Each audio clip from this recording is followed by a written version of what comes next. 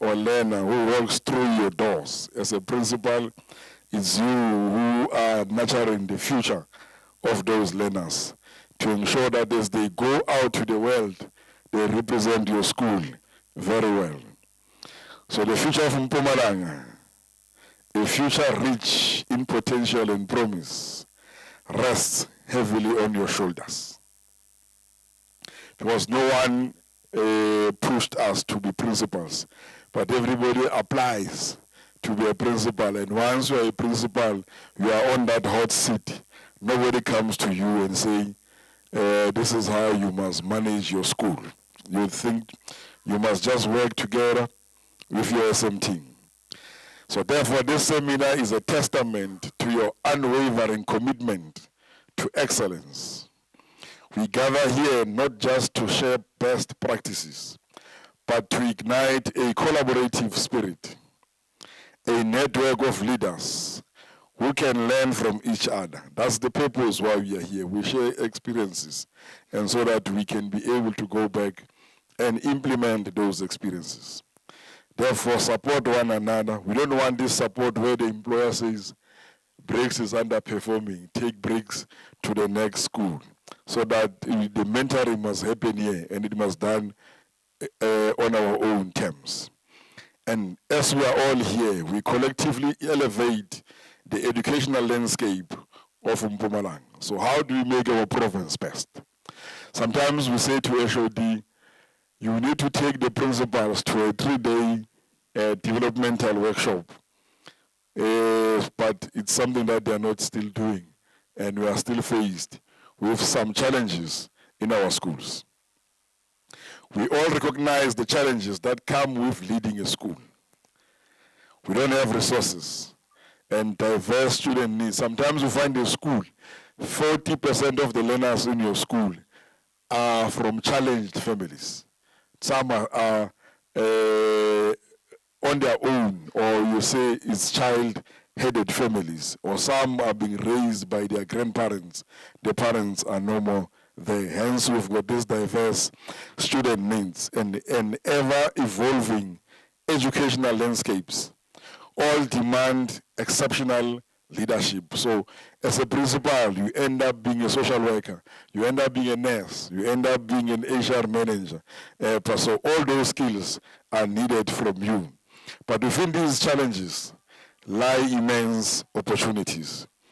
So opportunities to ensure that, because if we don't have learners in the school, we don't have a school.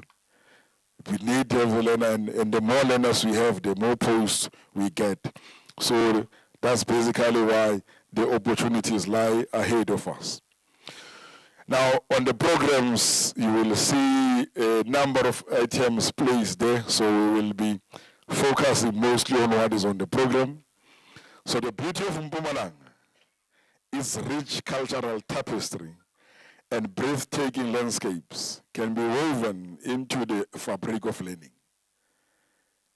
The province is rich, coal, tourism, a number of power stations are found in this province. So we need to ensure that our learners are educated to be able to meet the demands of the work environment. We can leverage technology to bridge geographical divides and create a world-class learning environment for every child. That's what we are dreaming with, that's what we intend to achieve, and that's what all of us must work towards achieving in this environment where we find ourselves managing schools. In these 2 days, we will delve into key areas for successful school management. We will foster a culture of excellence, and we'll say, let's explore strategies to create a vibrant learning environment that ignites a passion for knowledge in both students and teachers. The learner performance improvement plan of the province must tell us how to achieve that goal. Empowering our teachers, because as principals, when you go back, you need to have your teachers empowered so that they are able to give you the output you expect from them. Our teachers are the backbone of our schools. We'll discuss ways to equip them with the tools and resources they need to thrive. Hence, we have an item on skills development. Whether it's still working for us, or whether it's just there, it's no longer serving the purpose it's supposed to serve. But then they must indicate to us what is it that we need to do to ensure that our teachers can develop themselves whilst working. As we build strong communities, because you can't work without stakeholders, schools don't exist in a vacuum. We'll explore strategies to build strong relationships with parents, community leaders, and businesses to create a holistic support system for our students. As they, if they are in a secondary school, as they leave, who funds their tertiary education? Are we able to get that? Are there bursaries in this department which can assist our learners to achieve that? What is it that the community leaders, business owners, what is it that they're doing to ensure that our learners are funded or taken to institutions of higher learning, even if they are far from their home of residence? Harnessing innovation, it's a fourth industrial revolution. Are we able, all of us, to use our gadgets? Because the world of education is constantly evolving. Do we have these laptops given to us and then we give them to admin clerks? We can't make use of them. What is it that we need to do? Let's discuss how to embrace new technologies and teaching methods to prepare our students for the future. The LPIP still comes in here so that everybody has skills that are required to ensure that our learners achieve better or best results. Despite substantial government interventions in the education system, equity has not been fully realized. We still continue to build schools that don't have sporting facilities inside. And very beautiful schools we are building, but you don't have a sports field, you don't have a netball field, you don't have all these sporting course activities that we do in our schools. What is it that the employer has to do? Free State in 1 year, they took a resolution that says, if a school achieves 80% in their matric pass, they build a hall for that school. And that's why you see a number of schools in the Free State have school halls, because it's what they were achieving in terms of getting the results. That's why Free State is beating all the provinces, still being number one, because everybody wants to have that something built by the department.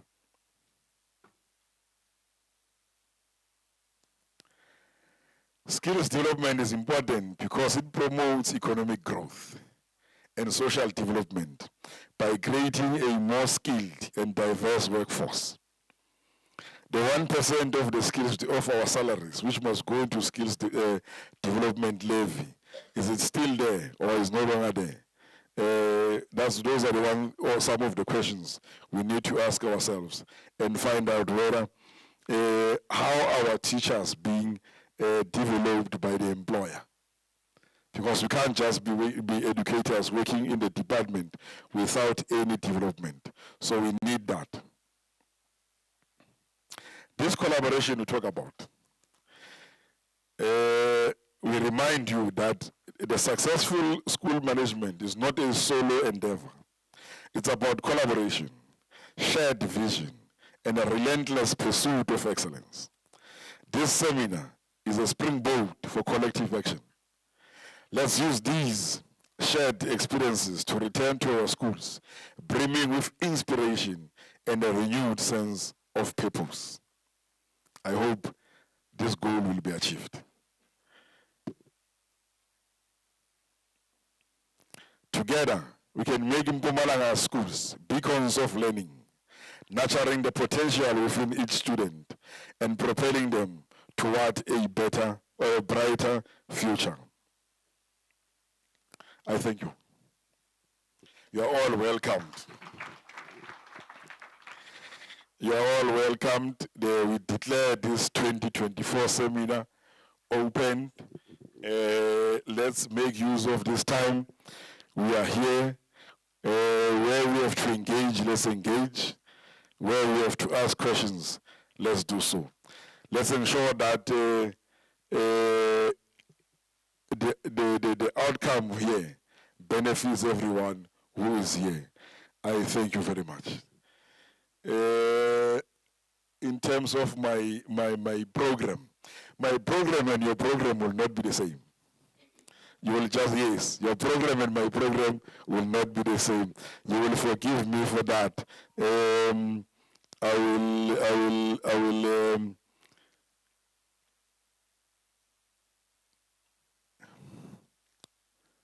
you see, I've already brought norms and standards today.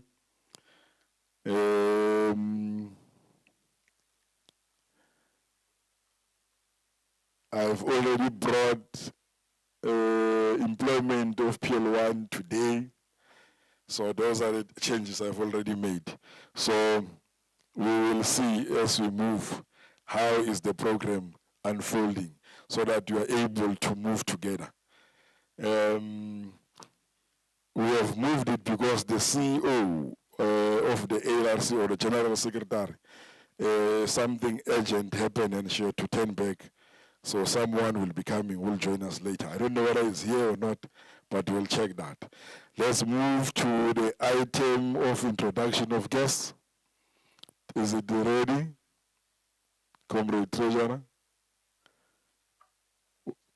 Oh, it's the DPS who's doing it. Okay. Our principal abawazi ukushaya igwishi. Manje mara masingashaya ingoma esonto bosukuma bonke bo principal.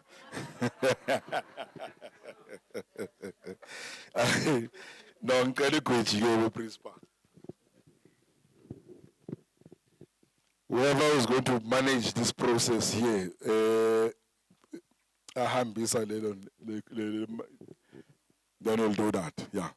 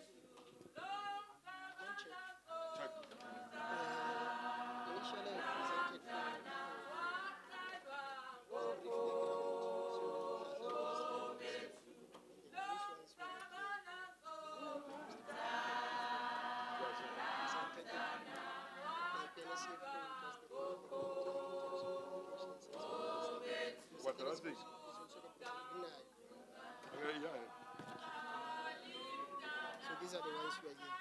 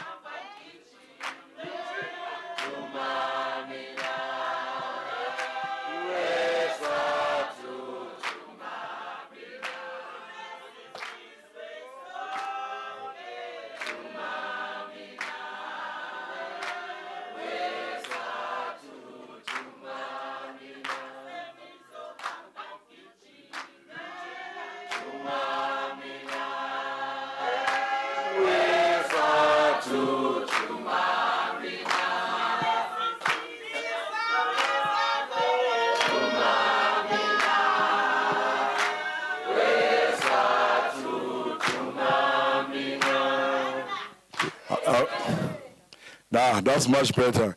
Now, Nikumbule, you are live on Facebook. So you are live, so uhlale kahle ngoba ungaveli ku Facebook unjani ubonakala. And then nkulu ngoba Facebook ngiyamangala ukuthi hayi labo principal abayenze njani. So you are live on Facebook, comrades, and that's why batshele ekhaya ukuthi bakubheke bazakubona. Uzawuvela ku Facebook. So that's why the comrades are seated there. This is our Sadtu crew. Yeah, this is a Sadtu crew. These are Sadtu events that are from the national office. We have a Sadtu TV as well, so which is led by these comrades and Babona Lababai too. So we are live. Maulele baza kupuveza ku Facebook. Yokuhleka Facebook. Uzobona sokufaka message back phone ile khaya bathi usihlazelana. So now we are fine, comrades. DPS is writing a thesis. So I'm waiting for him to come and do the introductions. So he's writing a long things. Yeah. All right, thanks. Yeah, no, thanks, Chair. Mandla.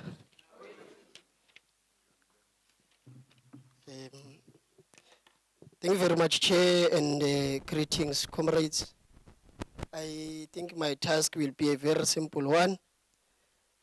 First, to introduce yourselves, all of us who are here, and perhaps also pay a bit of attention on some of the speakers who are also present, to also give them or to present to you a brief of their background as a form of introducing them. Chair, I must indicate that amongst our midst, let me start with those who are behind the program itself, as organized by Sadtu.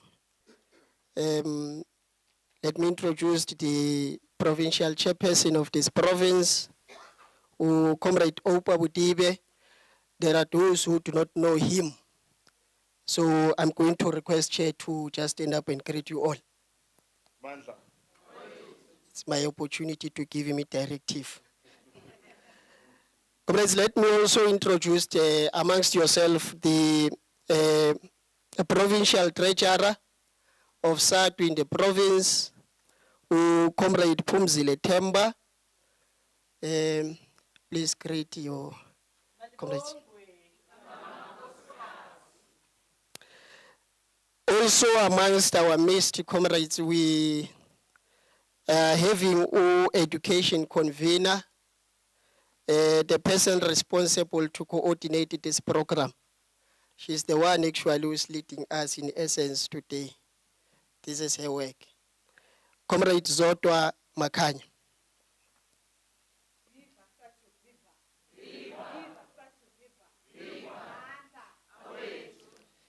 Nimbonile mus. Comrades, we are also having amongst our midst gender convener of the province, Comrade Mildred Masilela. Comrade Mildred, please greet the comrades.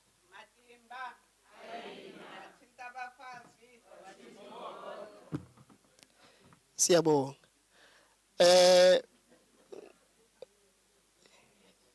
There's a question that we have agitated. Tuwathinta amadoda. Hayi. Uthi no amadoda akathinteki. Comrades, let me also introduce part of the staff that is behind organizing this beautiful program. They might not be able to come so that we can see them, but amongst our midst, we are having Comrade Tabamokwena, who is our provincial organizer. They are busy at the back. We are also having Comrade Larato is here. We are also having Comrade George. This is the team behind the office that is assisting us. But let me also indicate, comrades, that amongst the team that is organizing, we are also having the education conveners across the regions. They are also part and parcel of organizing this program. And before I come to the guests, I think it is very much important, Chair, that we also appreciate and introduce or welcome all the principals which are here. The hall is full as expected. Indeed, they listened and then they heard the call when Sadtu was calling them. We are having principals from Bohlabela. Anyone from Bohlabela may just wave a hand. Indeed. Indeed, Chair Bohlabela is here. Anyone from Justice Sibeko, region, principals from Willimathaila region,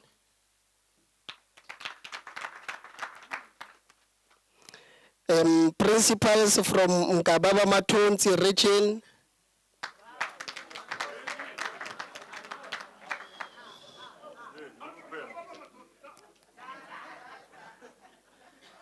we will have to do audit after this program.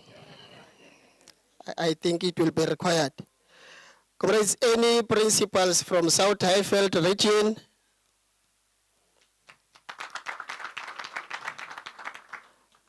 She just indicated, man, that others are still delayed. They are coming. Yeah, she indicated that.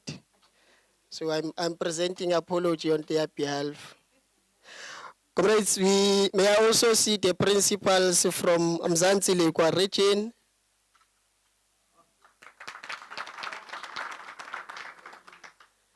Indeed, Mzansi Lekwa is represented. Comrades, let me quickly introduce, man. We are having guests. We are also having the presenters from different structures, including the Department of Basic Education. I have seen a register and I've noticed the provincial manager did not sign and just entered.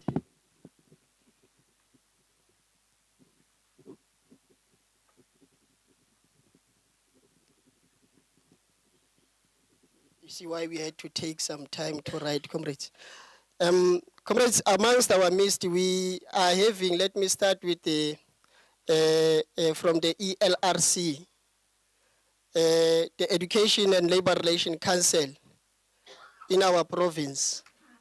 We are blessed with the presence of the provincial manager, Comrade Thabo Mabasa.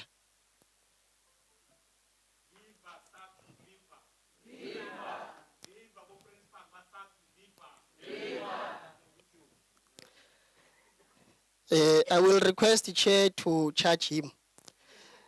He did not sign the register. It's a misconduct. Yeah. Comrades, amongst ourselves, we are also blessed with the presence of a director in the province responsible for labor relations, Comrade Hlahla Ngwenya. Please greet the principals.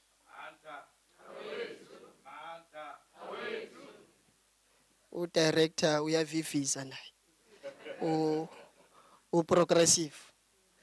Comrades, let me also indicate that in our midst we'll be having the presenters. So I will not only introduce them, but take the opportunity and also provide with a brief background of our presenters.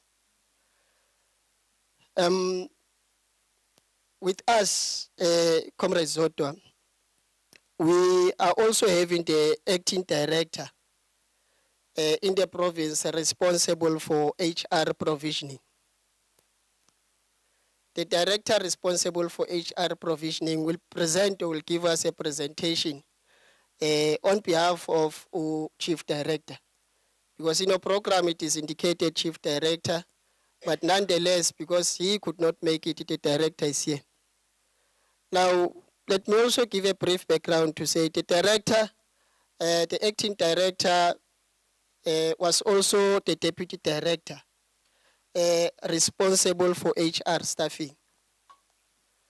He was also an HR clerk for quite some time, since 2003 and so forth. So you can rest assured that all your questions in relation to HR, they will be well responded to. Chair, just a brief background that the director is also in a position of national diploma in human resource management, is also in a position of postgraduate diploma in public management. Comrades, let me introduce to yourselves Comrade Glenn Matebula. Comrade Glenn.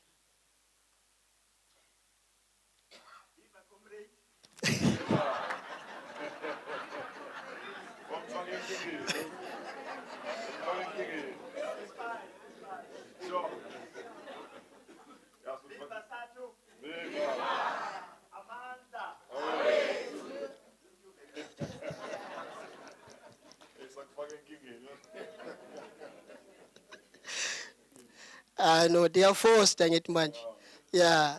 When you arrive in Rome, you do what Romans are doing. Yeah, regardless of where you are coming from. Comrades, let me also introduce one of the speakers from the Department of Education in the province. Just a brief background that the person that I'm about to introduce, Chair, she is the current CFO in Mpumalanga, and she has been the CFO since 2022. Amongst the background, he was also the acting CFO in the same department for several times. Yeah, you see, she has been tasting this thing until at some point it's given. Yeah. Chair, she has been the director responsible for management accounting for a period of about 10 years in the province. She has also been the acting chief operations officer with the Department of Public Works for about 2 years or so. The person that I'm about to introduce, Chair, she also belongs to certain professional bodies. She's affiliated with the certified associate of the Institute of Bankers. She also belongs to the certified accountant with SAIPA. SAIPA is a professional body for professional accountants. So she's a member there. Chair, this is the thesis that I was busy with. And I'm trying to summarize this thesis. Your speaker, comrades, I must indicate that amongst other qualifications, she is in a position of BTech in cost and management accounting. She is in a position of BCom. She is in a position of BCom honors in management accounting. She is in a position of advanced certificate in banking. She is also in a position of diploma in cost and management accounting. So, Chair, I've tried to summarize. Because she was telling me that she doesn't want teachers or principals to undermine her. She knows the story. She knows the story. Okay. So, comrades, this is the person responsible for the finances of department. Now, those questions as to why your money has not yet been deposited, she's the person relevant to respond. May I also introduce, comrades, amongst yourselves, Mem Thokozile Ntuli, the CFO.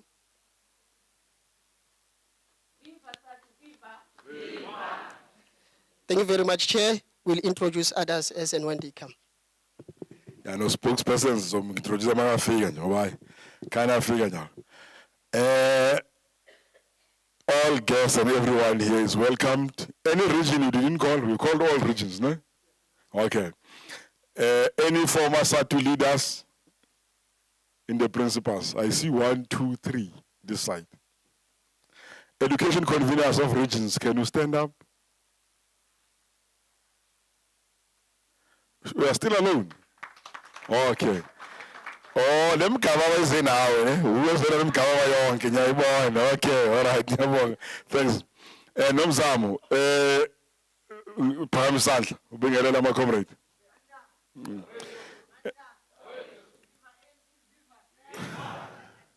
Nomzamu is the education convener from Mzansi. Uhamba iwana kazanga nabu principal. bakhona, comrade. Comrades, outside here we've got what we call Sadtu Savings and Credit Cooperative Limited. I'm told when you start a bank, you must start first by SACCO, something like this, before you turn into a bank. And once you have about, is it 40,000 members or something, that's when they give you license now to start a bank. So Sadtu started this Sadtu SACCO in 2014. Then the resolution was all leaders of the union must join. Started with the leaders first. Then it will be cascaded to membership. Now, don't be surprised when you see them outside. When they start to recruit you, that you must save your money with them. So don't be surprised. Their gazebo is here, outside here, next to these guys who are selling paraphernalia. So we've got these comrades there. Selling this. Once we've got enough membership, then we'll start a Sadtu bank, which will be able also to borrow comrades money, because these financial institutions, they are super. So Tina will not demand all these things, because it's a bank that will be owned by Sadtu members. They'll have shares on it. Let's go to the next item, setting the scene. Comrade convener, Comrade Zot, whose phone is this? So that we can now all understand why we are here. Okay, let's link your computer. Okay, thank you. Get up.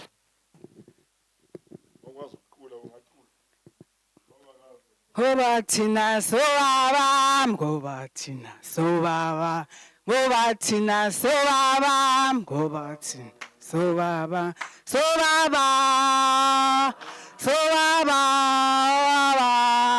hawuyashisa lomsabalazo, gobatina sobaba. Hey, but the principal abazuqodanisa niyakhona ukucula. Ngiqala phansi. Yeah, it was wrong. Qale kanjani phezulu? It was a low key. Who can sing ayicule kahle? Ngoba thina sobaba, ngoba thina sobaba, sobaba, sobaba, hawuyashisa lomsabalazo, ngoba thina sobaba, ngoba thina sobaba, ngoba thina sobaba, sobaba, sobaba, hawuyashisa lomsabalazo, ngoba thina sobaba, ngoba thina sobaba, ngoba thina sobaba, sobaba, sobaba, hawuyashisa lomsabalazo, ngoba thina sobaba. Amandla, amandla, amandla, amandla, amandla, amandla. Thank you very much, Chairperson, for giving us this opportunity. Comrades, I just was to indicate that Willie Machela is well represented, Chair. I saw the principal from Delmas. I saw the principal from Tomiseni Primary School, my school where I am coming from. It's just that they didn't know that they belong to Willie Machela. Viva Willie Machela region, viva. Without any waste of time, we are just going to highlight the purpose of this seminar. Why we need to organize this seminar for you, Comrade Principal. Why is it so important to have this seminar on this day at this time? So we are going to highlight the purpose. Next slide, Chair. So Comrade Kabelo will assist me in doing this.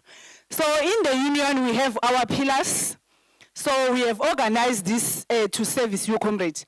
Pillar number 1 of the union says servicing membership. So Tina, as Sadtu, we take the interest of our members first in the activities and operations. We understand that we need to service you as members of Sadtu, as principal. So we know that if ever we have provincial general council or provincial conferences, when branches are sending delegates to those meetings, they don't send principals. It's very rare to see a delegate as a principal. You can find good in the leadership of the branches. Leadership is only the one who are being sent as delegates. We therefore decided, good, let us have this platform so that we can be able to service you, comrades. So we are doing this to make sure that your school is being is performing different from the rest. A Sadtu-led school, it must be characterized by high discipline and good performance. That is why you are here today. We want your school to be different from the rest. If a school is led by a Sadtu, it can be seen because of the good performance. So we are also doing UPILA number 2, that is creating a learning nation. We are creating this through our classroom commitment as a nation that learns and advances its civilization and continuous improvement of learning through the introduction of nation-building learning material.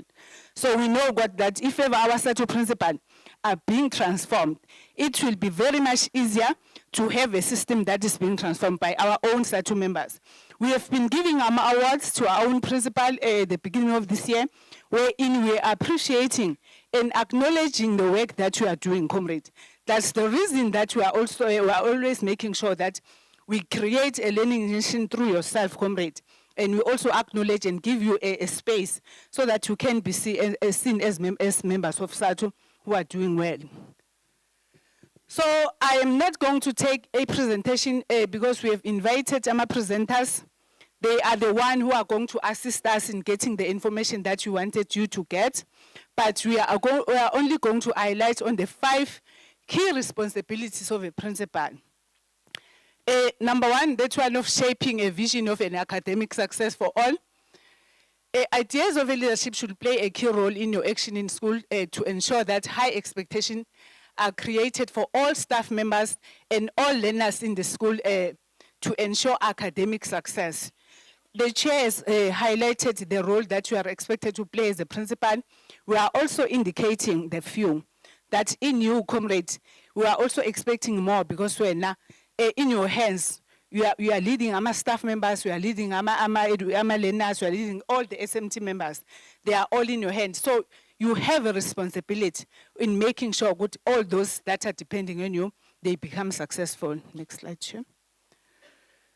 So building a positive school climate, it is the responsibility of a principal to make sure that he creates a conducive environment for learning and teaching.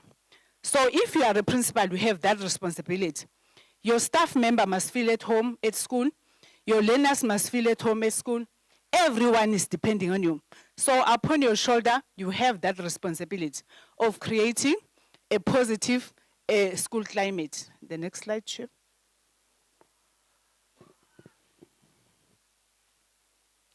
Cultivating a leadership in others. So the application or deployment of leadership theory across the school is essential for building a school climate where all actors in the school are allowed and guided to take responsibility for their own growth and development. We believe that every principal must have a good grasp of leadership theory so that can deploy this to knowledge and grow their schools. So you are the one who is expected to make sure that each and every person who is around you is being developed in one way or another. The next slide. Leading people and managing things, processes, and data. You manage things as a principal, you lead people as well. So an effective leaders deploy resources to solve problems in schools, and effective leaders need to make good use of their resources at hand. Meaning they must lead people and manage things and abstract ideas to ensure all work together. So you've been given a responsibility of making sure that all the resources that are at school, they are being used for the benefit of the school or for the benefit of all the stakeholders that are in your school. That's your responsibility as the principal. Effective leaders studied by the University of Washington researchers nurtured and supported their staff. While facing the reality that sometimes teachers don't work out, they hired carefully, but adhering to union and district personnel policies. They also engage in aggressive weeding out individuals who do not show the capacity to grow. You also have that responsibility. If ever you want to hire someone, you make sure that you hire someone who is responsible, someone who is capable of doing the good job, not forgetting what you need to adhere to the policies of the department and also to the policies of the union, wherein we hire people because they deserve to be hired, not hiring because you are related to that someone. So you have that responsibility. So as Sadtu today, we want our Sadtu lead, our Sadtu principal to do what is right before them, hiring a one who's going to make sure that the school is growing, hiring someone who's going to make impact at school. You don't hire for the sake of hiring, comrade principals. Next slide. Improving school leadership in action. The simple fact is that without effective leadership theory, most of the goals of educational improvement will be very difficult to achieve. Our principal must drive teachers on their own development path. Our principal must be effective, an effective change agent of our schools. Teaching and learning material must be transformed so that every learner can appreciate their self-worth. This is what, comrade principal, we're expecting from you. And this is what we think you are going to learn today as a result of us organizing this seminar, so that you'll be knowing exactly what needs to be done. Those are the 5 important key factors, which I think when these presenters are presenting, you are going to grasp, or you are going to learn more and take it back to your school wherein you will be implementing. We want to see all Sadtu-led schools, Sibapa ama awards come the beginning of the year. So we have noticed that our members are doing well in terms of academic performance. As a result, when we're giving awards early this year, the number has increased. And we ended up saying, okay, let us at least remain with this 80%. So we have noticed that there is a consistency in terms of performance in your schools, comrade. Where in some of you, they perform well for the past 3 years. They are performing at the level of plus 90 to 100%. And this is what, comrades, we're really appreciating as Amasatos. So we are here today, comrade, to equip you so that when you go back to your school, you'll make sure that there's peace in your school where you are leading. You are learning something that you are going to share with your own colleagues. You'll be leading the way of developing your own staff and everything. We will be seeing a change in all schools that are led by Sadtu. You are here, comrades, to learn. We have organized this event for yourself. Make sure that when you go home, you go home with information that is going to assist you. We love you as Sadtu in the province where the sun rises. We are going to do better come the end of this year. The fact that you are performing last but one in terms of our results, changes in Danisho comrade. That is why you are here, comrade Twetu. We trust you, but you are going to do better. We thank you very much.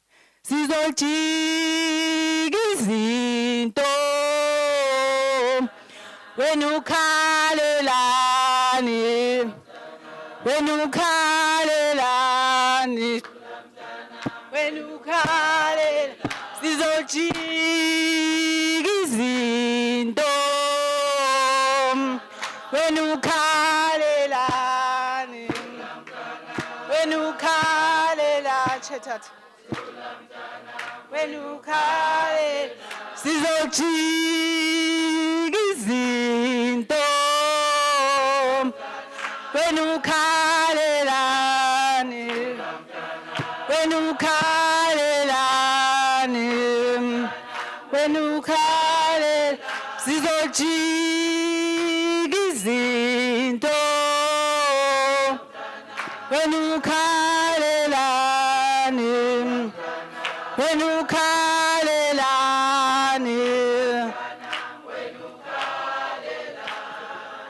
Amanda. So, omunye ngasilida ngengoma uChelsea lungisa something. Iyameva, iyahlaba, sizosabala. Iyameva, iyahlaba,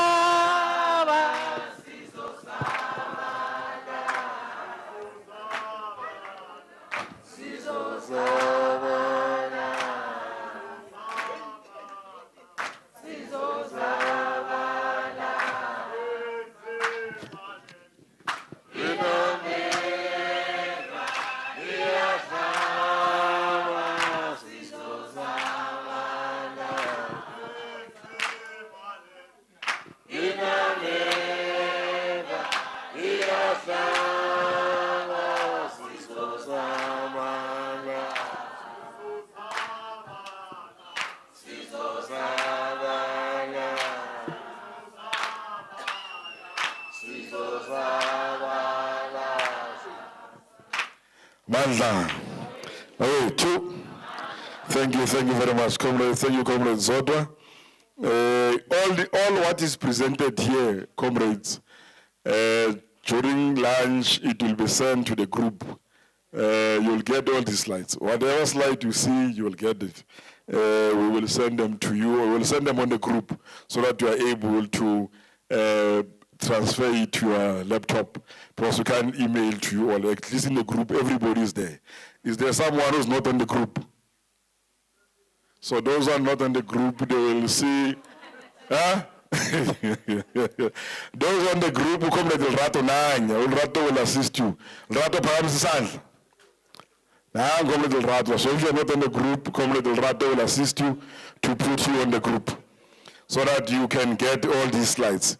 Comrades, as says in Ganj, MEC is on the way to here. Now,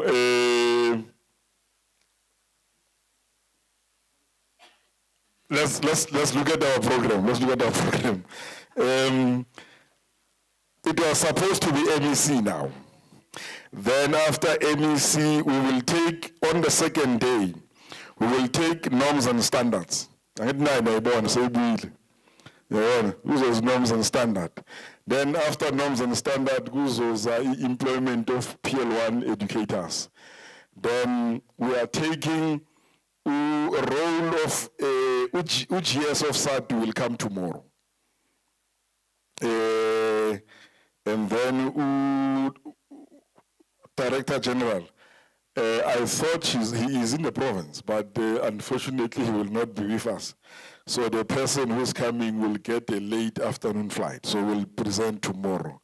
Hence, we are taking the first two items on tomorrow's program, since letting up, so that we balance this equation. So there are those two that we have moved.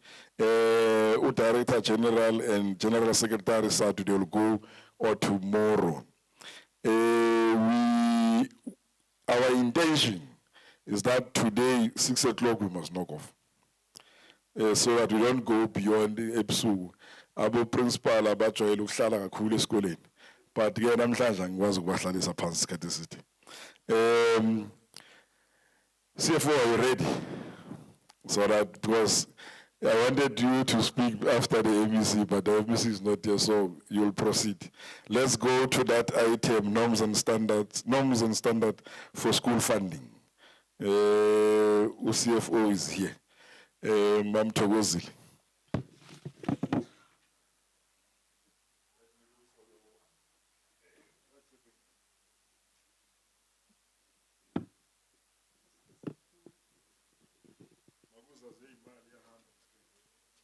Sabotage.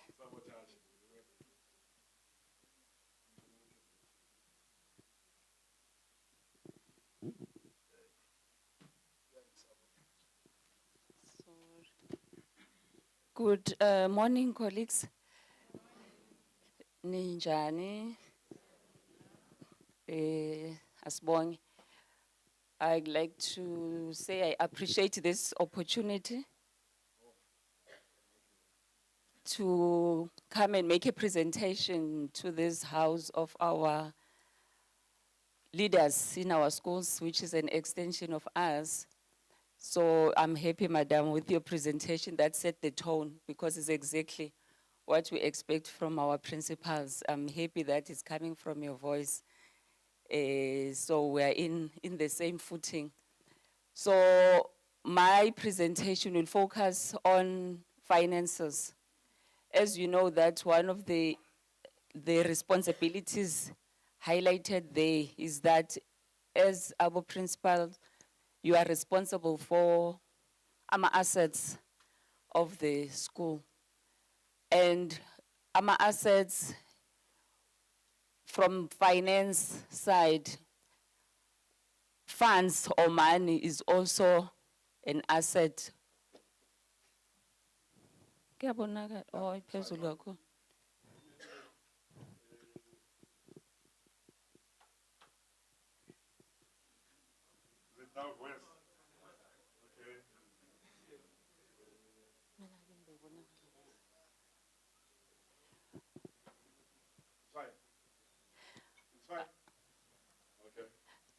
Our finances is one of the assets. If you check your financial statements, money is an asset. If you check on your assets and liabilities, money is an asset. So that responsibility of taking care of an asset is also linked to this. So the outline, I'll be focusing on our norms and standards, our debtors, which is linked also to norms and standards. I want to show a relationship between the two, and also your role towards the clean audit of the department. So in terms of our schools allocation, of which all of you have received your paper budgets for this financial year, and you have noted that we can't fund our schools according to the national norms and standards due to budgetary constraints. So if we take the whole package, the centralized items and the decentralized items, it shows that we are not meeting our norms and standards. The Department of Education, as we know, that is the only department, or is the leading department in terms of labor intensivity. So 82% of our budget goes to COE. So already 20 billion odd goes to COE. And that is an asset that we have as an institution. So if we lack there in how we manage our COE, it affects the money that we could be getting on our norms and standards. So Obama Table will be taking you through on the recruitment processes and all that. All those efficiencies and inefficiencies affects our COE. The point indicated by Zodwa ukuthi the decision to hire a correct person also affects them. So if you hire a misplaced or a wrong person, you are eating on that 82%. So whatever decision you take, just be mindful that you're affecting the whole cake of the department. So we need to maximize the little resources that we have. And then the 18% then is allocated to other non-negotiables, which is transfers to schools, LTSM, and other contractual obligations, which are software licenses, boarding schools. We know that we have established a number of boarding schools, and we are now going to the sixth one, Umkhondo, which will also will eat in our budget.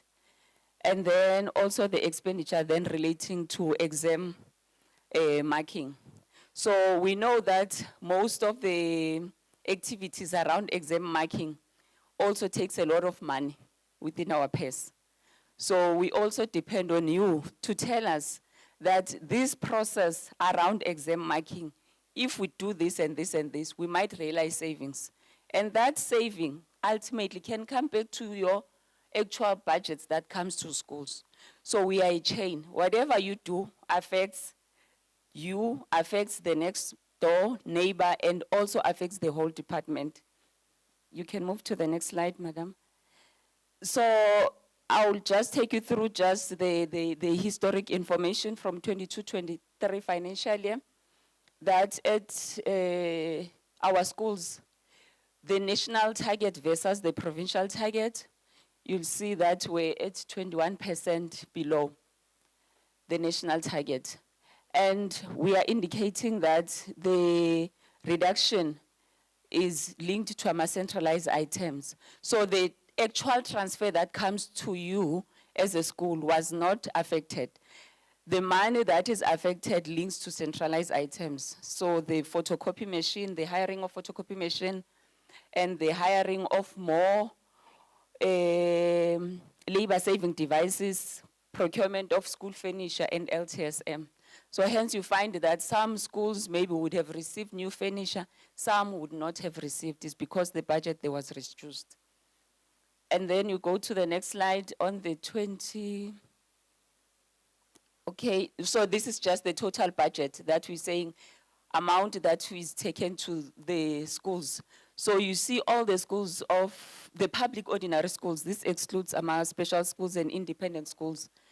We are spending 975 million, almost a billion, just to transfer money to schools. And then the other items is 207, meaning the whole budget was 1.1 billion, which has been spent towards the administration of our schools. And then 23, 24, this one also showed that the national target, we are also below by 31%. Can move to the next one. And our transfers to schools is 831, centralized 217, it's 1 billion. So there is a reduction of 10%, meaning that the more there is a strain in the public savers, our budget for other items decreases. Our COE, if our cost of employees increases, then the public purse can absorb, then it reduces on other expenses.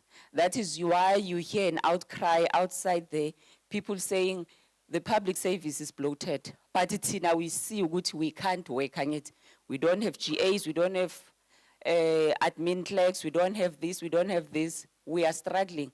But because the package we get per person, all of us combined, increases, then it makes the numbers now that we can absorb in the system to reduce.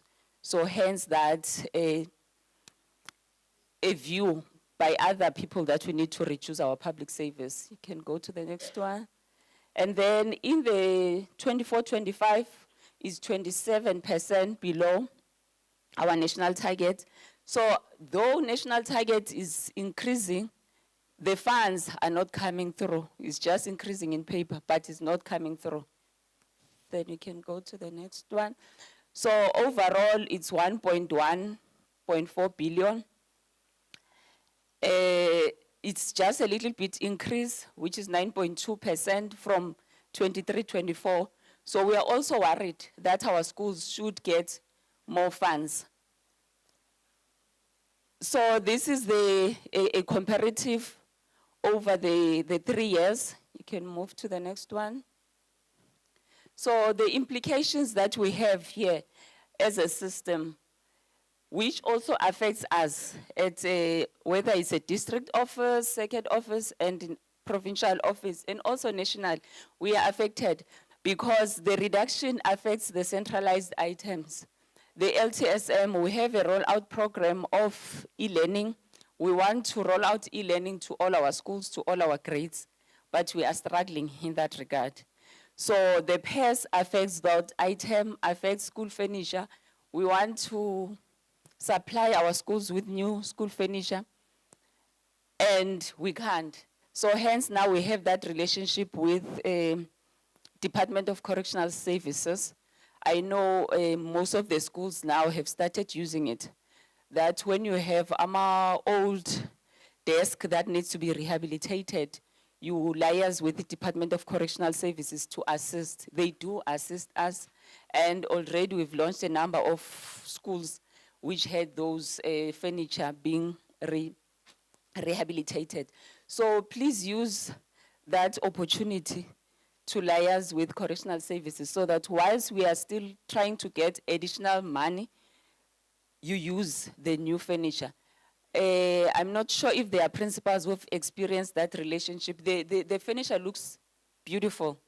You must not doubt it. It's beautiful. The way they refurbish it is like it's new. So they have that skill. So it's efficiency in the system. If I have to buy and if I have to rehabilitate, it's cheaper to rehabilitate, but I get the same quality. So let's use that with the little resource we have, because we don't have funds to address the current backlog, and we can't increase our labor-saving devices. We've had principals, they are complaining, go to high school, if the printer is there, then they are not willing to share with the primary school, or when the primary school goes to high school is always busy. When we buy, we rent printers per cluster, we expect to be in a relationship and share the resources. Ukuthi we utilize these resources optimally. And we have a pain here, municipal bills. Municipal bills, our municipalities, we've had the PMC, the municipal managers are complaining that we are not paying the municipal bills. They projected a huge amount, almost, was it 2 billion for all of us, our schools. And then the resolution which was taken in that PMC, Lekgotla, which was ultimately endorsed by Exco Lekgotla, was that education, go and get this money from your schools. Ningasitshela story, just cut their budget and give us that money. But because we understand that some of you have genuine problems with the municipality, angithi? Some of you deliberately refuse to pay municipality for whatever reason because there is a story behind that. So because we don't know what is a genuine case and what is a case which really needs outside intervention. The discussion we've had with municipalities, we said, okay, we hear, but we can't just willy-nilly cut our school's budget. Ukuthi, according to the resolution, le mali yangu May, you're supposed to get minus what you owe the municipality. That's the resolution. So the HOD, knowing the state of affairs of our schools, is trying to dodge that resolution so that we deal with the municipalities. So we are in engagement with our municipalities. So we request your cooperation. If the account is legit, please pay, so that we only remaining with the accounts that are not, that have issues, whether you feel the municipality is billing you incorrectly or what, but please pay your municipal bills. We don't know how long we can while away with this thing of not really honoring that resolution of taking your money and just paying. So please help the HOD not to reach that stage whereby she just have to cut your budgets. No fee schools and then illegally charging fees and unnecessary pressure on parents. This one, the MEC have spoken to it a number of times, but we have not had any complaints so far. So I think we are getting there whereby we are assisting in that regard. We can go to the next page. Debtors reports. I said we are a labor-intensive department. So any error we make in how we manage our COE or our recruitment, is it a recruitment, leave management, whether the number of days a person takes when they are sick, when they are on biliary cases, all those things, whether there is demise cases, if we don't do due diligence, we are causing this chaos to the system. Sisigwaza ngowethu umkhondo. The system now has a debt book amounting to 16 million. 16 million is money that could have been reallocated to our schools, but it's out there. Khona abantu that we've assisted to get this money and run away from the system. 13 million of that is ex-employees, late terminations. Late termination, a person resigns. I don't inform the system. I stay with a resignation letter for whatever reason until maybe after 3 months or 6 months, then only then I inform the system that, oh, Tisha Banban has resigned, because now you are feeling a pressure in it. You need that post. Has resigned. Then you only tell us. Then the money we pay to that teacher for 6 months, it's a debt. It's the money that we gave him mahala. And when we try to go after that money, it's difficult. It's either that person, most of our teachers, they resign because they need their packages.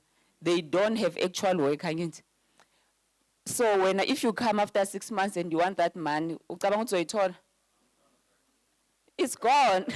Iphelile. Then what happened to this debt? Who must pay this 13 million? So it's negligence. There is a principal who assisted that teacher to run away with that man. So ngokuya ngani ke, who must pay? It's a simple matter. Somebody assisted the principal to run with the money. Silanda kubani le mali? Kulo principal angithi ngiyabonga ukuthi siyavisana baba uNgwenya. Uyabona ukuthi it's a simple math, it's logical angithi. Yes, but we are struggling. HR akafuni kuyoyilanda le mali kini bo principal. Nitholile imvumo angithi baba uNgwenya. Yes, but nilande kupho. So at demise case, we go to a memorial service, we go to a funeral. Akekho otshela isystem ukuthi lo muntu lona is no longer alive, is a demise case. Siphapama after umnyaka, there are other cases which is 12 months.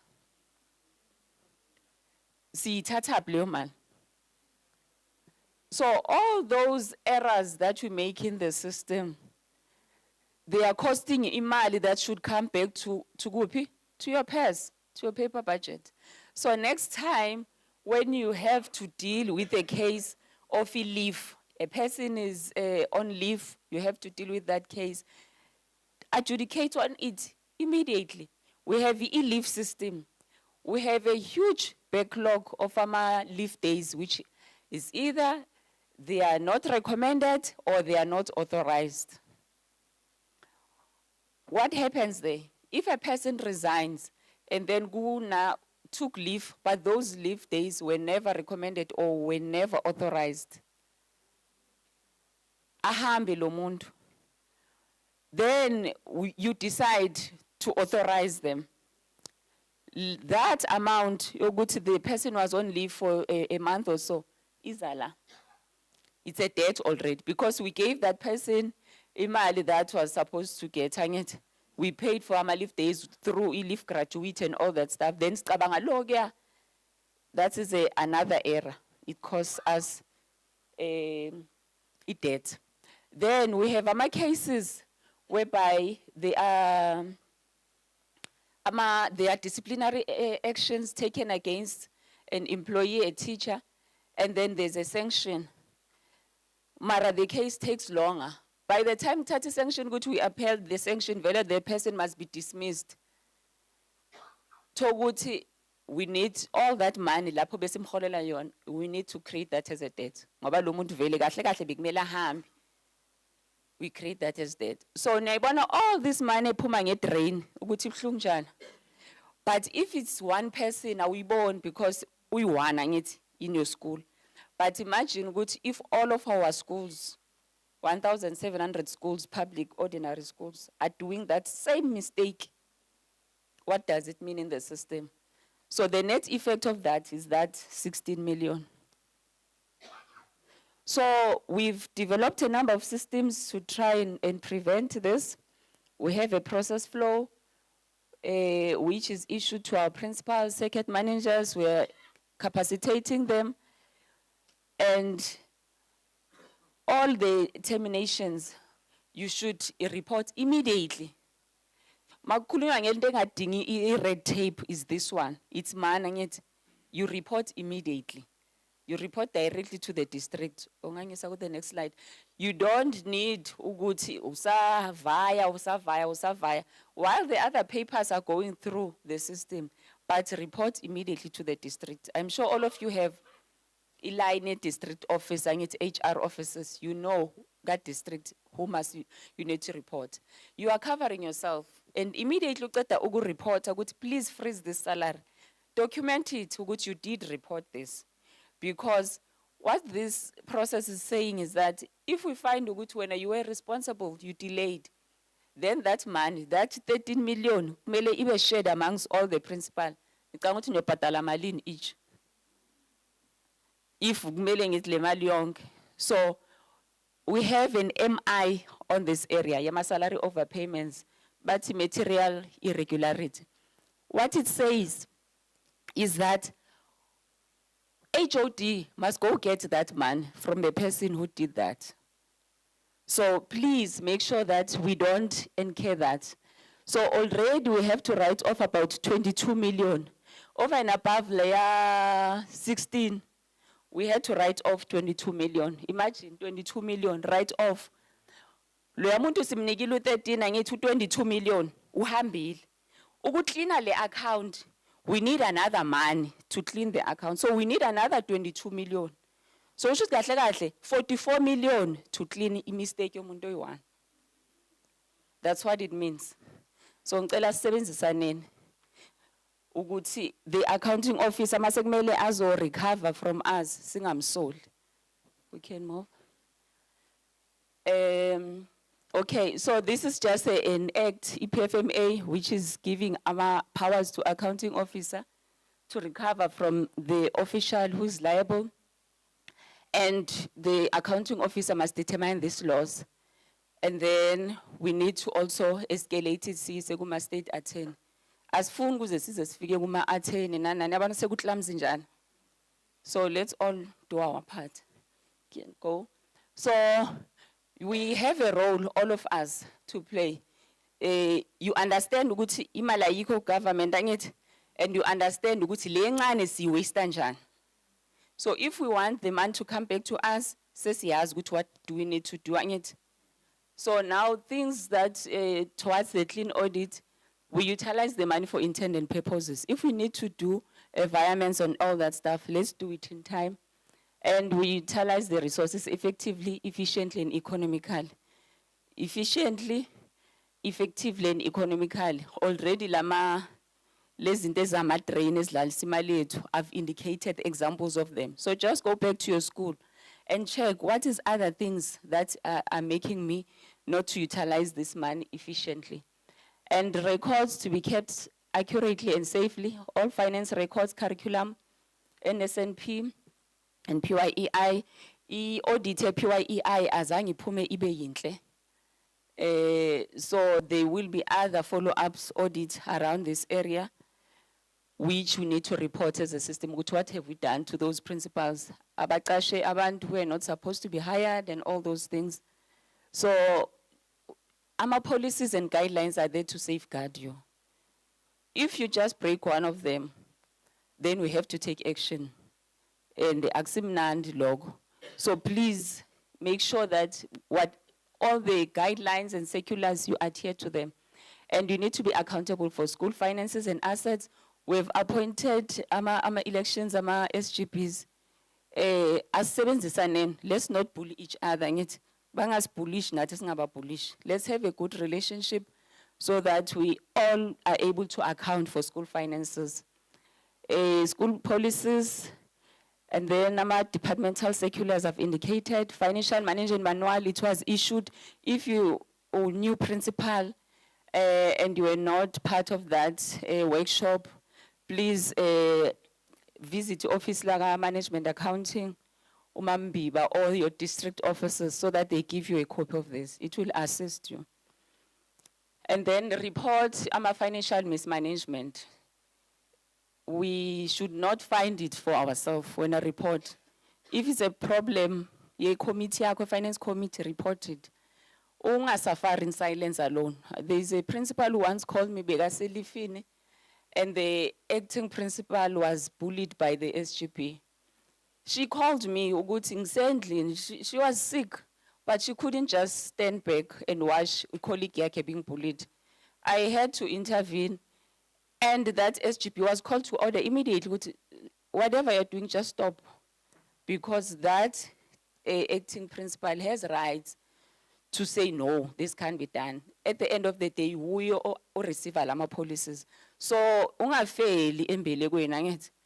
just cry, I need help here so that we can help you.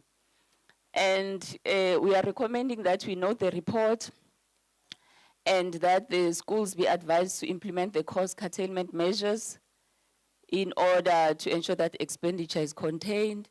And then Tina will continue with DPE to engage on the municipal issues. Some of the schools have reported ukuthi vele mina this bill sine problem so no masipala, and we've been trying to engage for so long. There is a trace yoguti.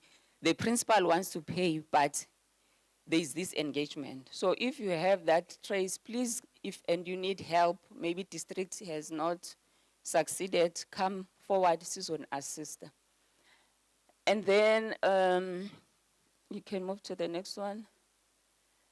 And then we have registered our budget pressure to our provincial government and also national treasury for the finance committee consideration.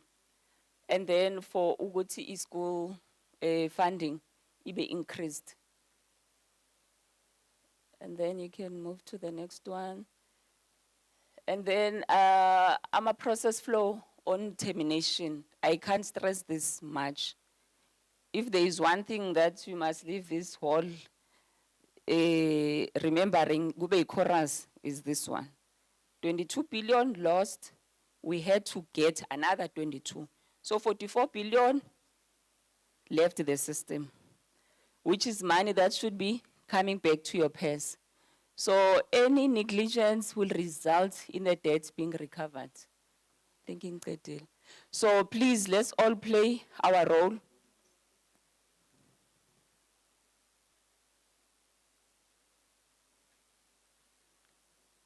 Welcome, Honorable MEC. So with everything that I have indicated here, let's all play our part. You play your part, then it's easier Nami to argue somewhere. Ukuthi, you see our debt book has reduced. We no longer owe, we no longer pay people who are not in the system money unnecessary. Then please give us more money. I'm able to argue. Now, when I go to Treasury and say, please can we get more money? They show me that, good, you gave people money, go and get that money, then you'll come and talk. So, as so that we can make this education system as Mpumalanga to be the better one. So, and also work on those issues around the clean audit. Ngiyabonga Sihlalo and the principals, thanks.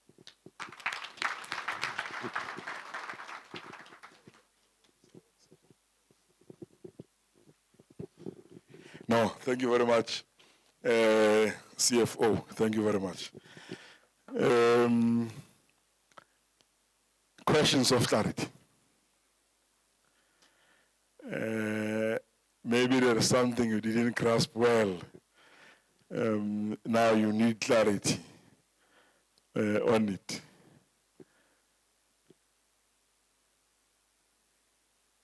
So the CFO is a good teacher.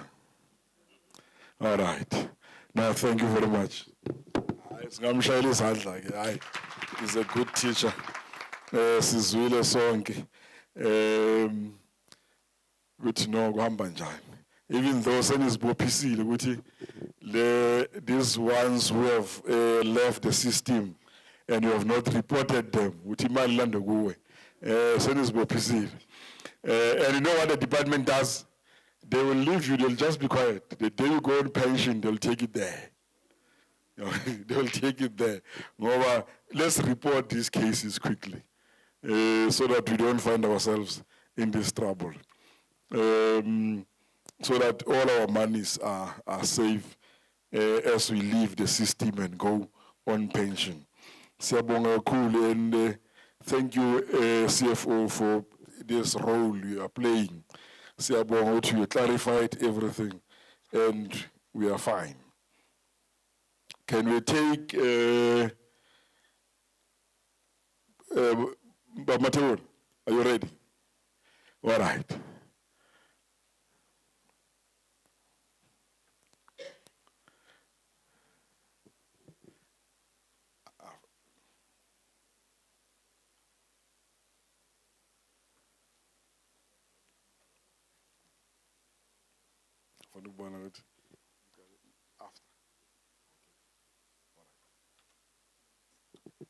Yeah, we can proceed.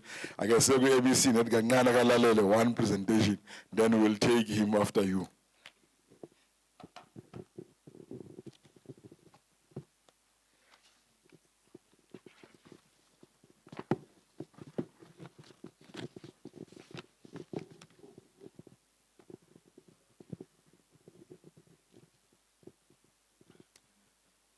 Good afternoon.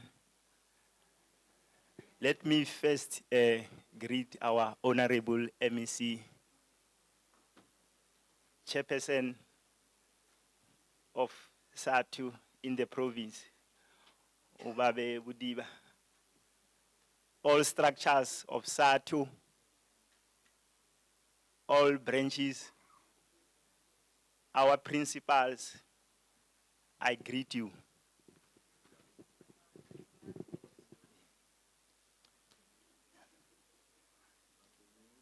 Okay. Oh, it's today's, let me show you quickly.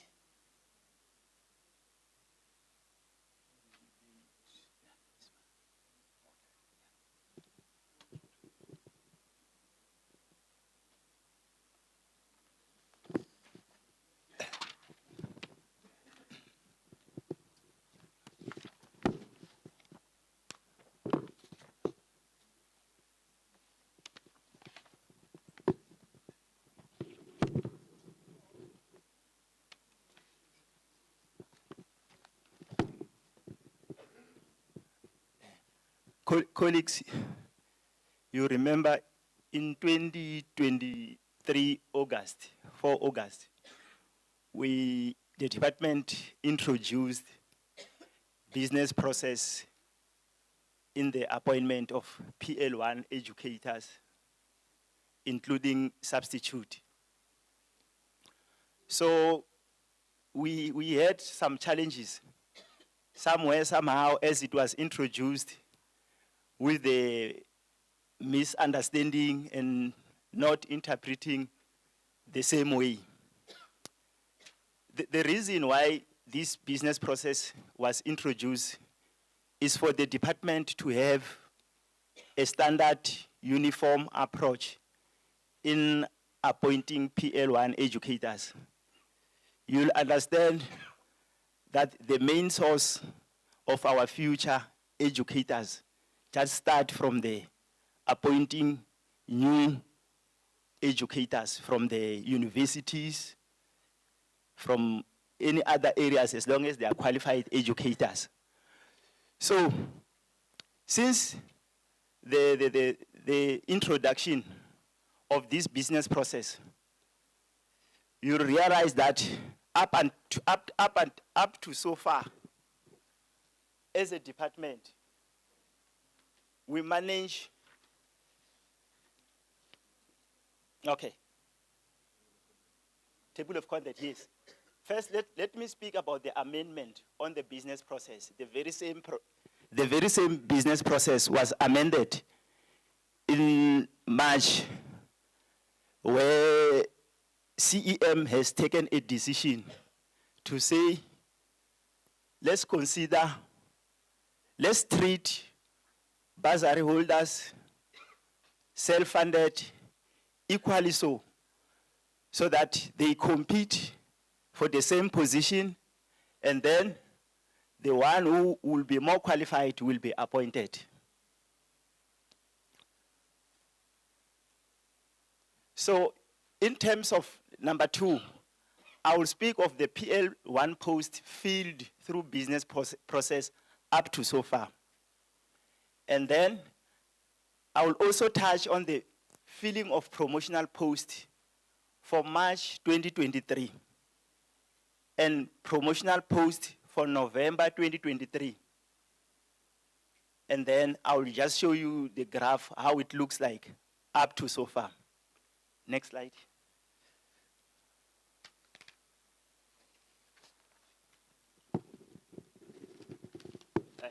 I have already explained the decision taken by CEM. Now it's no longer Funza Lushaka or any other bursary holders who's taking the lead. They are treated equally. And then let's move to the next slide.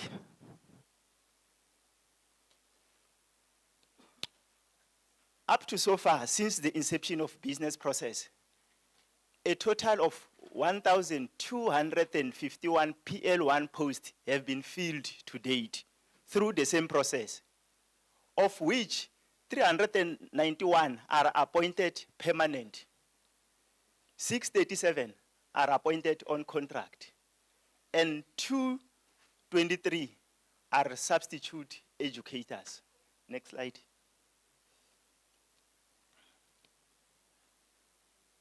Coming to the promotional post. In March 2023, a total of 694 promotional posts were advertised, and 544 have been filled to date, of which 12 recommendations are still outstanding. I'm referring to the March, which one HOD for Bushabela is outstanding, one principal for Nkangala district is outstanding, and 3 deputy principal, Nkangala district, and 7 HOD for Nkangala district are outstanding. These are the March 2023 vacancy list. And then when we check, 14 cases are on road for approval, still for March 2023. And 17 cases are reported as dispute. 107 posts are withdrawn. This as a result of PPN changes. For November 2023, a total of 877 promotional posts were advertised. 21 principal posts have been filled to date. And I can report is Nkangala who's taken the lead. And then 824 recommendations outstanding, which include 161 for Bushabela, 248 for Ehlanzeni district, and 237 for Nkangala district, 178 for Gersibande district. 13 are withdrawn as a result of change in PPN.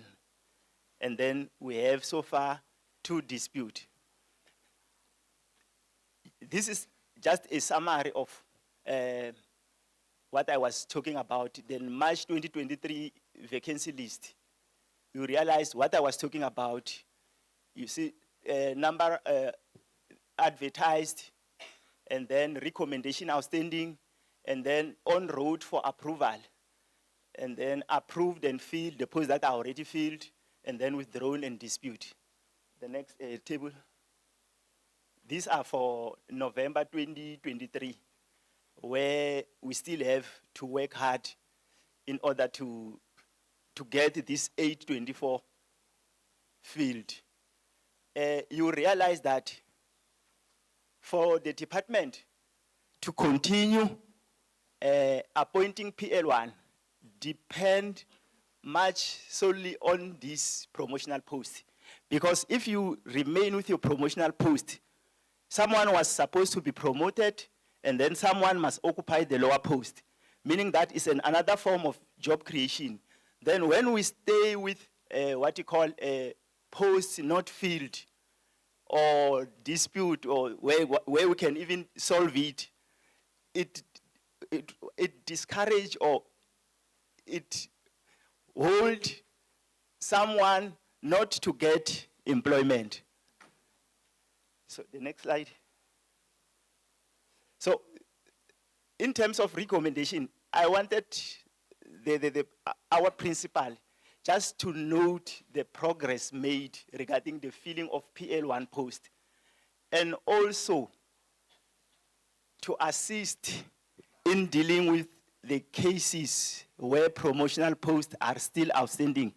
Most specifically, the March 2023, as well as November, but mostly the March 2023 is long overdue. And remember, the department will somewhere may issue another vacancy list, because we don't want to remain with what you call promotional posts that are vacant and not advertised. So we'll appreciate if maybe we can get assistance in terms of fast-tracking the process of filling these promotional posts. I thank you.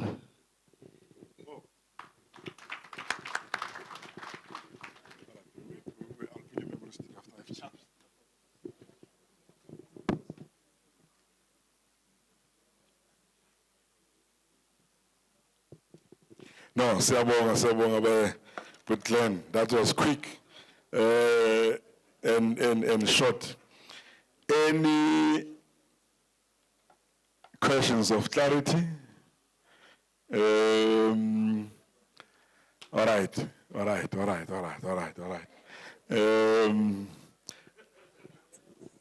Comrade Namzam, help me.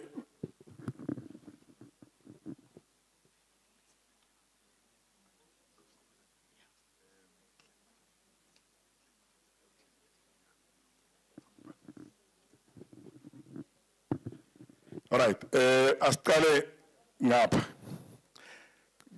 There's two hands that side. La in the middle, it's one, it's two. Okay, so it's number 1, number 2, number 3, number 4, number 5.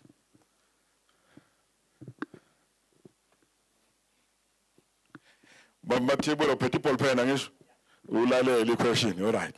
Nami ningisize la nibhale. Amandla. Comrade Derek Amandla. Thanks, Chairperson. Based on the presentation, I've learned and I understood the reason why the business process was agreed upon. But my question is, what is the rationale for the approval of appointments being done at the level of the province by the Office of the Chief Director, District Coordination? The reason why I'm raising this is because there are a lot of delays, wherein recommendations are made for PL1 educators, and it takes over a month or 2 for the approval to come back. So I want to check, what is the rationale for that? Okay. Number 2, Chairperson, I'm worried. We're talking about the backlog of appointment of promotional posts. And that in itself, it says we're sitting with schools that have no management as we speak. Since March last year, and it has been exacerbated by the non-conclusion of the appointments of November open vacancy list. So it's almost a year with a school without management. So I'm checking because the presenter was saying as principals must assist them as to how to fast track the appointments. But the question is, as a poor principal seated in a school wherein I'm expecting the department to appoint a deputy principal or a departmental head, how do I assist the department? Because recommendations have been sent. But I think in assisting, Comrade Matebula, is to decentralize the issue of the appointments. The issue of taking all the recommendations to one office in the province, I think it is the one that which is doing us injustice at the level of our schools. Imagine the whole province, the whole 4 districts, making recommendations, going to one office to approve. It will take, like now we're sitting with a year. But if you decentralize and you give our district directors those powers that which they had in terms of approval, I think that will be fast-tracked. The 824 will be a thing of the past if we can do that. That's my submission. Very, very clear. Number 2, now you're calling comrades again. I like one thing because you raise the question and also come up with a solution. Yeah. Thanks very much, Comrade. Right, comrades, good morning. Bamatebul, notwithstanding the good intentions of the business process, for those, amongst those who have used it, I can tell you, you have plus minus 12,000 unemployed educators on the database. And it's foundation phase, intermediate, senior phase, and FET. I would suggest you restructure the database according to the 4 phases that we have. I am in a primary school. I have nothing to do with senior, FET. And you'll find a lot of them there. So it also defeats the purpose of doing justice. How do I get to number 12,000? For me to get five candidates. So group them according to the phases. Maybe also You can even narrow it according to districts and also narrow it according to municipalities. So a candidate who wants to work in Mkondo will register in Mkondo. A candidate who wants to come to Sekunda will register in Sekunda and Mkondo. Then, it makes the databases. Then I can look at Mkondo, even I am in Sekunda. I won't be restricted. But in the current form, my friend, is a mental gymnastic, I can tell you. Thank you. Thank you. Yeah, it's number 3 or Kala, so make also say move. Kala, okay. Amandla, All right. I think, Comrade Chair, the two letter speakers actually have taken what I wanted to ask, but they have left one thing. Okay. Comrade Chair, we want to welcome the presentation by Mr. Matebula there. But however, we were here last year criticizing the very same business process, raising concern and frustrations in terms of appointing PL1 educators. Again, they said they've revised it, but it's not assisting us because the issue of appointment takes time, almost a month for you to get an appointment. But just for me to be brief, Chairperson, the only matter that has not been raised, the issue of a substitute post. Can it be removed in this business process so that we can be able to assist our learners at school? Because it takes time. Some of our teachers, they go home, they get their payment after they've rendered service because of the delays that is taking place in the HR department. Amanda. All right, too.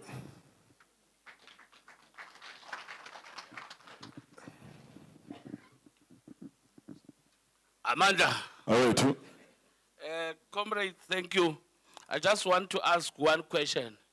How long does it take for a temporary educator who's on substantive post to be permanent? Thank you. Thank you.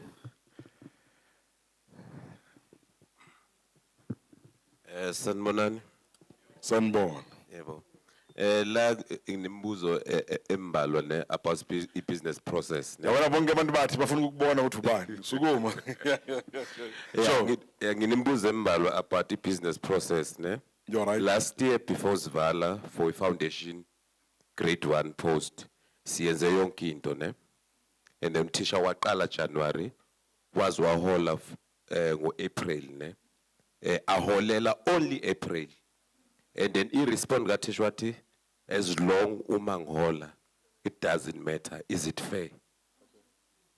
Mina Sebenzi, I did it, recommendation, the date and everything.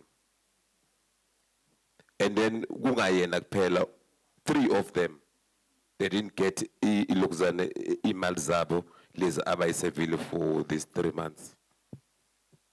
Thank you. There are specifics of those comrades. Names, initials, surnames, and personal numbers. Nangu Deputy Provincial Secretary, as Yeguye, so that no director labor was will so that now you assist, so that now claim sees the personal numbers of those comrades, so that then they can go and look into that matter. That one is urgent. Yeah, that one is urgent, Principal. We should have sent to us quickly. Because mind it's not good for comrades to work with not being paid. Nikumbole, I will always remind you, are on Facebook, are live. Sadtu National page. Sadtu National, that's where you are. But Matebula, some they gave you suggestions and recommendations. Some were questions. We not allow them to respond. But it taxes the team, cash, what we call it. Yeah, the team will assist you. There's a labor director, there is a CFO. Yeah, what do you see? Thank you, Chairperson. Question number 1, the delays in getting responses. As the what you call the delegated person who approved the PL1 is the Chief Director, District Coordination. I think even before I came to this meeting, I've done some research just to find out where is the delay. And where is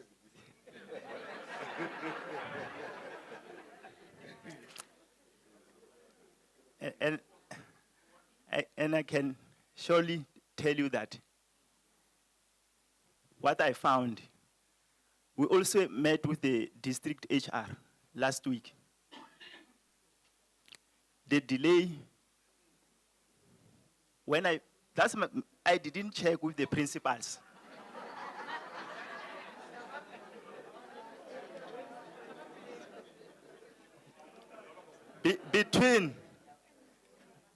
Between second is what I found.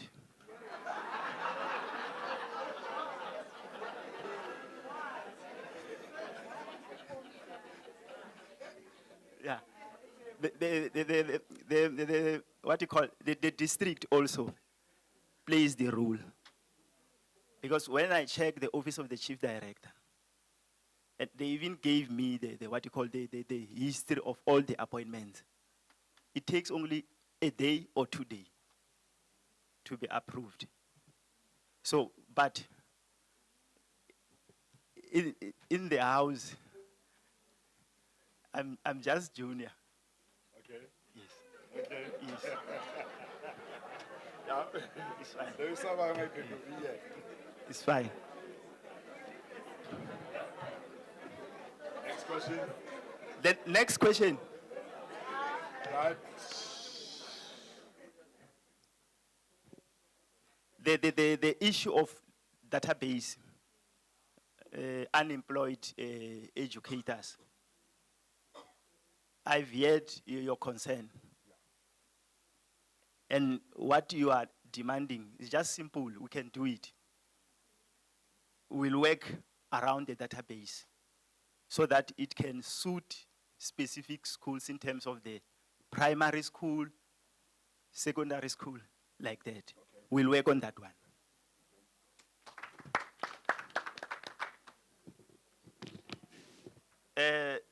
The substitute delays, this one I won't touch it. Yeah. Okay. Yeah.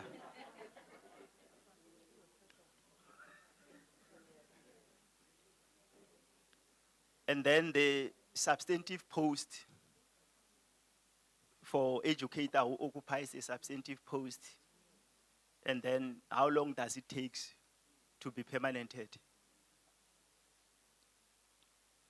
In terms of collective agreement number 4 of 2018, it's only 3 months. But at the same time, remember we have these 2 categories of what you call contract educators. We have those that are appointed against promotional posts, the one that I was referring to say that if we can fast track them, we can be able to open space for this new coming, and to also make space to permanent the PL1 that we have already been on the system for more than 3 months. And then we are currently working on the what you call the system that will just after every 3 months, if you qualify, there is a substantive post, you will be made permanent. Thank you very much. I think I've covered everything. No, Sabo, comrade, Sabo. Thank you. Comrades, I see Tiganji. Director's coming. Okay. Director. Just hold on, comrades. Just hold on. I'll recognize you. The director is coming also to assist. DPS will also come and assist. And at the school, we've got 24 teachers. But the post number 24, no 18 young it. Now, if these 2 posts, is 18 and 24, are not yet advertised or advertised. You have not appointed the HODs. Angisho. So the teachers who are there on those posts will remain temporary until you have filled these 2 HOD posts. So that was what Matebula is speaking about. So if you appoint inside, then those teachers, then they'll have posts. But if you do recruit outside, then you're going to have teachers in addition. Thank you. Amandla. Yeah, siyabonga chairperson one content. I will not even try to repeat what you said. That's exactly what it is. In his response, Mr. Matebula says he's junior in this hall. Then it means khona abanye kumele basukume bethanda bengathandi. Ngoba the junior one has spoken but may not have covered all. Seyibonakala kwangathi yogcina ngo-MEC manje ngoba nami sengingena nginjalo ke.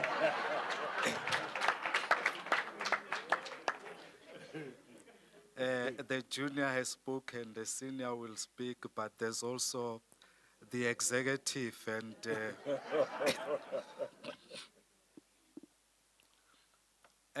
Chairperson, the issue of business process is not only a challenge we hear about in this hall today for the first time.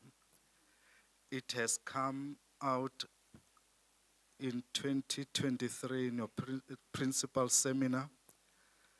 It has also come out in a number of our chamber meetings through your negotiators. And as I listened to what was raised around the business process, I can hear the voice of your negotiators is the same with what you have raised. Rest assured, principals, you are well represented in the chamber. That question, what is the rationale, is exactly what has been raised even at the chamber. And I'll tell you that what prompted the business process is the conduct of some of our principals. It may not be you seated here today, but somebody somewhere. What is it that led us as a department to come to a point where we say approvals must be centralized to the Chief Director, District Coordination? Is because of principals who are alleged to be asking money from these applicants that are desperately looking for a job.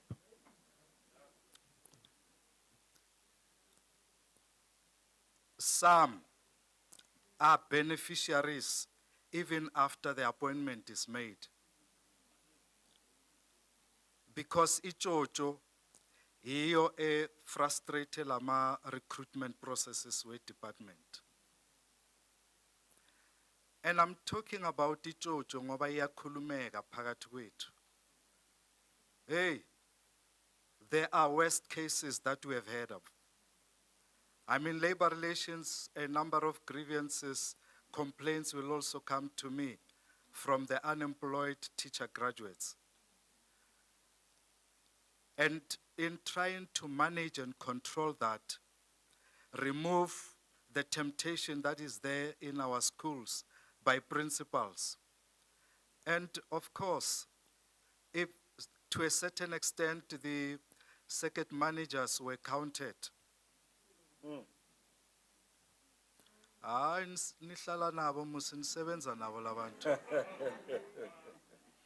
you may not know, ne? But I bet with you, somebody does know this story.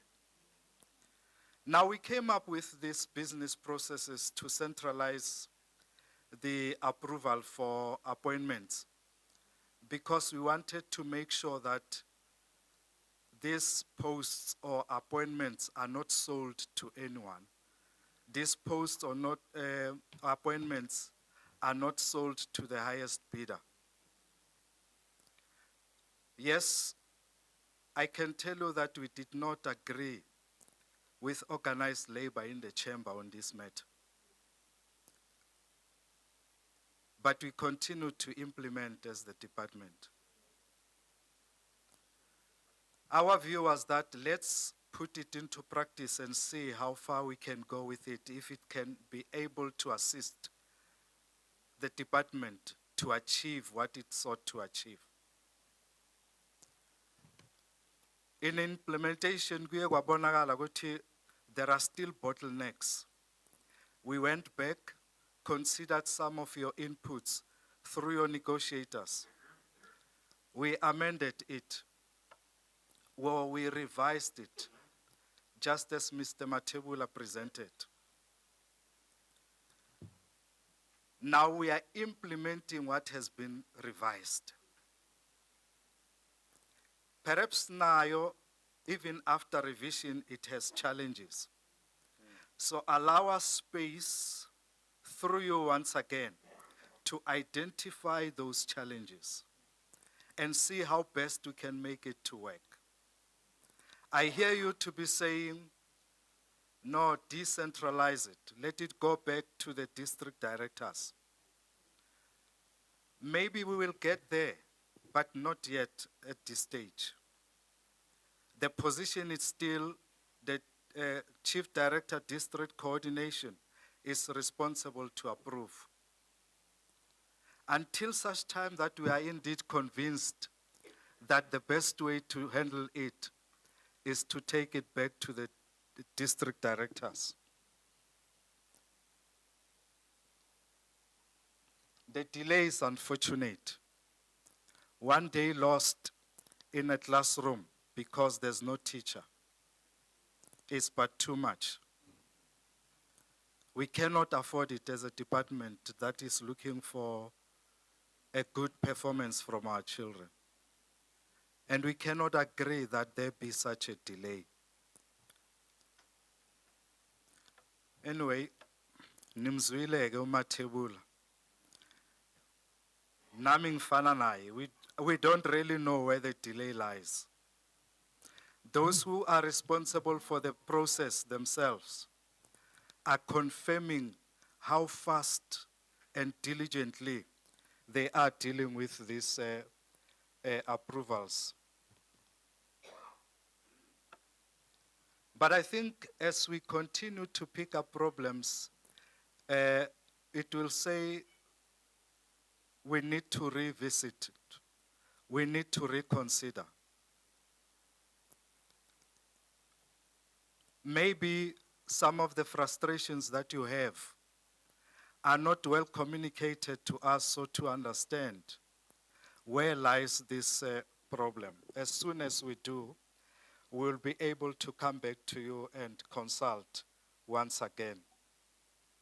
Yenziwe yithi musangithi. Mayishintsha izoshintsha yithi futhi. Thank you very much for that. The other matter is that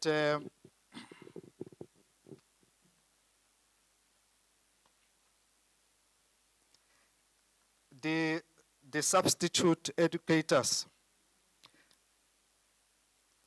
none of us would agree that you'll provide services where you expect to be paid, where you render services to earn some income, and come month end, you don't get it. That is totally unfair, incorrect. It should not be allowed. Whatever has caused it, perhaps an issue of communication breakdown between the system levels, we need to address it.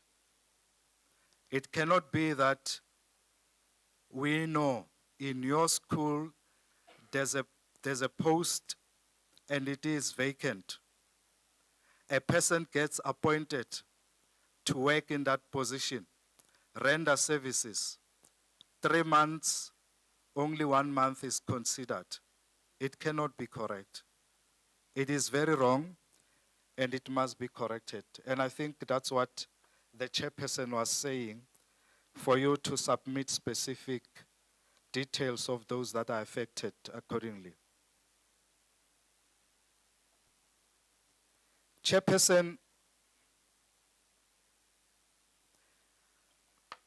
part of this, the objectives of this seminar is also to bring those challenges to our attention.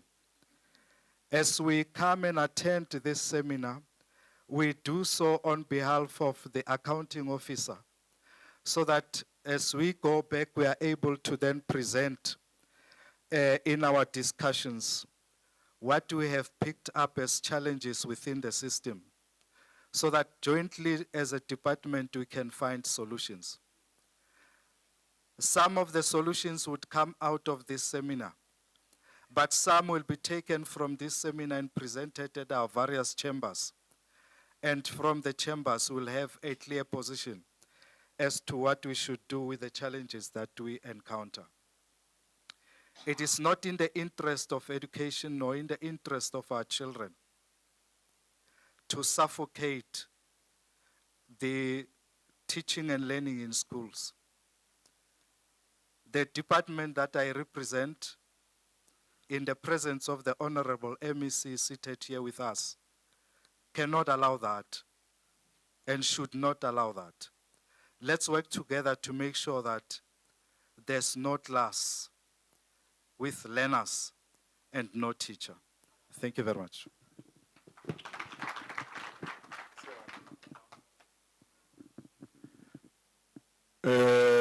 Any hand? Covered. Okay. 3 hands. Oh, so kuvela lesi-4, but le-3 sokunala lesi-4 qala khona lapha. Thanks, Comrade Chair. I got a bit tight from what the Director, Comrade Stern, has just indicated. And I had experience of this rife corruption that is taking place of selling of posts for temporary educators. I had 5 temporary educators. And towards the end of March, when they were supposed to be made permanent, because we had 5 substantive vacant posts, a guy called from Nkangala district, called himself Dr. Chauke, and gave me information of all the temporary educators I had. 3 were white, 2 black. And then he said, I want to speak to the Africans just to verify this is an audit before we make them permanent. And I saw it from far to say this is corruption. Said, take your phone to the teacher in class. Said, it's fine. I called the teachers into the office and I said, someone is going to call now. We are recording. And we recorded this person and I sent the information back to the district. I haven't received anything. What happened to this person? Because this person has got accurate information of these temporary educators. So the corruption is not from outside. It's within the department itself. So the department must clean itself. Thank you, Chair. Siyabonga. Nibonile mos le video yase Northwest ne? Sakathi manager uthengisela ineighbor ipost. Ebuhlungu ukuthi it's a neighbor ne? Sesibhekana kanjani singama neighbor? Hey, yeah, these things. Sure, comrade. Sure, comrade. Yeah, I'm standing here to deal with the issue of non-negotiables. Because a PL1 teacher is the backbone of a school. Without a teacher, the output which we are looking for, we're not going to get. I'm glad that there were amendments made on the business process And I want to recommend that they consider this as part of the amendment. I heard the allegations to say there are rotten elements within the system, and I'm offended because I'm a principal myself. So we know that if there are any allegations, that must be dealt with. So if someone has done something wrong, the department has got systems, isn't it, to deal with the rotten elements, other than to frustrate the whole system. Because one thing that the principals are not telling you is that in the process of waiting, the principals will appoint temporal educators, and they will ask from the SGP to pay them whilst they are waiting.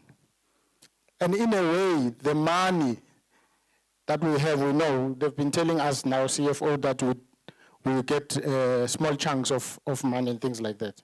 So we want to recommend that let the PL1 post be taken back as it was before, whereby the person who must approve must be the second manager.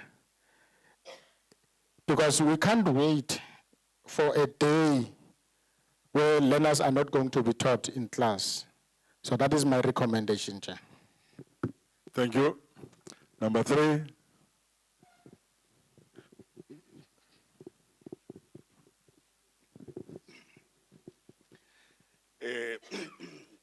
Siyabonga, sanibonani.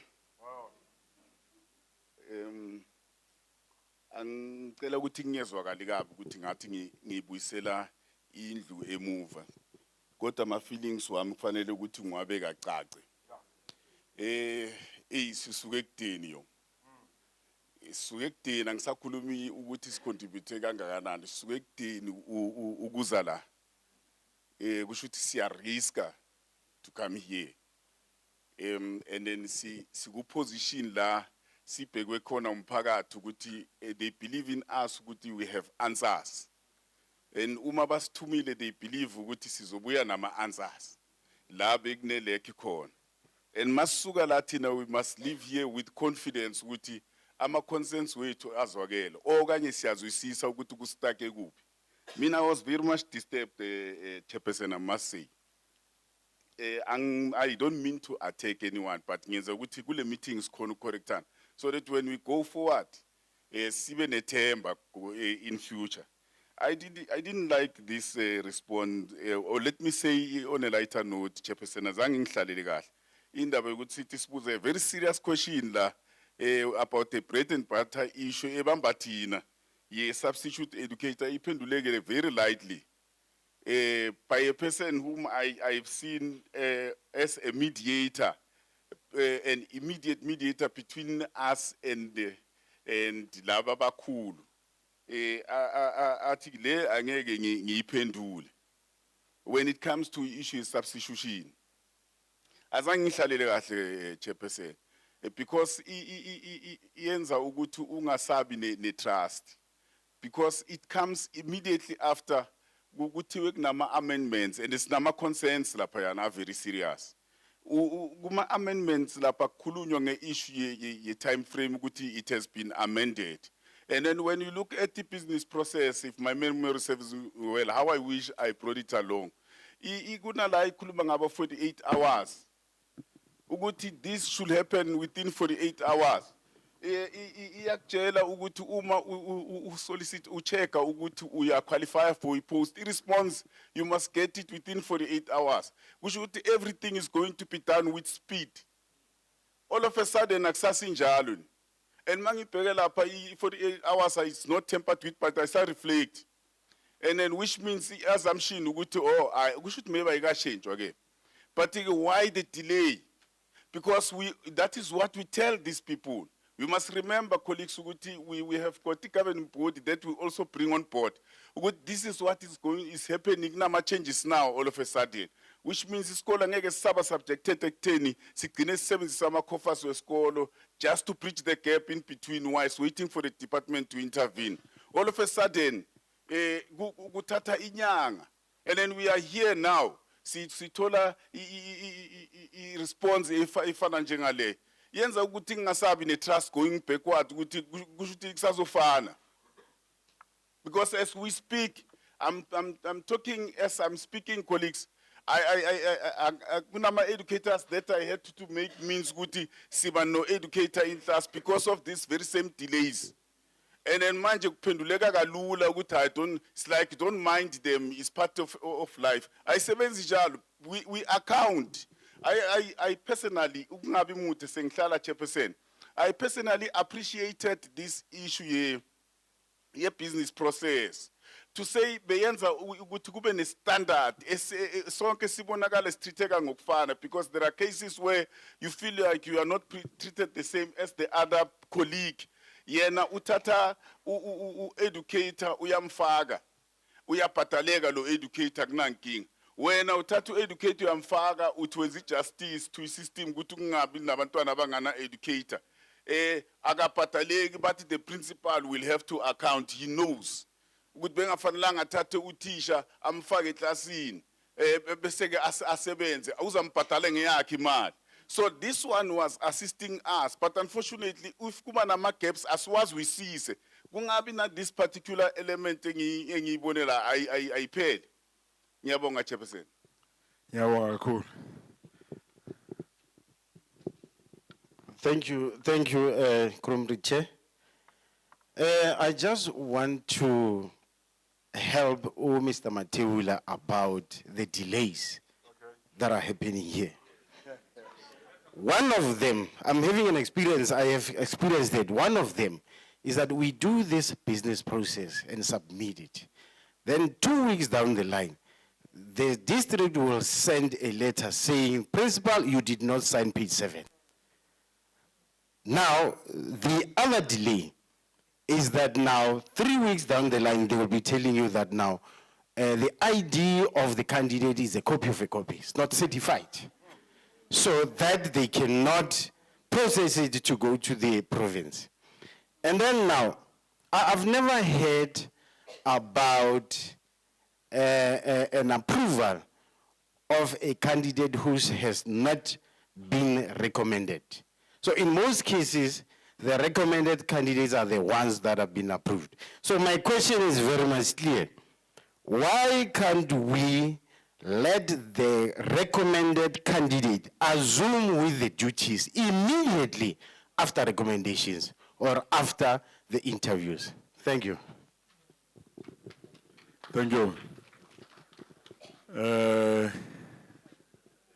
Those were the 4 questions. Are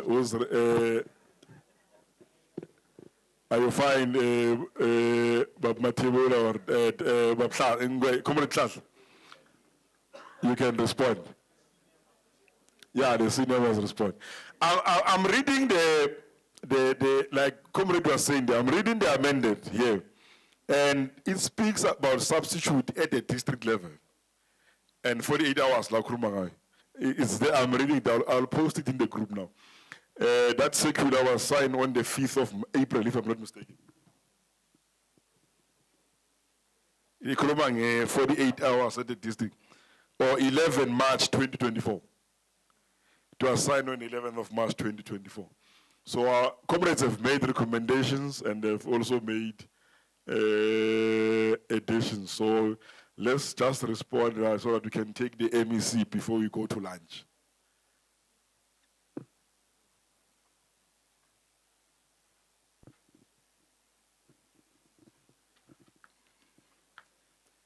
Thank you very much.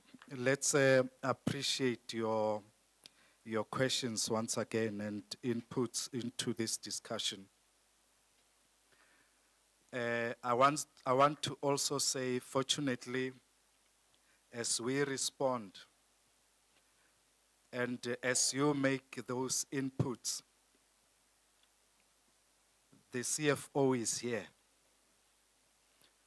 And she can already hear and allocate budget accordingly. But my point is that the rotten elements that colleagues are talking about, We may have given examples that presented a perception that it is only principals who are doing it. And that's not what we meant. In actual fact, we have had allegations that are pointing even in our officials, right at district, some in head office. The system we are talking about, which could have assisted us to ultimately get the culprits and implement consequence management. Remember, as they do this, they also get wiser every day. We have not, except for a few cases where such culprits were dealt with or brought to a hearing, we have not had some of the teachers appointed through this kind of processes, having paid monies or whatever means of getting the post. They have not been brave enough or bold enough to come forward. Where there's money exchanged, it is exchanged in cash. There's nowhere where you have evidence of a transaction. Where other things have happened, nobody came forward to bravely say, this is what happened to me. All we have are but allegations that we have continued to investigate, and in the absence of evidence, it makes it difficult to even take out the rotten potatoes from the whole system. I can assure you, some of the allegations that you are raising today have been raised with us by your leaders, even of officials that are based in HR at head office. One of the cases that we have had where we thought we've got everything that we need to nail this official,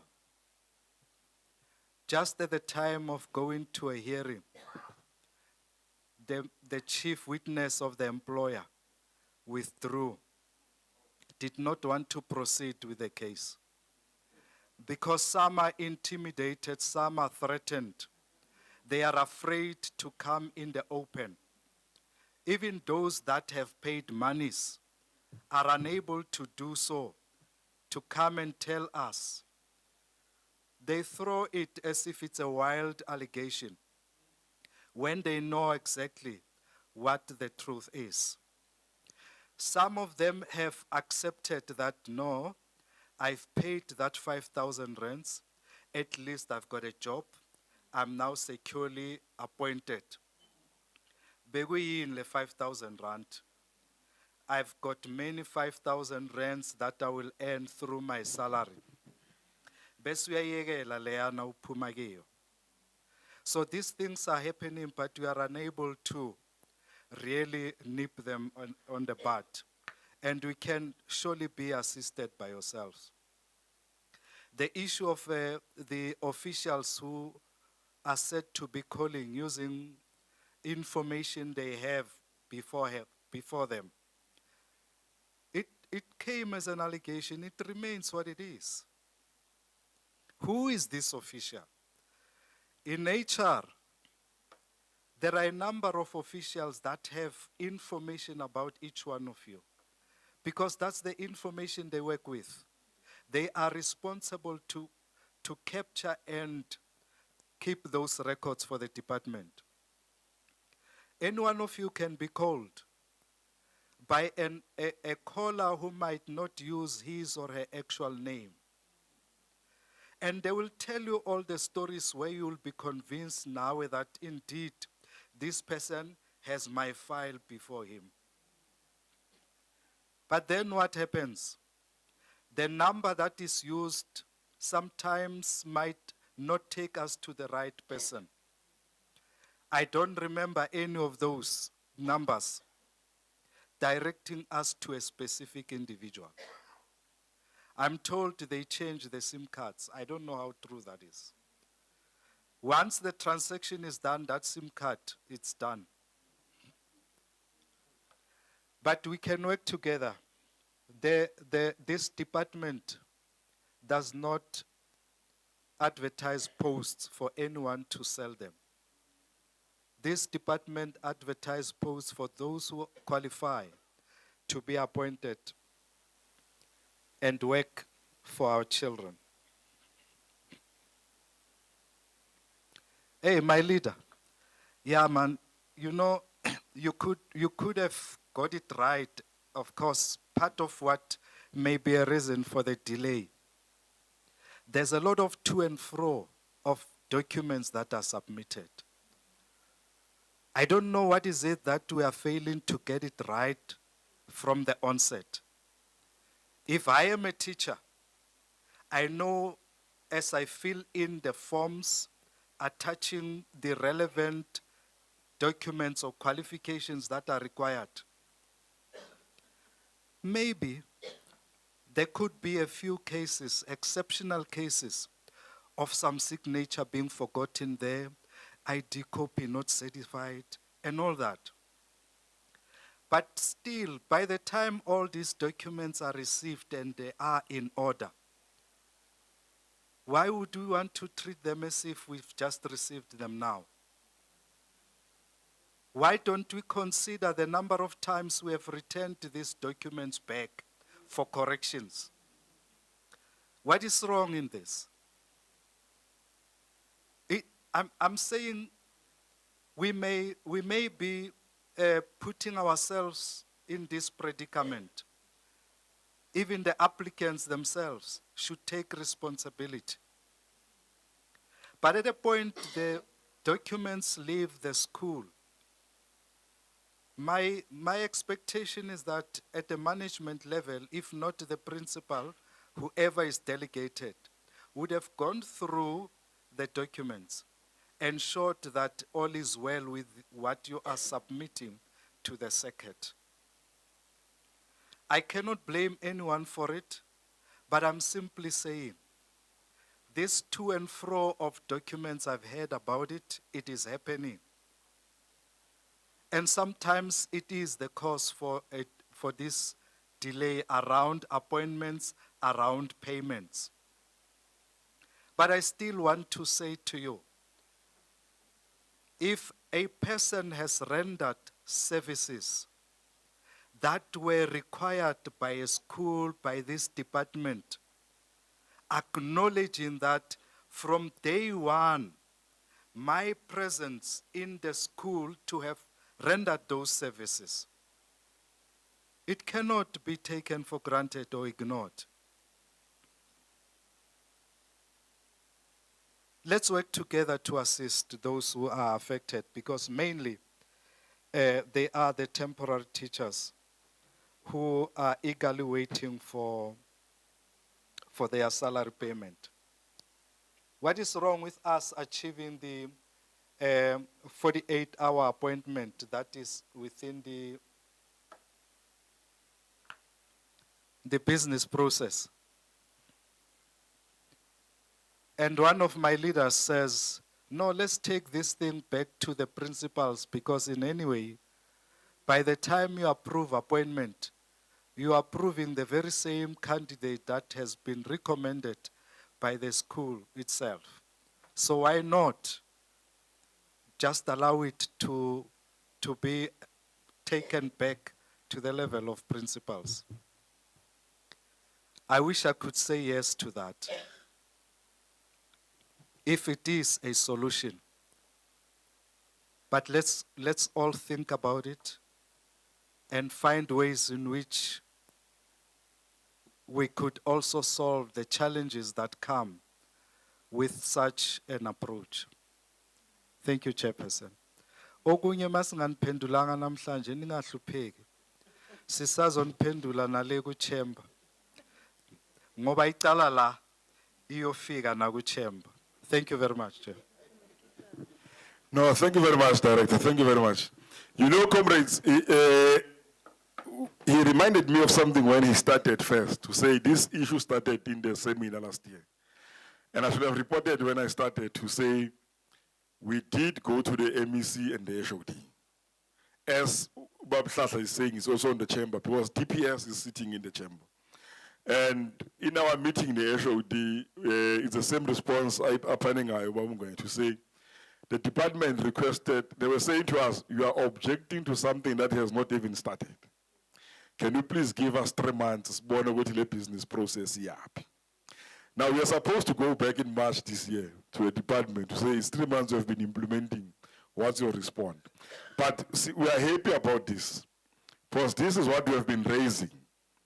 To say, Labantwana Laba who are self-funded, let them also receive the same treatment as those who are bursary holders. And we are happy that the MEs, the Council of Education Ministers, CEM, agreed with us.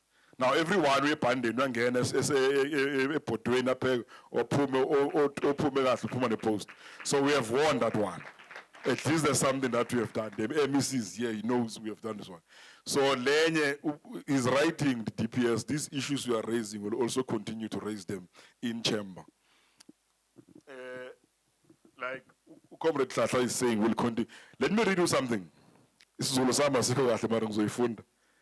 Sawubona thisha omkhulu. Ngike ngakufonela emini asangazwana. Asangazwana kahle. Bengifuna ukukhuluma nawe ngale post ekhona esikoleni sakho. Ngizokhuluma nje ngiqonde. Nginengane eseneminyaka eyi4 ifuna umsebenzi. Akuhlangani. Yingakho manje ngilitholi kahle legama. Uthi yingakho ngizozilahle. Yeah? Okay, ngizozilahlela. Okay, ushiyo LA ne.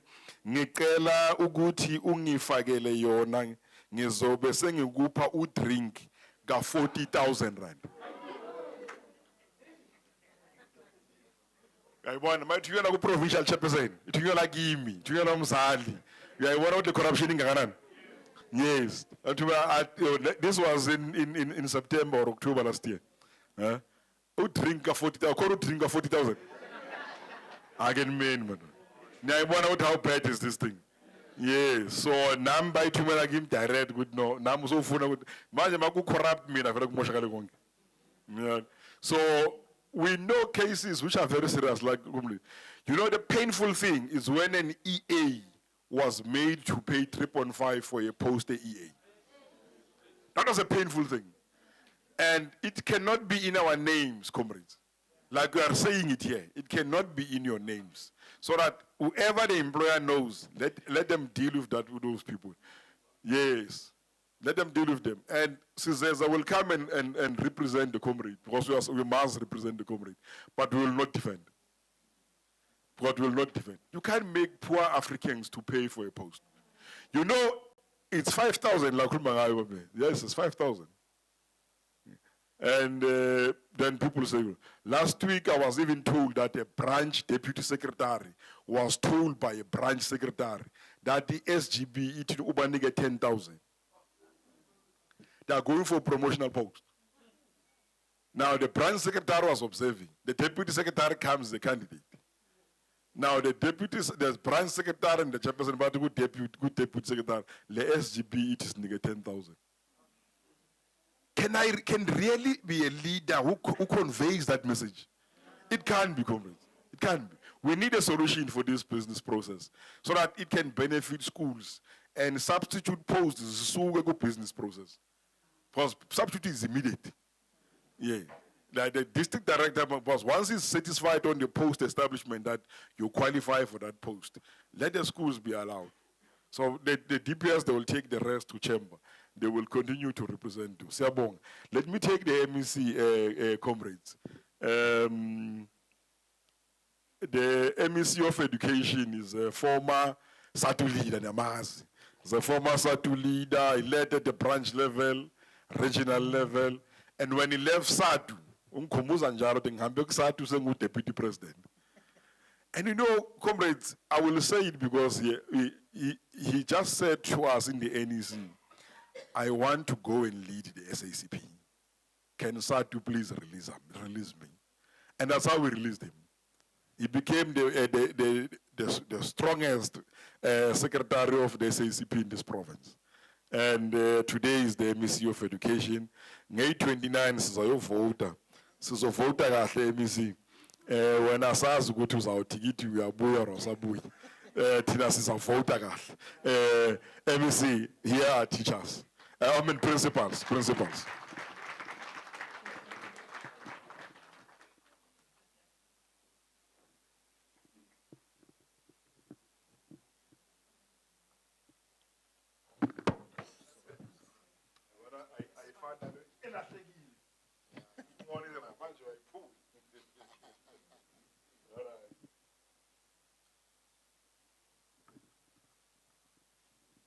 Yeah, thank you very much, Chairperson of Sadtu in Mpumalanga.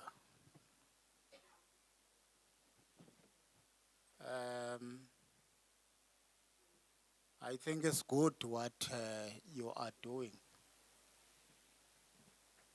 that you call principals. Thina ngeenkathi zethu besingayenzi le nto. And then it's a very good thing. Listening to these principals speaking here, you hear the quality of a leader speaking. Like I was listening to the debate on issues right now. I think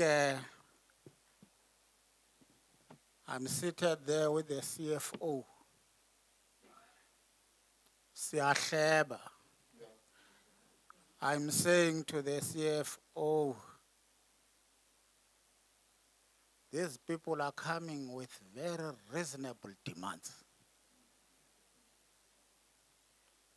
But no, they are reasonable. Because you are talking about the center of everything being the child. The child must get a teacher as soon as possible.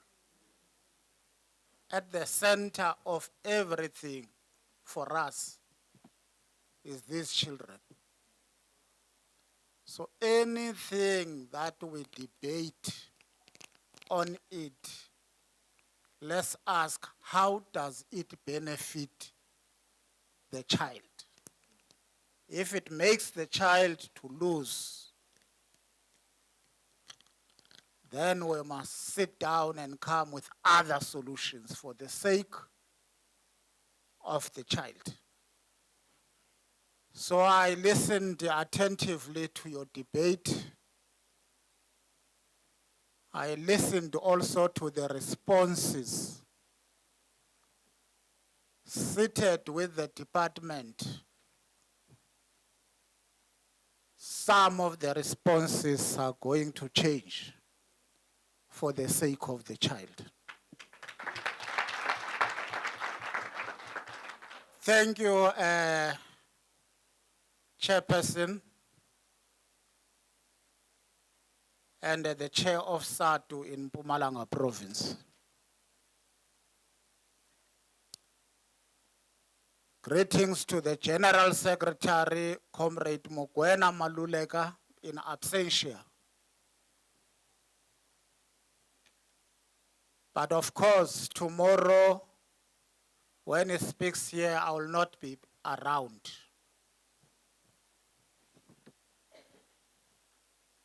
Comrade Mokoena, sifunde together in the same institution.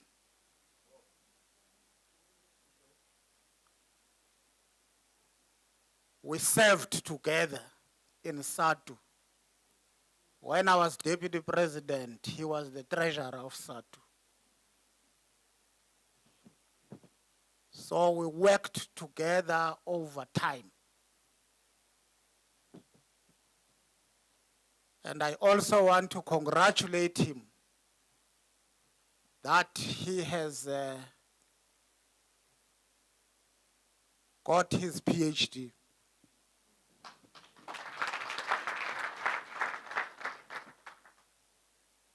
That one, I watched it on TV. He happened to be addressing a meeting with my chairperson in the Communist Party, Comrade Blade Nzimande. And Comrade Blade Nzimande congratulated him on his PhD. Myself, as the chairperson of the Communist Party in Mpumalanga, I wanted to follow my national chairperson and also congratulate him on his PhD. That is serving as a disclaimer. Ukuthi mangabe ngizwe wrong, nazi ukuthi something engizwile namba.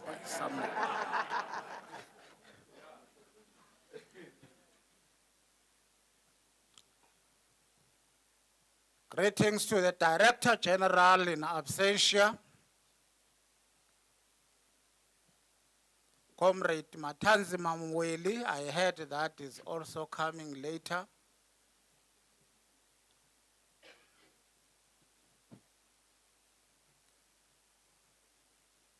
And also greetings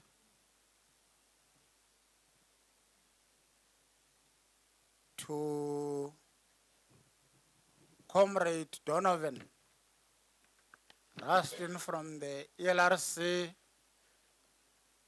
and Mr. Moema.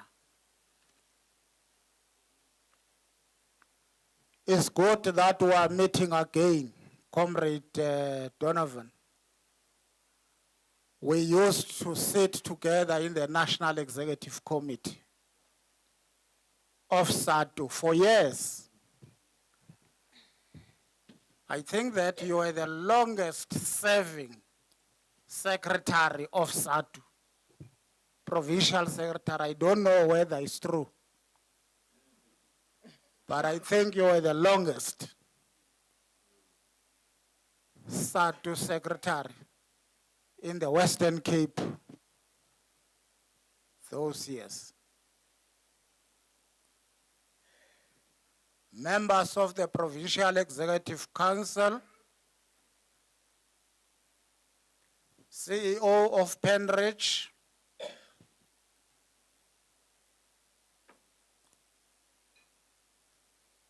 and also members of senior management. The CFO here, who is a DTG in the department, very senior in the department. We appreciate that you are here. Mr. Shashangwenya, the director, whom we served together as regional shop stewards of Sadtu for years together. And he became the deputy secretary of Sadtu in the province and became my leader in Sadtu.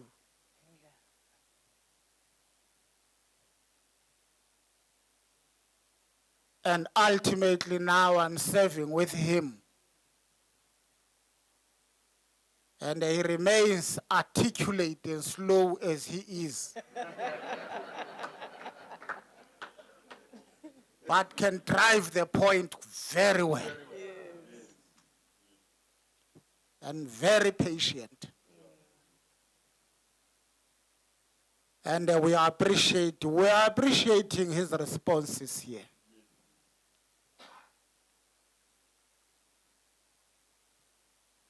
And Mr. Matebola from HR, You know the director, the chief director in HR, Mr. Ndala, who is not well, I'm told. We had hunted him because we realized that we had a lot of problems in HR. We wanted to correct that HR,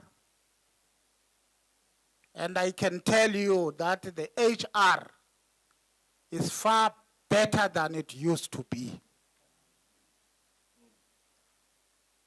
At least these days we are talking of recruitments of a lot of posts, something that we couldn't do because we were told that we were overspending in COE.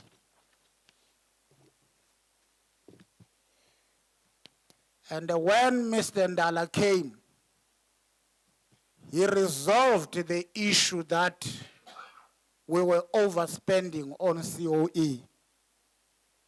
And that opened a space for us to have enough money to can be able to recruit on other posts in the department. That was a huge intervention. And he was telling me all the time that the person who is helping me to achieve all of this is a certain Mr. Matebula.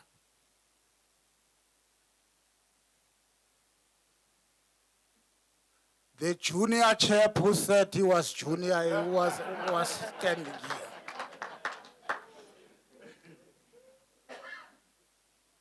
So the job that he's doing in the department is very, very huge.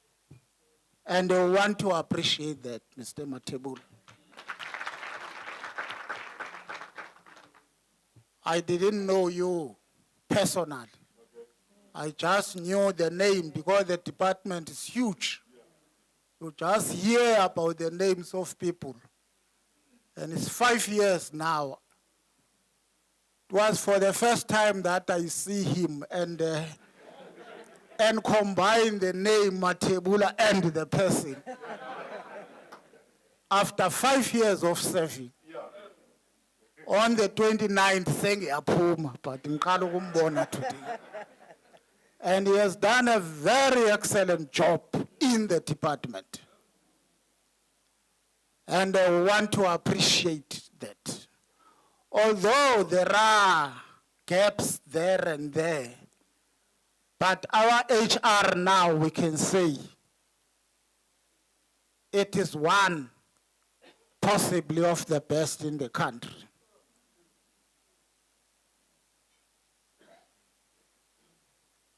Greetings to all principals.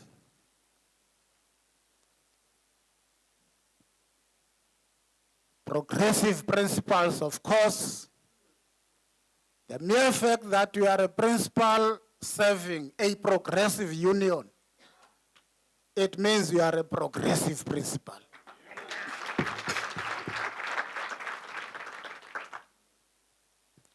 And as a progressive principal, you understand that on the 29th of May, you have got a role to play. And that role to play is informed.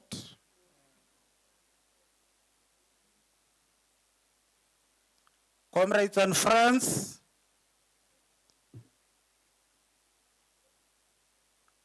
we bring with us warm and revolutionary greetings from the leadership of the province and from the mass democratic movement. The African National Congress the South African Communist Party, COSATU and SANCO, the entire revolutionary movement in the country.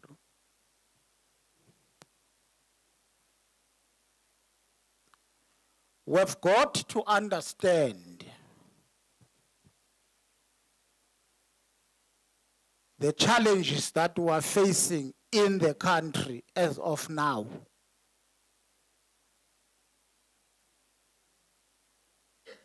That the Congress movement in these coming elections is under siege. It is under siege because some of the expectations of our people over a period of 30 years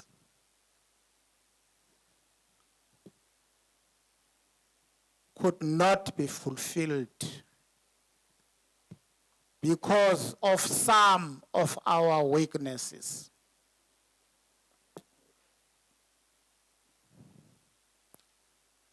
But the strengths that we also have are strengths that we think that there is no other political party in the country or a political movement that could be able to achieve.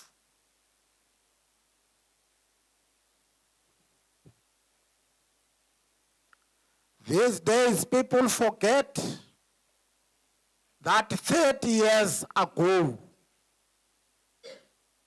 you couldn't travel freely in Nelspruit without being stopped and be questioned because of the color of your skin, that you must provide dom pass.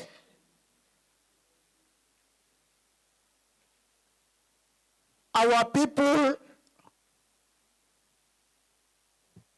want also to forget that in South Africa, children of the working class and black people were dropping out of schools every time because our system was designed in such a way that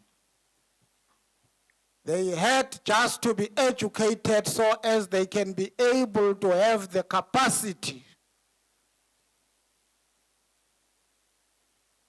to go and count the cattle and the sheep of the farmers, as they were designed to become educated slaves.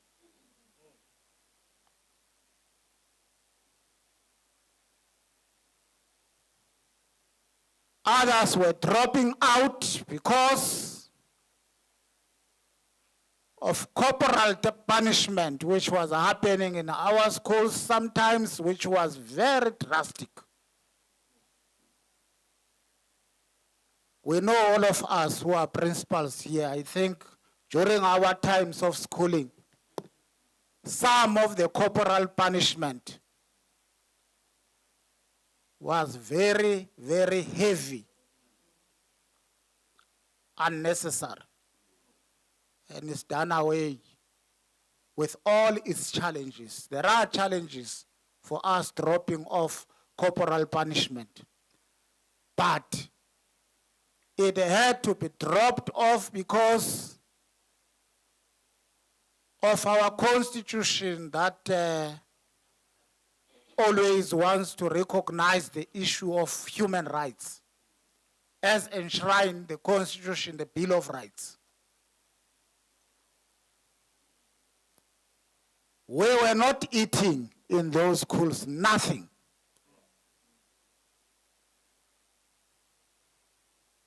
I just want to mention the few things that were brought about by this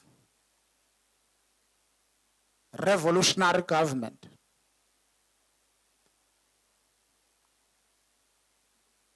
Now, if you are in a house and you want to open the window because it is hot, sometimes we are pestered by mosquitoes that also get into the house through the window. And those mosquitoes will make you to be uncomfortable in the house.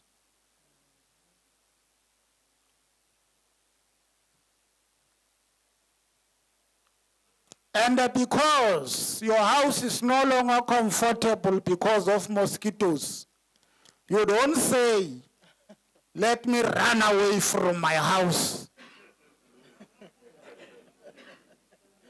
Instead, you go and search for doom.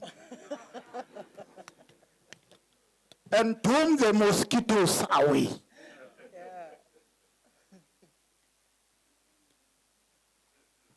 Now our movement was infiltrated by those mosquitoes. Hence our president came with renewal. When people are blaming the wrong things which are happening, we must not say, no, those things are not there, because they are there. But those things don't represent our revolution. It's wrong elements who decided to come in and pretended to be us. Whilst they are in there, they decide to do their things. Hence, we are talking renewal of the movement.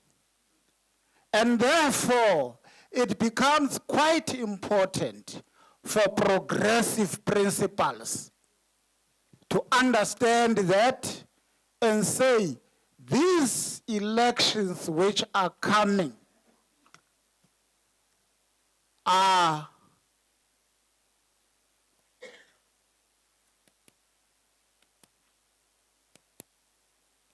I don't want to say the crossing of the Rubicon.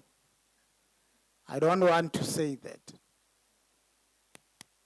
But they represent a revolution that must be defended. Because anything that will come after the 29th will make what we are complaining about to be like a Sunday picnic. Because it's going to reverse all the good things which you think you got them right now.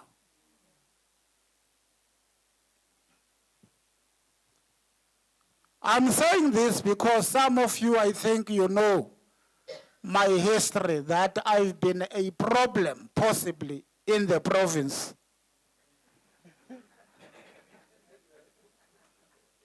Challenging some of these things.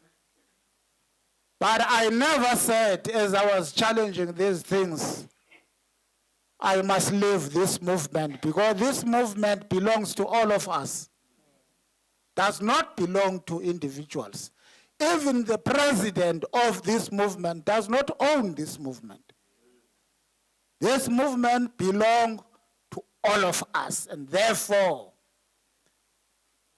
we've got to defend it. Kuphuma imali eyiningi from other countries in the world. A lot of money. Because they've taken a resolution that this movement must be removed, because we are saying the Israelites cannot kill abantu base Palestine. and we take them to court, and they say, no, these ones are questioning us a lot, and therefore they must be removed. We hardly have posters on the walls because there is no money. But all reactionary parties are all over, have been given a lot of money. Abanye banikezwe a lot of money, but sebeyalwa manje babanga le mali.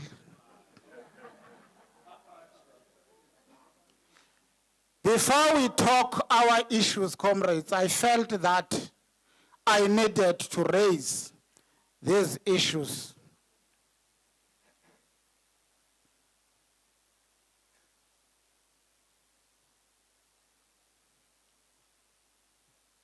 We are truly grateful, Comrade Secretary, that in your busy schedule, you also volunteered to be part of this empowerment program. I request that as I begin to present my input, I make this disclaimer. I am a school fan and a pioneer of the Ranja Shikolo Shawena campaign.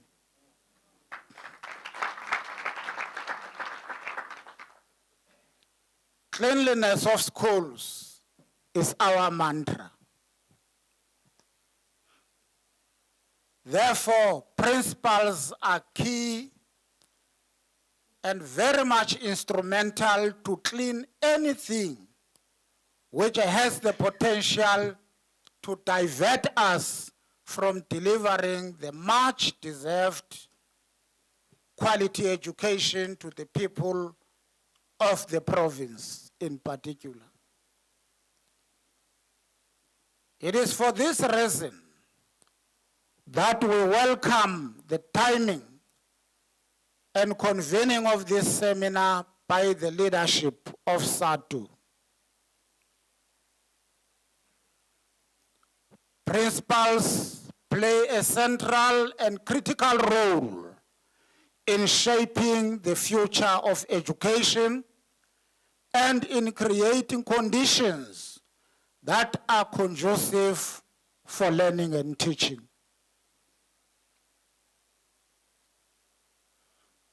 Their leadership prowess is very much instrumental and must be a pillar for the good management of schools. We are very fortunate, Comrade Chairperson, because there are countless principals of such caliber in our province. I do not wish to single out any, but I noticed that in your program, you have invited some to share their best practices.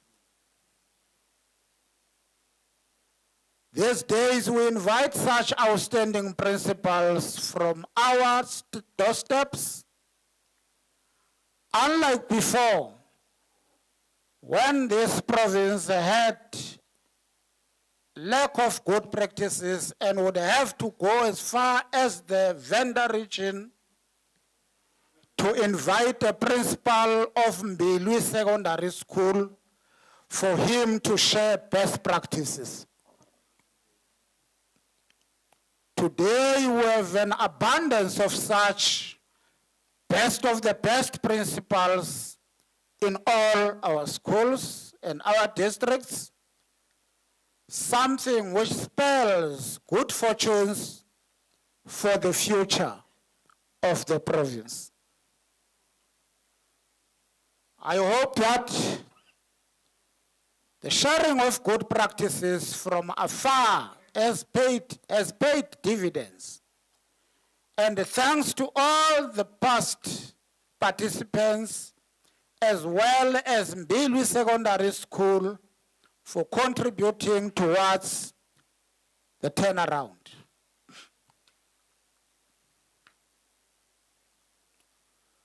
We attribute these good fortunes from empowerment programs such as this one and to the collaboration and unity of purpose which we see here. To this end, we wish to commend the visionary leadership of Sadtu for this session and for shining not only the provincial spotlight, but a global outlook of educational events. We equally commend the Department of Basic Education for programs like the National Teaching Awards, which afford us an opportunity to extend our gratitude to our best teachers and principals. We hope you have noticed that of late, Mpumalanga teachers and principals are a constant feature and winners of such awards. As a confirmation of the good fortunes I alluded to earlier on. Equally, we wish to also commend Sadtu for their commitment to social justice and for standing up against crime, which is beginning to raise its ugly head in our schools. It's just like what you were talking about here. Principals of Sadtu who are progressive must fight against the practice of selling posts, especially to children of the working class and the poor.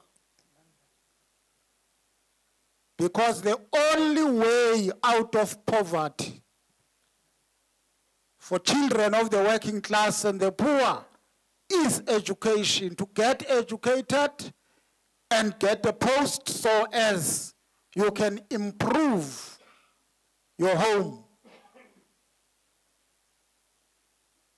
Now, if you are going to be demanded to pay money whilst you are not earning any money, it means you are being prohibited from achieving what we want to achieve in our country to better the lives of our people. So progressive principles won't accept such a thing. When you employ a child who struggled even to get that education,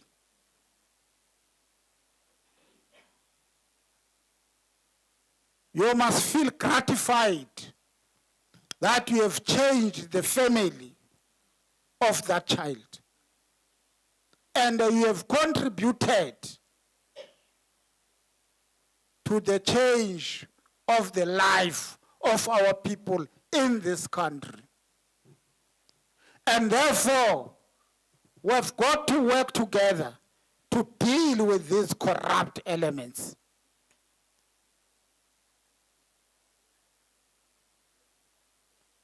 That's an appeal that I want to make, such that we've got to encourage people to come to the fore.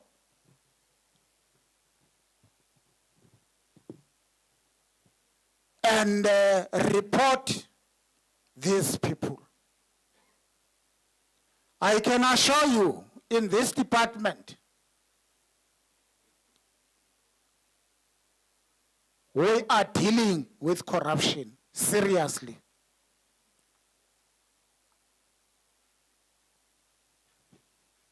Some of the corrupt elements in the department as we speak have been suspended. Others resigned when they heard our footsteps were nearer them. Because we are not going to tolerate corruption. Corruption is a problem. Our continent is struggling to develop because of this corruption. And if we want to make South Africa a better country, we must fight against corruption, all of us.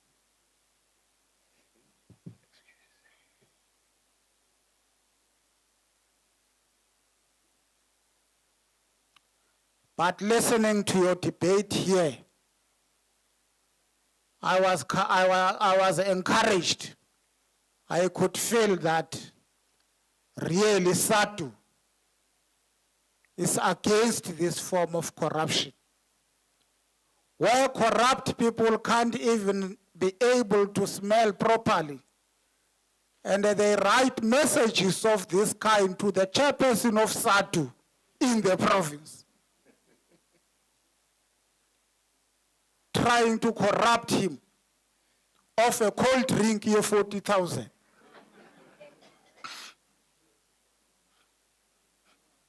Now they didn't understand and know that Sadtu is a progressive union. It's politically conscious Sadtu.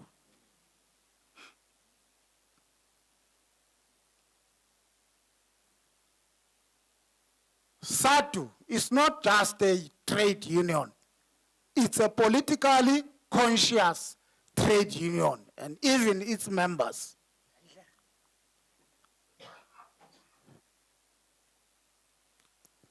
And we can't be easily corrupted. Even myself, I was 80% molded by Sadtu for this position to become MEC for education.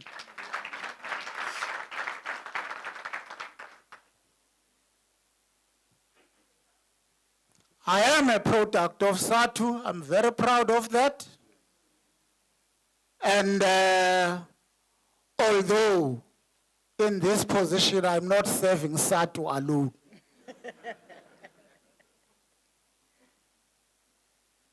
But I will never forget where I come from.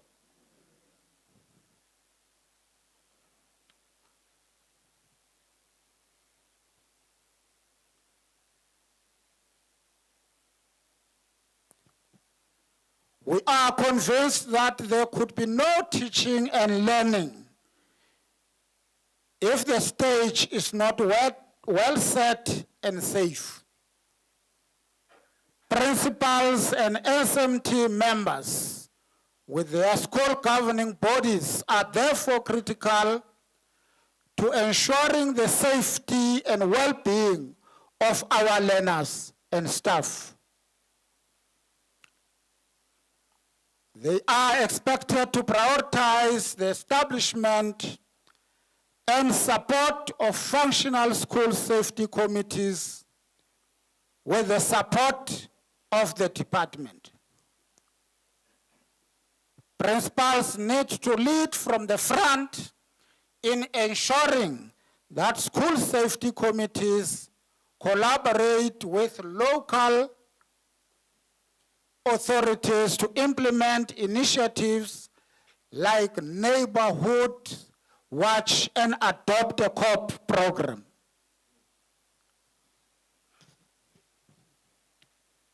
Comrade Briggs, many of our schools will serve as voting stations for the upcoming national and provincial elections on 29 May 2024. We therefore wish to use this opportunity to request Sadtu and the principals present here to ensure that schools are accessible, clean, and provide a welcoming environment for voters.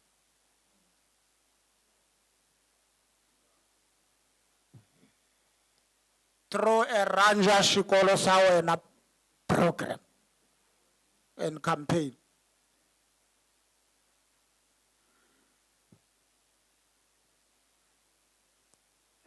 We must further encourage our staff and eligible voting learners to participate in this democratic process as part of our civic education program. Encouraging our learners and staff to participate in this program. It's a very crucial program, this one.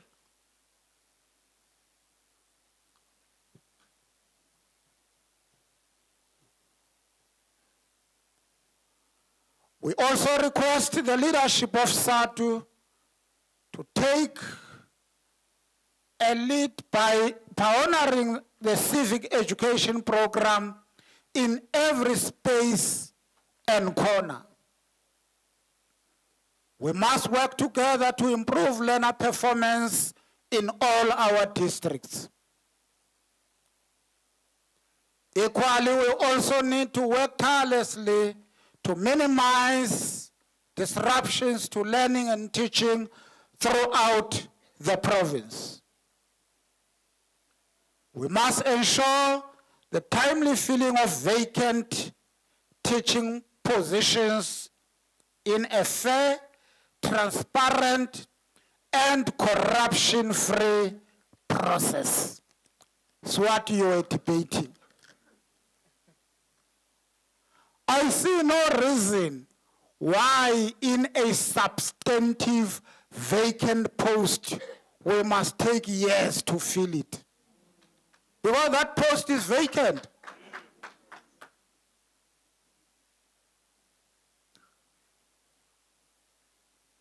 A vacant post must be filled as speedily as possible, so as there can be stability in a school. And principals must not scratch their head when there is a vacant post, that they don't have a teacher to teach the children.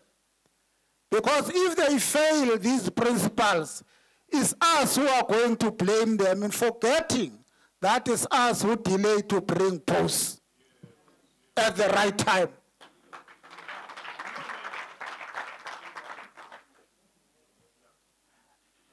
Therefore, I want yourselves in the chamber, whatever you debate, you must think about the child.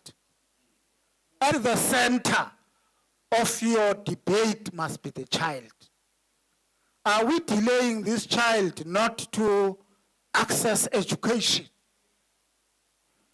It cannot be a matter of reasoning gymnastics at the expense of children. Cannot be.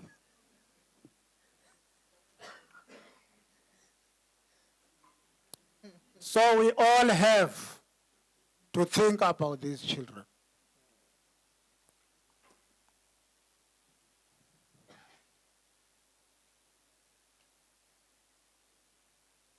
To us, they go deeper than being children. To us who are communists, they go deeper. We're talking about the plight of the working class and the poor. And we know where some of us come from. That if it was not education, we wouldn't be where we are. And therefore, that is why it becomes important to think about the plight of those children. And whatever solution that we come up with must let those children get education as soon as possible. We must work together to improve learner performance in all our districts.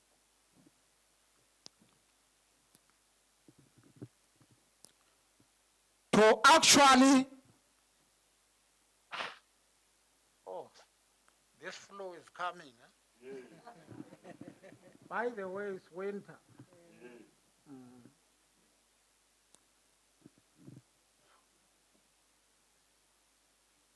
Equally, we also need to work tirelessly to minimize disruption to learning and teaching throughout the province. We must ensure the timely filling of vacant posts. Comrade Chairperson, we have since 2020 been receiving delegations and memorandum of demands from unemployed, qualified teachers. Some of the allegations they are making against some principals are frightening. Issues of recruitment that often lead to disputes because of varying interests around who gets to be appointed in promotional posts. Mainly, some of the disputes, which if principals were applying the rules fairly, may be avoided, but unfortunately end up delaying the filling of posts. The consequence of this leaves schools with staff shortages and therefore compromise of teaching and learning. The placement of excess educators in schools is often not done correctly, as some of the principals use it wrongly to punish, if not get rid of teachers they want to remove from the school, just for the principal to enjoy the comfort of his or her own. It is our hope that principals who are members of Sadtu cannot be found to be culprits of these bad shenanigans. I don't think those things are done by principals of Sadtu. Issues of financial misconduct, theft, fraud, misuse of or misappropriation of funds, where some of the principals get implicated in. We wish that our principals will continue to work in harmony with organized labor and other stakeholders to improve labor peace in our schools. Therefore, this seminar must reflect on this matter and resolve on progressive ways to address whatever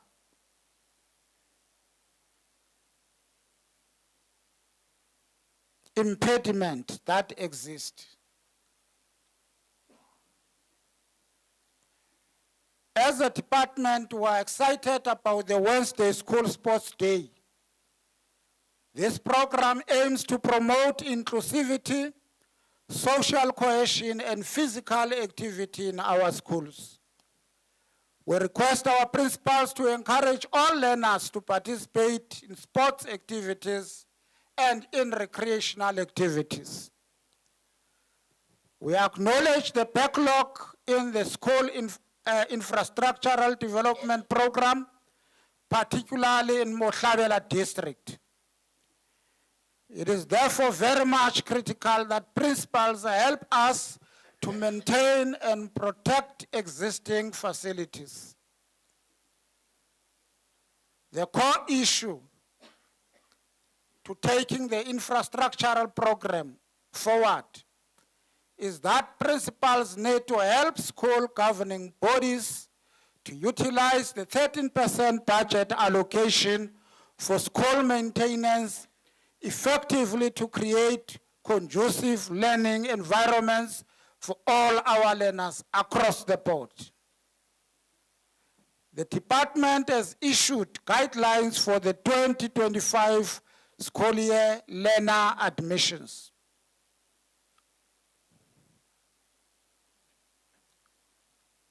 It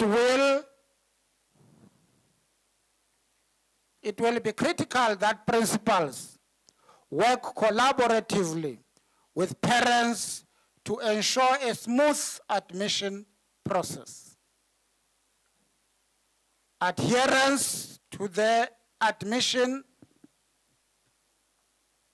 policies and avoidance of denying any learner access to education is paramount to this intent. School governing bodies, in collaboration with principals, hold responsibility for managing school finances effectively. It is very much prudent that principals must help to utilize the allocated funds responsibly to promote quality teaching and learning practices. They must help us to combat corruption and ensure transparent financial management at all times. We extend our gratitude to the dedicated principals and pledge our undivided support to navigate this journey of delivering quality education with all of them, without exception. I am of the view that the role of teachers in our communities remains a paramount tool for community development and has to be utilized to the maximum. Any teacher and educator is a community leader, and such that responsibility is not taken lightly. Of course, such a responsibility comes with a lot of accountability, and as such, the support of the department and the community is vital at that point. As a department, we are proud of all the teachers who are selfless and offer their services for the good of humanity, even against all odds. We say bravo to all those teachers, and we wish them well in their careers, to keep the good work and to change our society for good. Ladies and gentlemen, we all have an obligation to build society and the future of our nation. Let us strive to build a strong, progressive education system for our province, the place of the rising sun. Together, we can empower future generations. And thank you very much. Siyabonga.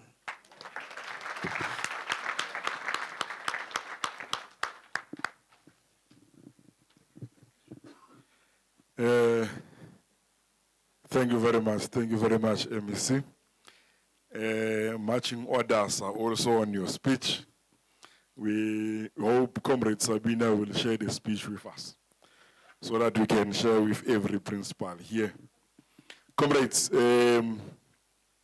only my watch is correct, ne?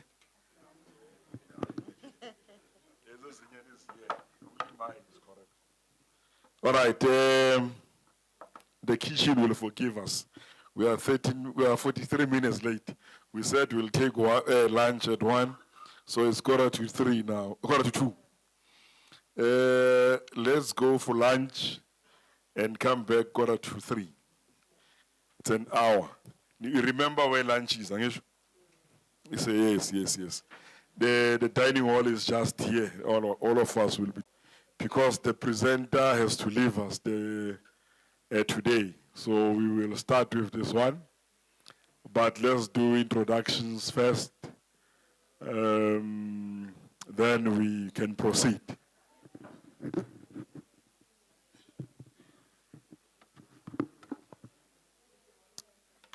Mandla. No, thank you very much, Chair. Comrades, we had indicated earlier on that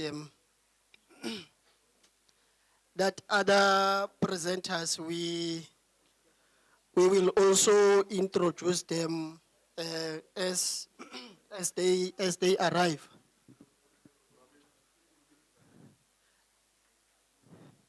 Indeed, Chair, it seems as if principals are not punctual. The room is half empty. Comrades, I'm going to present additional to what we had presented earlier on. We are joined by 3 presenters as well. The first one that I'm going to present to you, he preferred to be as short as possible in terms of the background. I must indicate that this presenter is a former educator.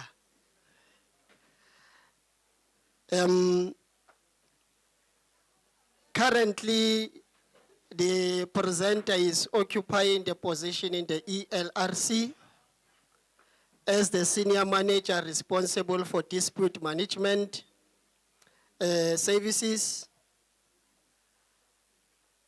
Also, amongst other accolades in terms of the academic achievements, I must indicate that he is in a position of master's degree in law, specializing with labor law. Also, he is in a position of master's degree, specializing with labor relations and HR. Comrades, let me introduce to you Mr. Matlose Moela.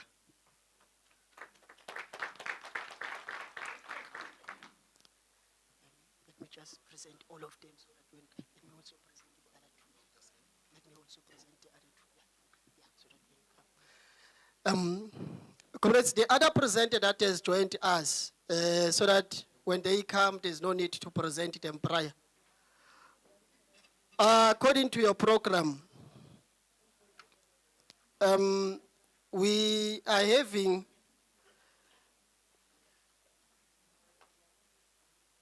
a presenter who is going to share basically with us, Chair, the experiences of a principal in turning the school around.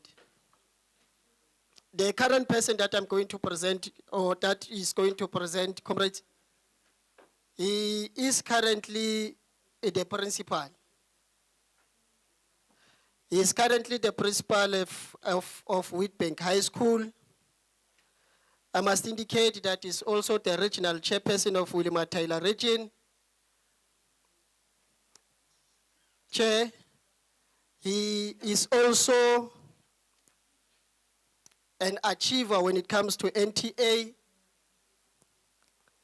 You won the academic, 2018 academic in terms of secondary school leadership category.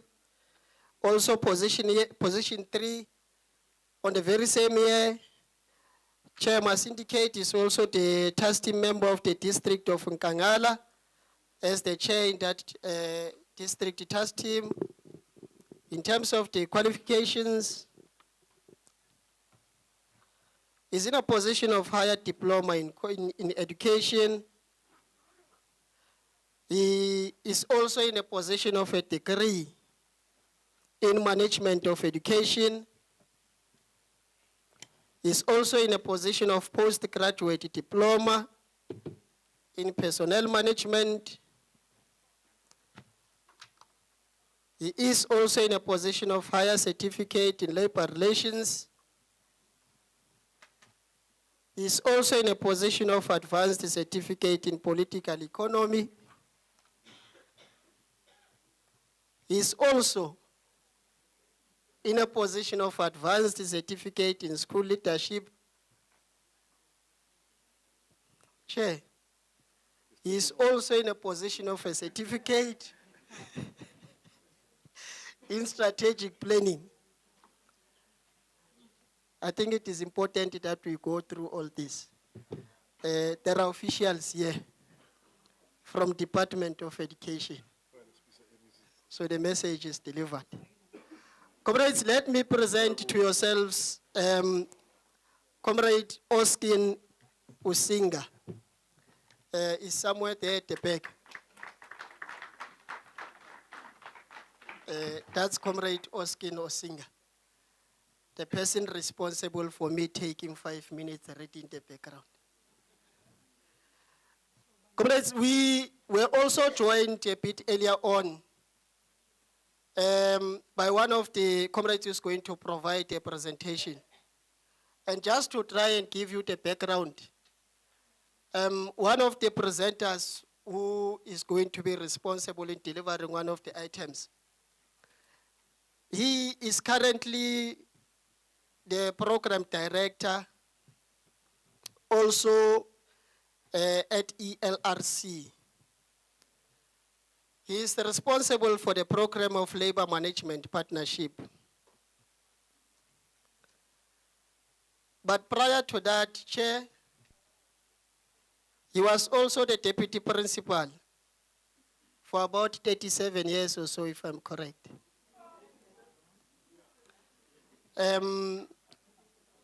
Within the,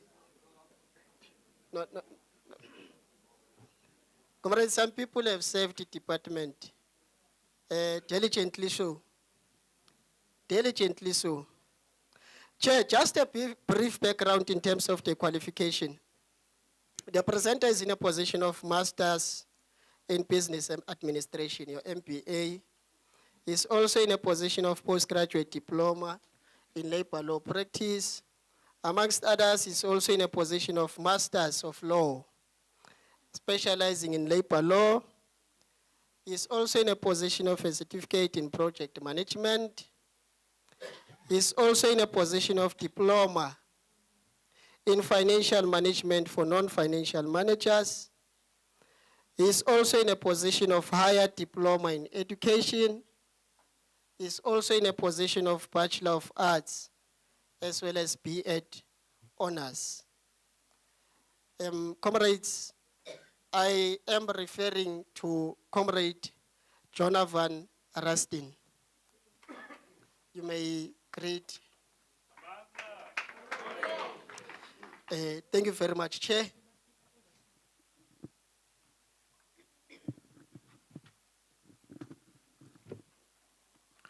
Thank you very much, Comrade DPS. Let's then afford this opportunity to Comrade Muela to make a presentation as projected.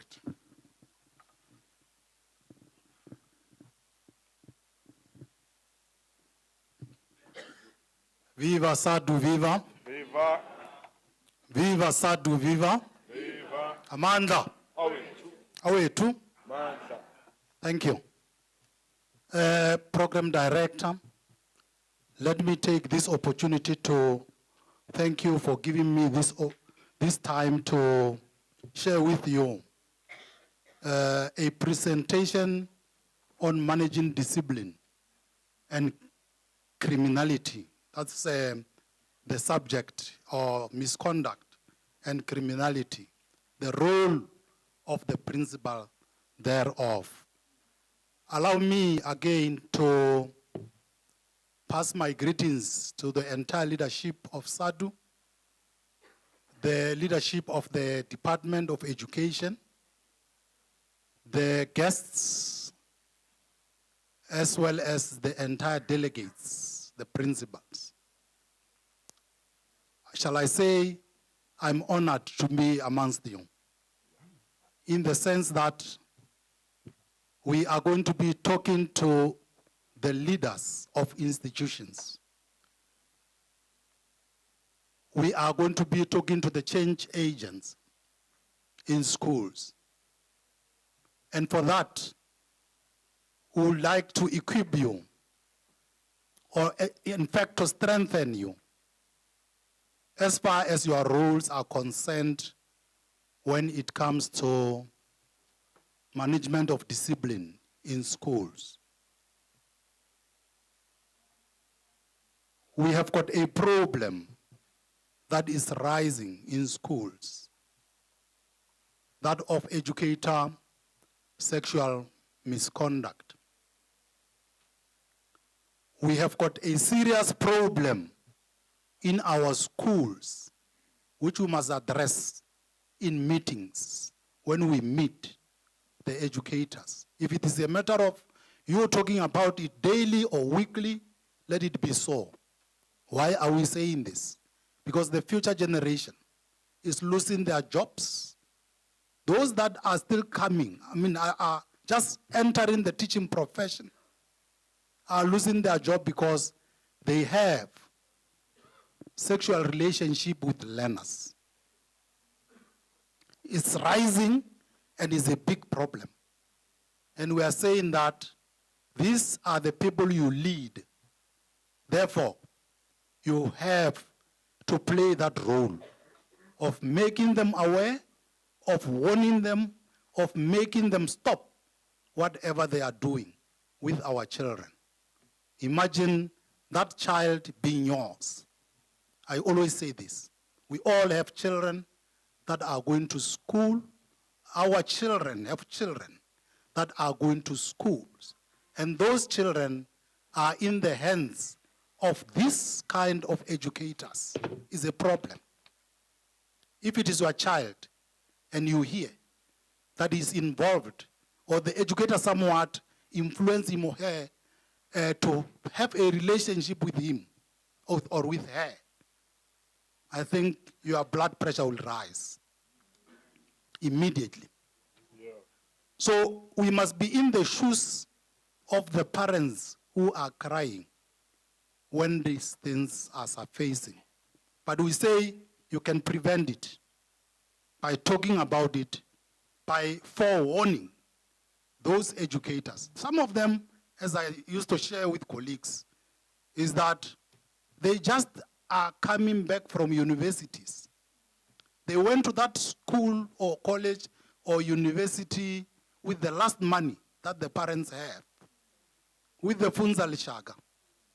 But now when they come back, they misbehave and they exit the system so quick. Imagine that poverty that they bring at home, while the parents were hoping for more. So let me go through the presentation so that I'm not going to repeat certain things. As I said,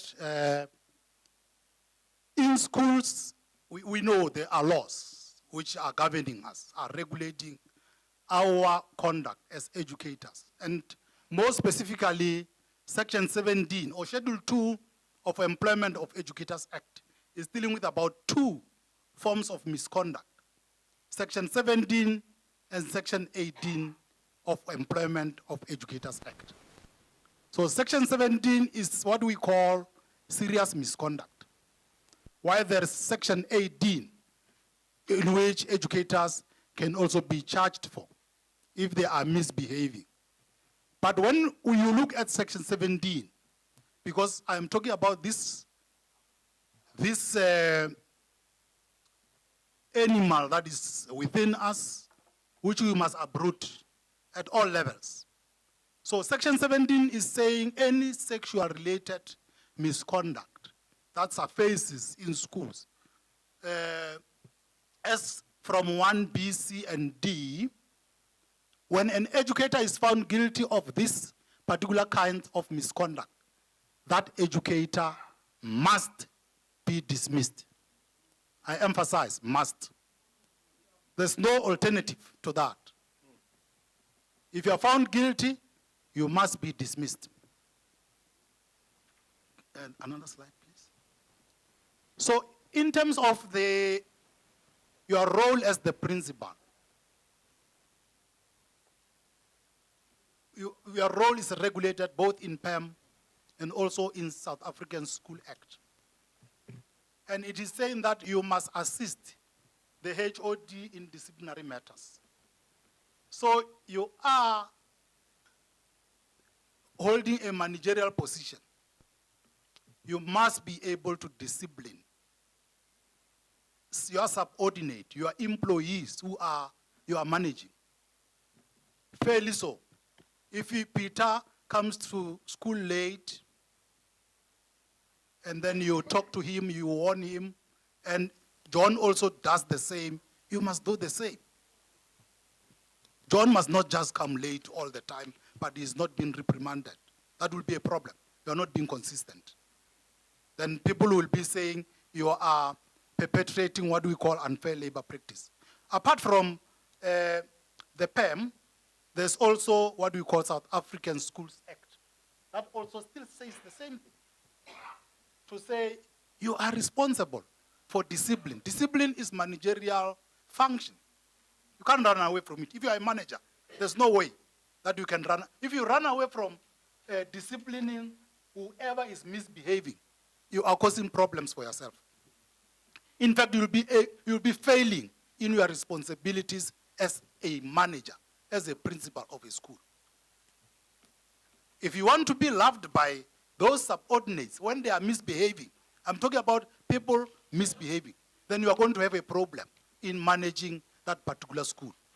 Because this is going to perpetuate.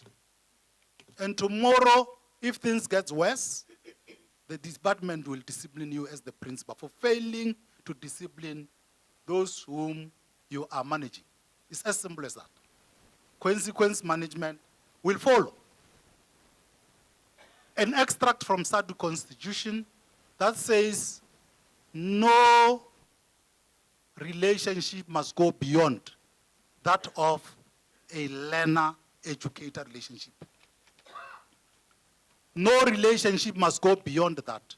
You must not have extra relationship that is not learner-educator relationship, improper association, acts of misconduct that are illegal, that you force the child to do so, undue personal favors or disfavor towards a pebble. So you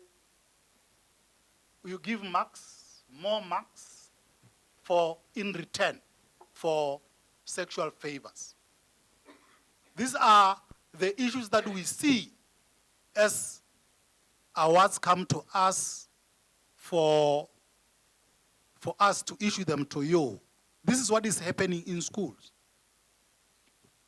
And I said Section 17 is a long list. I only extracted sexual misconduct, but there are other lists there that if you commit them, you must know that you are not going to survive once you are found guilty.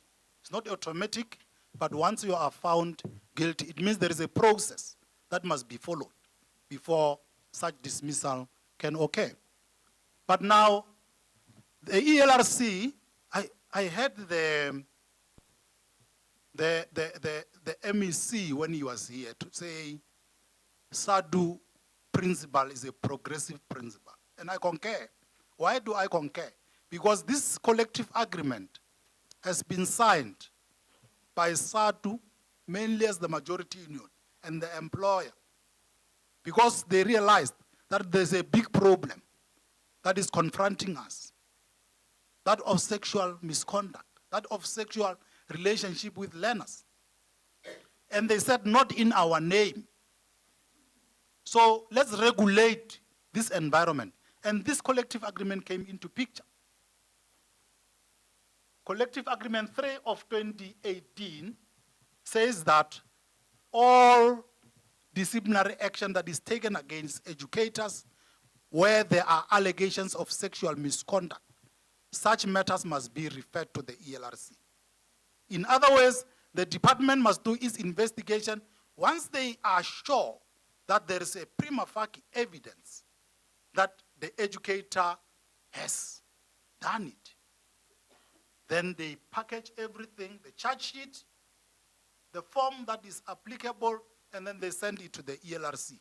The ELRC is going to appoint the commissioner, it's going to appoint the intermediary, it's going to appoint the interpreter so that they can deal with them. The background of it is that previously these matters were dealt with by the department. And as the department was dealing with them, there were some inconsistencies in the process. Teacher A will be alleged to have committed a sexual misconduct, and then they give him final written warning. But teacher B, the same misconduct, they give him what? A dismissal. Someone a fine. So there were those imbalances. So to cap that, then the collective agreement came into picture. Then the other issue that was surfacing was that the children were refusing to come and testify at the ELRC when now it is a dispute. Isn't it that the department will finalize the process, they charge the educator, they find him guilty, and then they dismiss him. The educator is not happy with the dismissal, what does he do? He refers the matter to the ELRC so that the ELRC can go and listen to the evidence de novo, starting afresh. Then once the ELRC is busy with the process, the child says, no, I'm not going. I've done it before, and I have seen how cruel the process is, so I'm not coming again. So the MEC said, whatever we do, we must do it considering what? The child. So in the best interest of the child, in terms of section 28(2) of the Constitution, which says the rights of the children are paramount. So in all matters that we do, all decisions we do, it must be in the best interest of the child. So that is why the collective agreement, it is in a way fulfilling that mandate of the Constitution. So also the other problem was that there were delays in issuing outcomes of appeals. You know, an appeal, when you have appealed, it takes 3 years, 4 years to come out. Why? Because you appeal to an executing authority. They're so busy. You don't finish appeals on time. So the educator is still in school. The educator is still doing what? Harassing the learner. It's a problem. But now, there's no more appeal in the process. If you are found guilty, you are dismissed. You rather challenge that dismissal at the labor court. So this is what was happening before. The Department of Education internal hearing says investigative process that is still there today, ELRC arbitration. But in all these processes, the learner must come and testify. So the learner is victimized, he has got what we call secondary trauma or secondary victimization. Another slide, please. So the collective agreement, the purpose, in fact, was to say is a one-stop shop. We tried to avoid these multiple processes so that at least just one process, the child comes and testify, and then that's it, we are done. In the best interest of the child. However, some of the things we are not able to control them. There's still other processes that happen. Remember, even the court of law, that matter is a criminal matter. The child must testify there as well. So, as I said, we appoint the intermediaries. We use special venues where now the child can feel safe when they testify. The judgment that comes out is final and binding, is an arbitration award, only reviewable by labor court. So, of course, justice prevails because the educator is afforded. It's not automatic that when there's an allegation, the educator is guilty, and then it's going to be this. There's a process to be followed.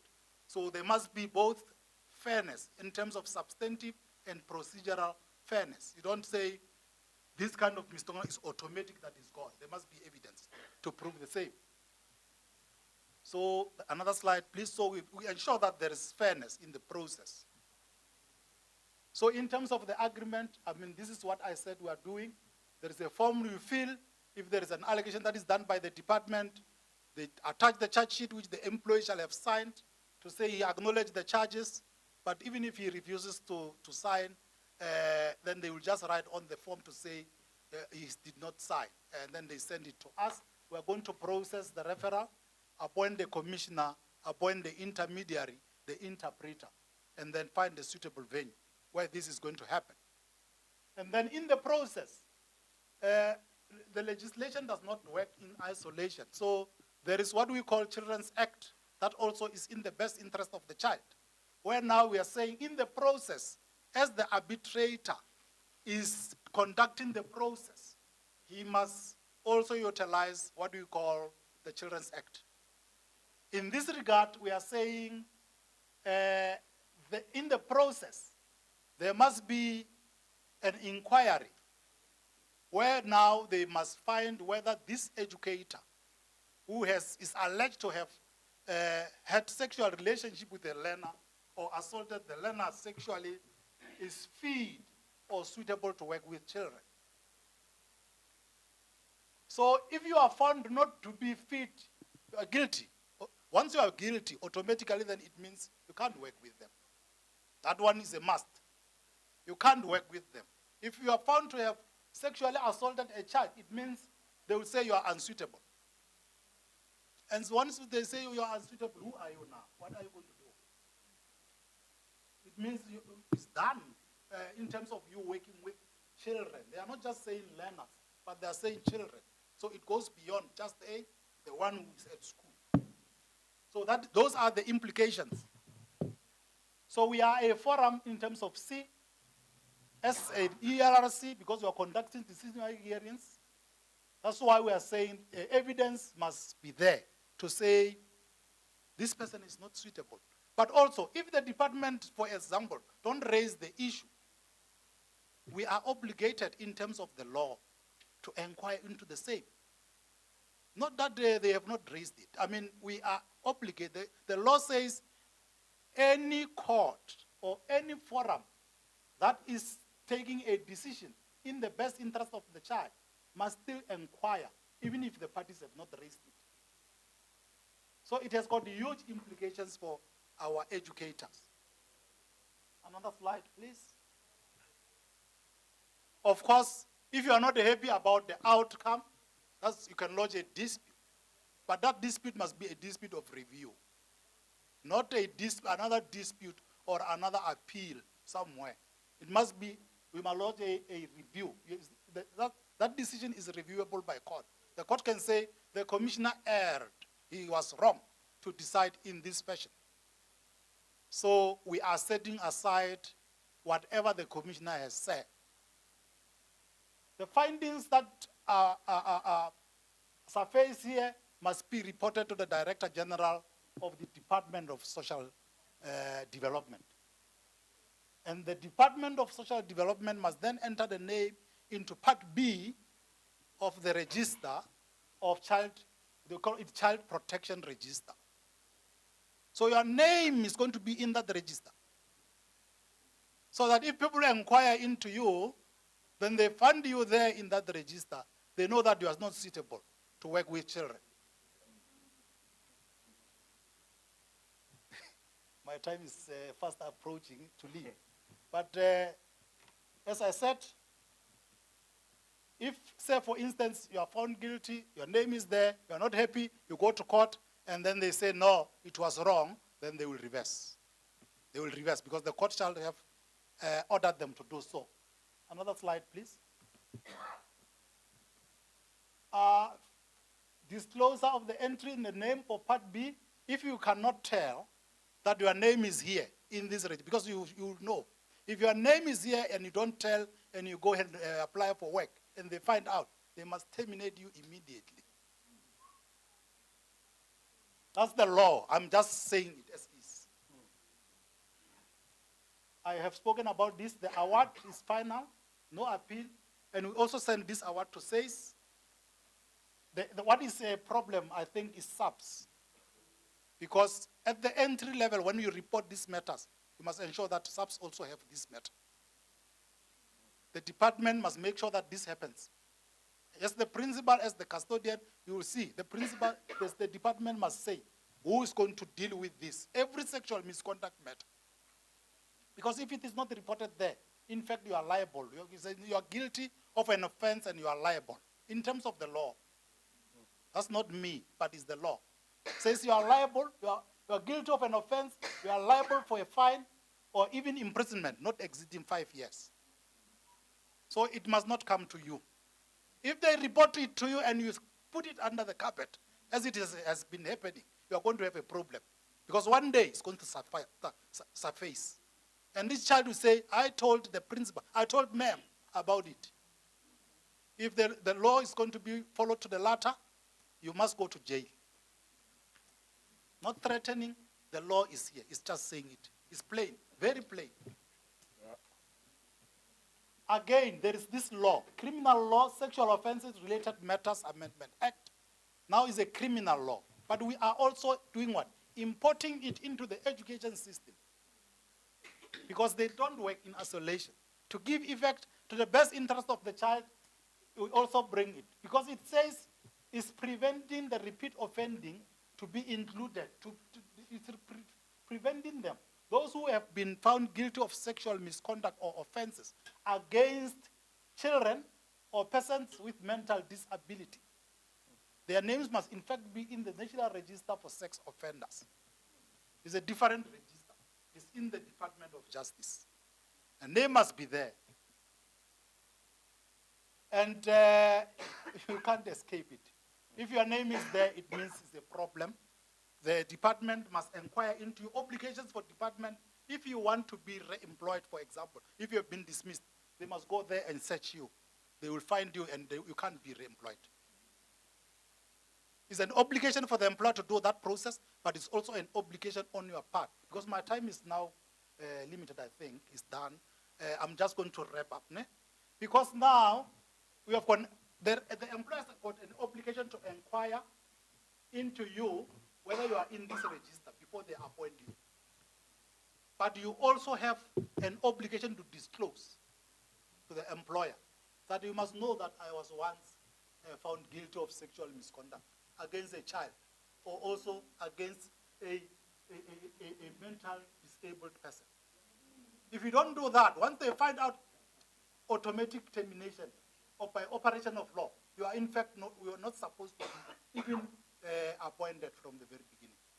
To supplement the whole. So this is criminal law.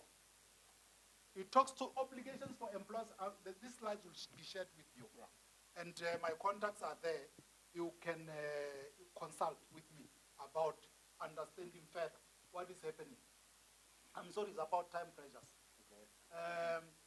Once you are done here, then the other thing is that in terms of the gazette that was issued by the minister, just lastly, in 2021, as we say that you must disclose, and the employer must also do what? Do an inquiry. In other words, all educators must be vetted against this. And even it says historical. Even those who are on the system, I don't know how far this is in the department, but they are saying even those who are in the system, because we don't want repeat offenders in the system. That's the bottom line.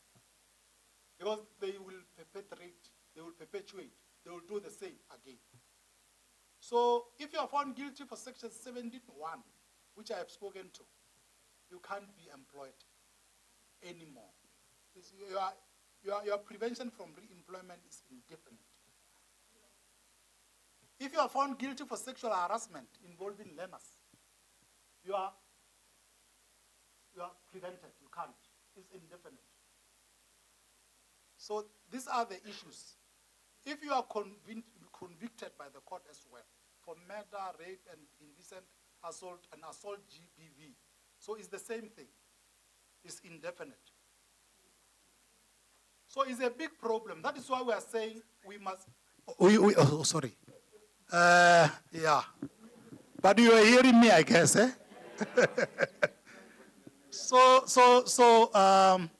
This is the situation to say, if you apply to be re-employed, of course you must meet the minimum requirements in terms of PEM. Ne? That is what we know. But you must also be vetted against the National Child Protection Register and as well as the Register for Sexual Offenses from the department. If they found you there, you must forget about getting employment. So even re-registration, if it says struck you off the roll and then you want to come and be re-employed, we must inquire into you. What led to this you being struck off the roll. You must come with a letter, in fact, from says that you are now re-enrolled. You must come with a letter again from social development that says you are removed from that register. Again, a clearance certificate from the register in terms of the Department of Justice. So far, outcomes, we have got about 56 arbitration awards for allegations of sexual misconduct. And 43 of these 56, the educators have been found guilty of sexual misconduct. Their names have been sent to Department of Social Development. We can't send it to Justice because we are not conducting processes in terms of the criminal law. But also we are sending the name to SACE. We have sent them already. So their names are there. That's why we are saying we've got a big problem within us. And in terms of the nature of misconduct, it's both girls and boys. It's not only girls, né? It's both girls and boys who are being sexually molested. Colleagues, I'm sorry that I'm being pressed of time. I would have loved to stay behind and be with you here. Thank you very much. Thank you, Nademwena. Thank you. Thank you very much. It's unfortunate we have to release him. But Comrade Tabo is here. He will attempt to answer those questions if there are any questions. Can I see if there are questions?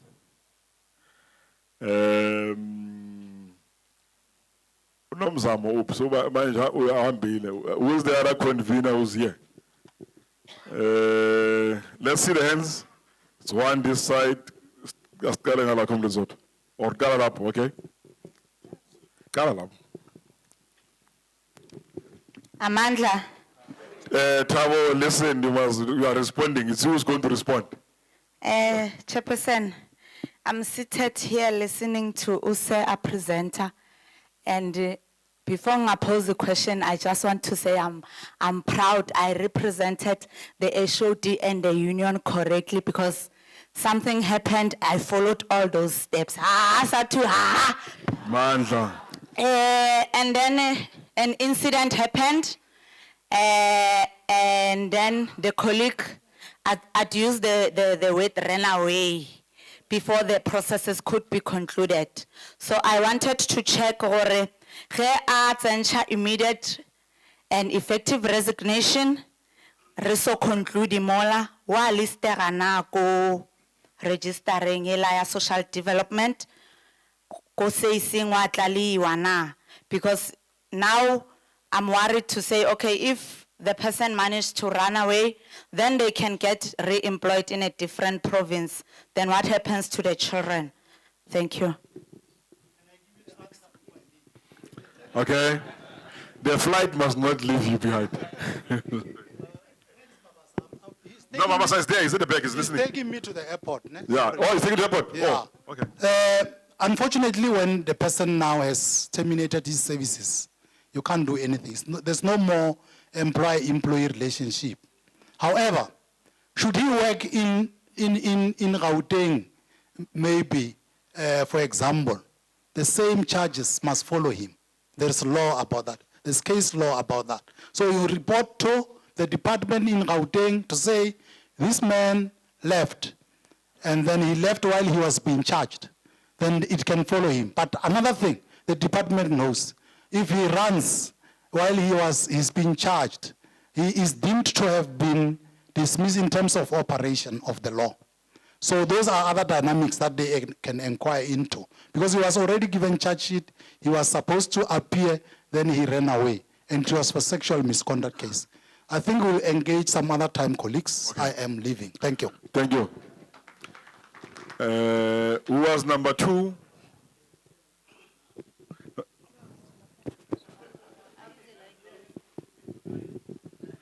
No, Ntatengwenya is here, will assist. DPS is here, will assist. I hope Ntatengwenya will be able to respond to this. Okay. Thank you, Chair. Thanks. As he was talking about the registering of names, it reminded me of the vetting that we are required or that we are requested to do as schools starting from last year, October, until December, we were busy with that. So now the results has came from the subs. So when I browsed through the results of all the staff at school, then I found that there's a teacher who has a case of rape. There's a teacher who has a case of, 3 of them, they have cases of theft.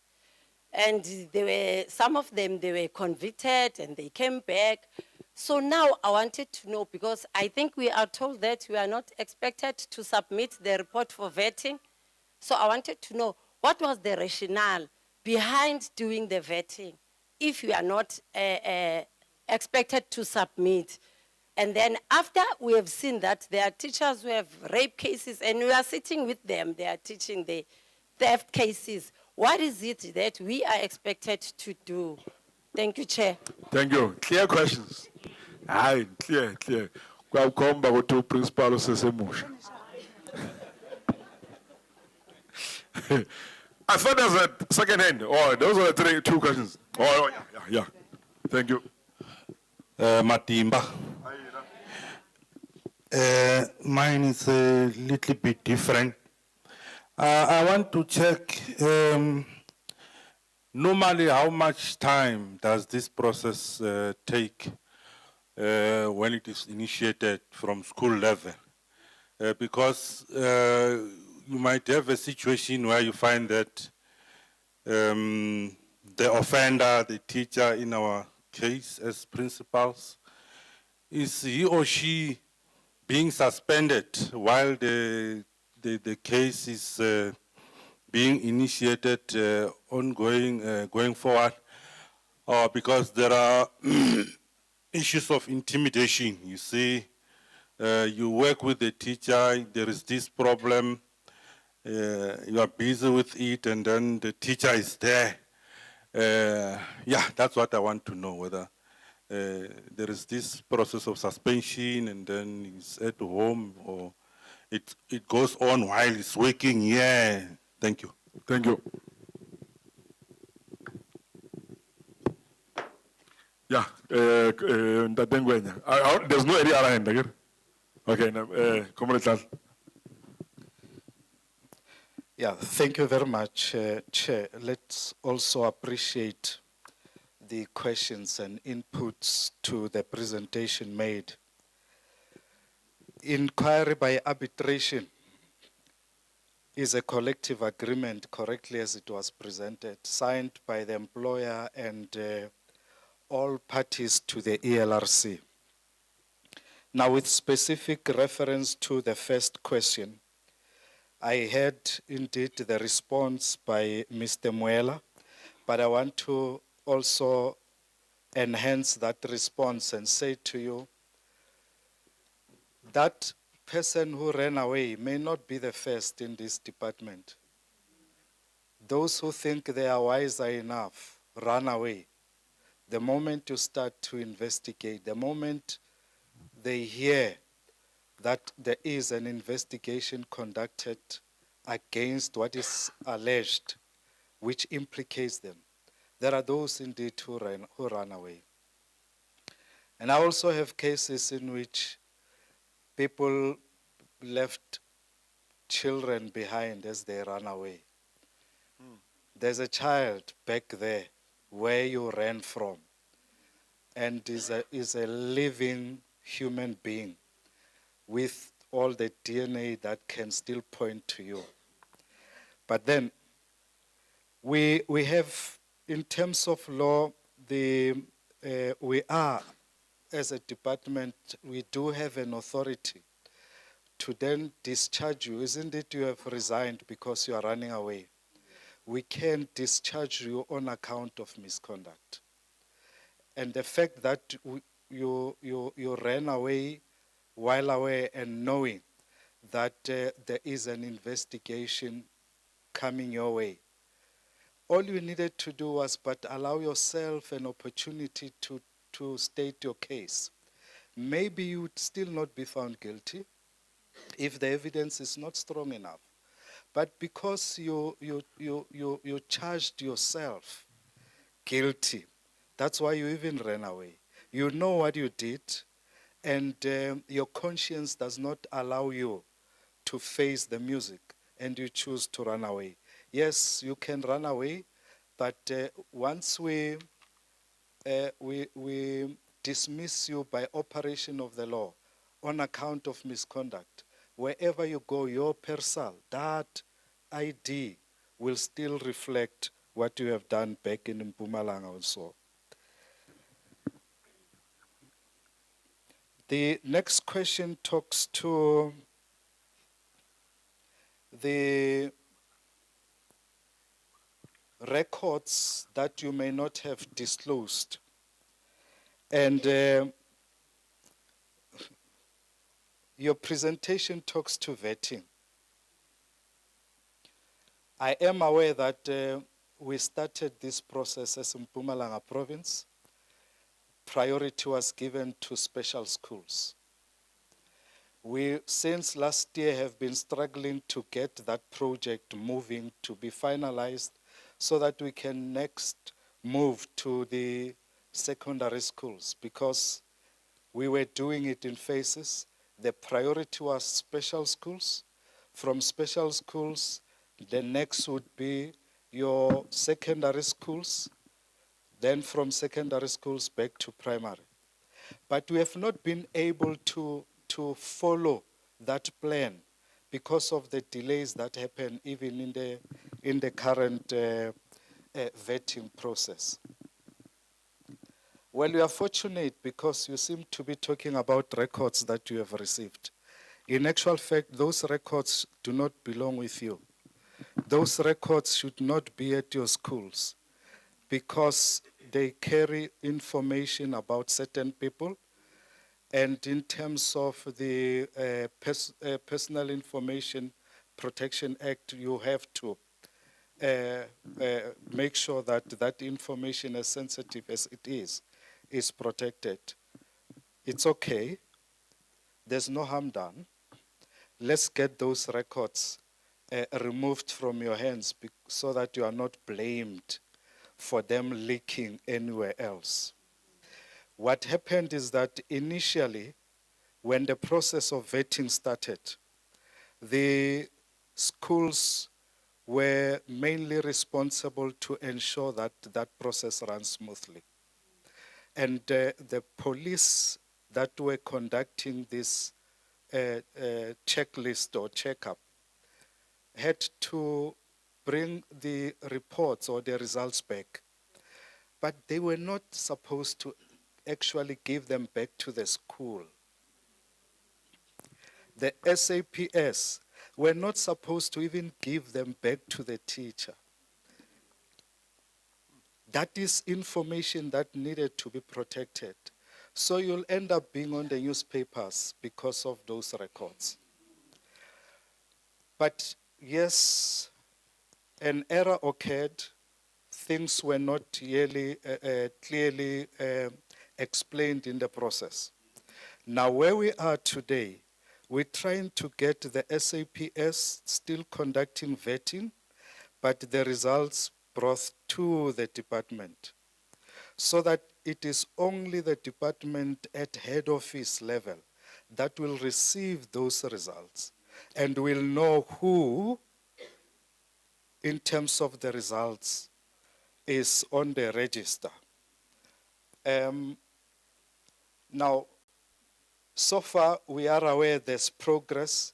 We have received some reports, some are still outstanding. It will still be a procedure to follow. Once you appear on that register, we must terminate you.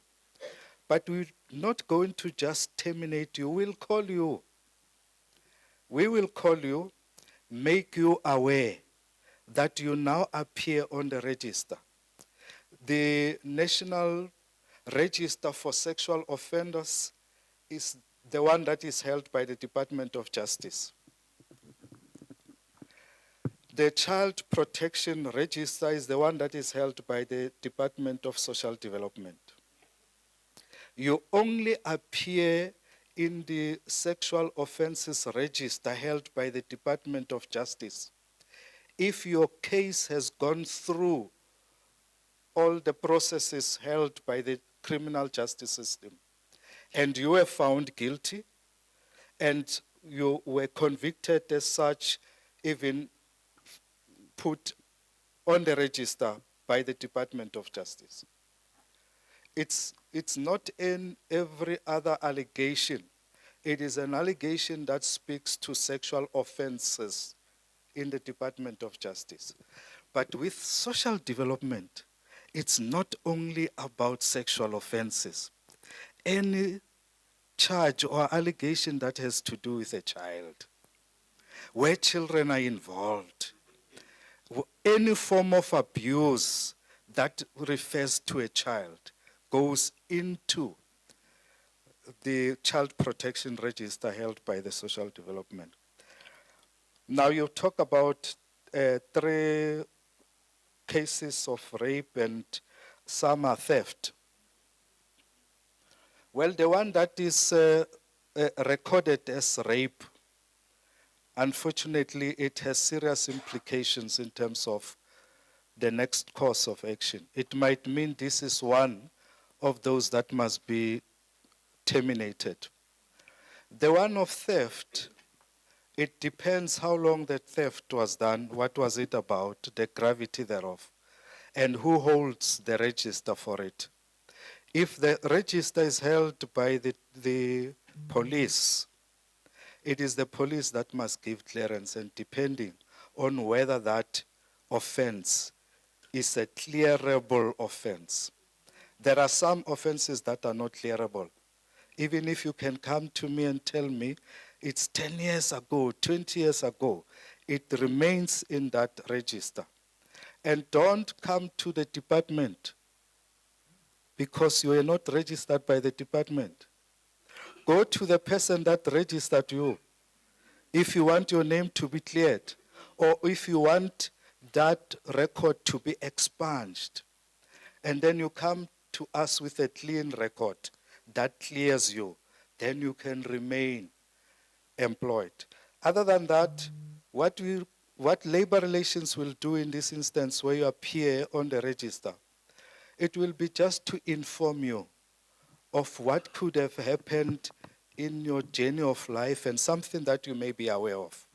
Just to remind you what you did last year or what you did over the number of years, which you thought you have survived it. Angithi bakhona laba bathi bayatola. Uyatola ubaleka eKZN uze eMpumalanga, you think ukuthi you are safe. Or usuka eMpumalanga uya eLimpopo, you think ukuthi you are safe. That record will follow you everywhere you go. There's no way you'll get another PESAL. There's one PESAL for everyone. You can't have 2 PESALs as a person. That's why you have one ID as a person. So either of the 2, the PESAL or the ID, will tell us who you are before you get appointed. Thank you very much. Oh, sorry.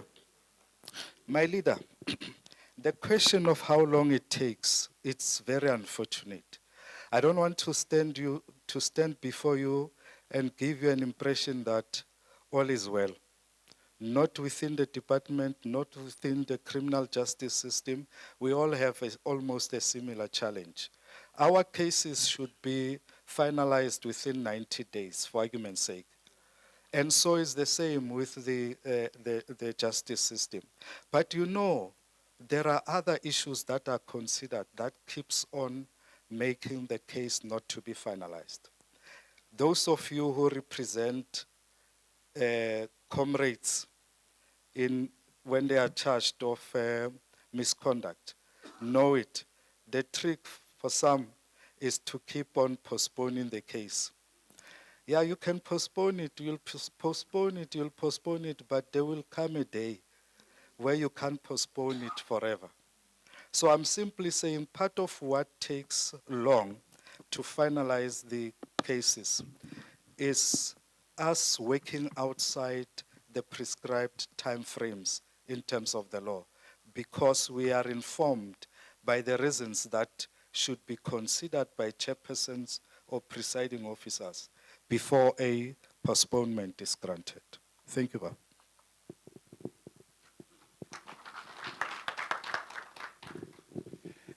No, very, very clear. We are all covered. Oh, there's one question, okay? No, ungabuza mina, buza. So sorry, Chair. Dumisa Mchale from Willimatala region. So I need just a straight answer to say, now that we have them with us in schools like this form, what do we do? Those vetting results. Oh, okay. Okay. Yeah, no. Kusho kona ukuthi if you have them, please submit them to the department. Yeah, through the line management, the line function. Don't worry, it will still reach us as head office. But like I say, the record will determine what we do, the next step. Sure. I see there's an appetite now. Now I must move around now, yeah? Okay? I see two hands this side. No, I'll come to you. Thanks. May I request that because we are here, we are fortunate to hear this, maybe the information be escalated so that everyone knows about it. What is happening currently, there is this particular music competition going on, and then somewhere they have just recently requested us to give them these reports. They say the choir masters must, if I'm not mistaken, the choir master must have the report for them to qualify. Yeah, other than without the report, they seemingly are not going to. Maybe just to assist us on that one. And we have already given them those results. Yes. Okay. All right. No, my voice, you are live on Facebook, so you must be here tomorrow. Thank you, Brother Chair. If I may ask, the issue of the contributions. We are always, inundated with questions about the 80 rand, the members of staff, of various schools, Meneri Maliet now. Please, if that can be explained too. Now, in terms of confidentiality of the vetting results, now the line function, how secure is it that it's not tempered as you talk of the Personal Act that one's information must be protected in terms of as we move to the circuit, to the district, until to the head office.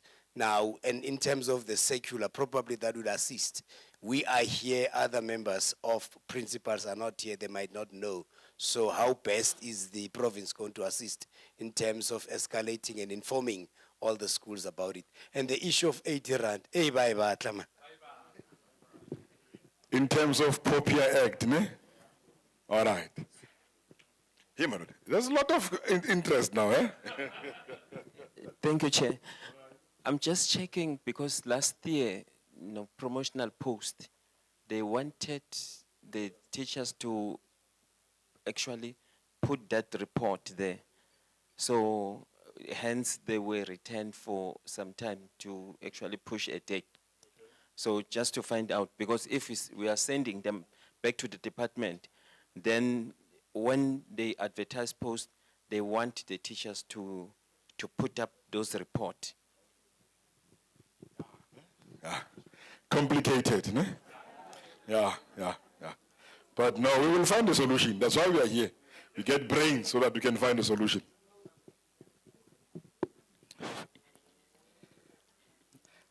Look, we are dealing with human beings. And sometimes even that which is said to be a secret is not a secret. Even that which we say is confidential happens not to be. That's the nature of us as people. The principal or any person who receives that information, alarmed by the content, shocked by the content,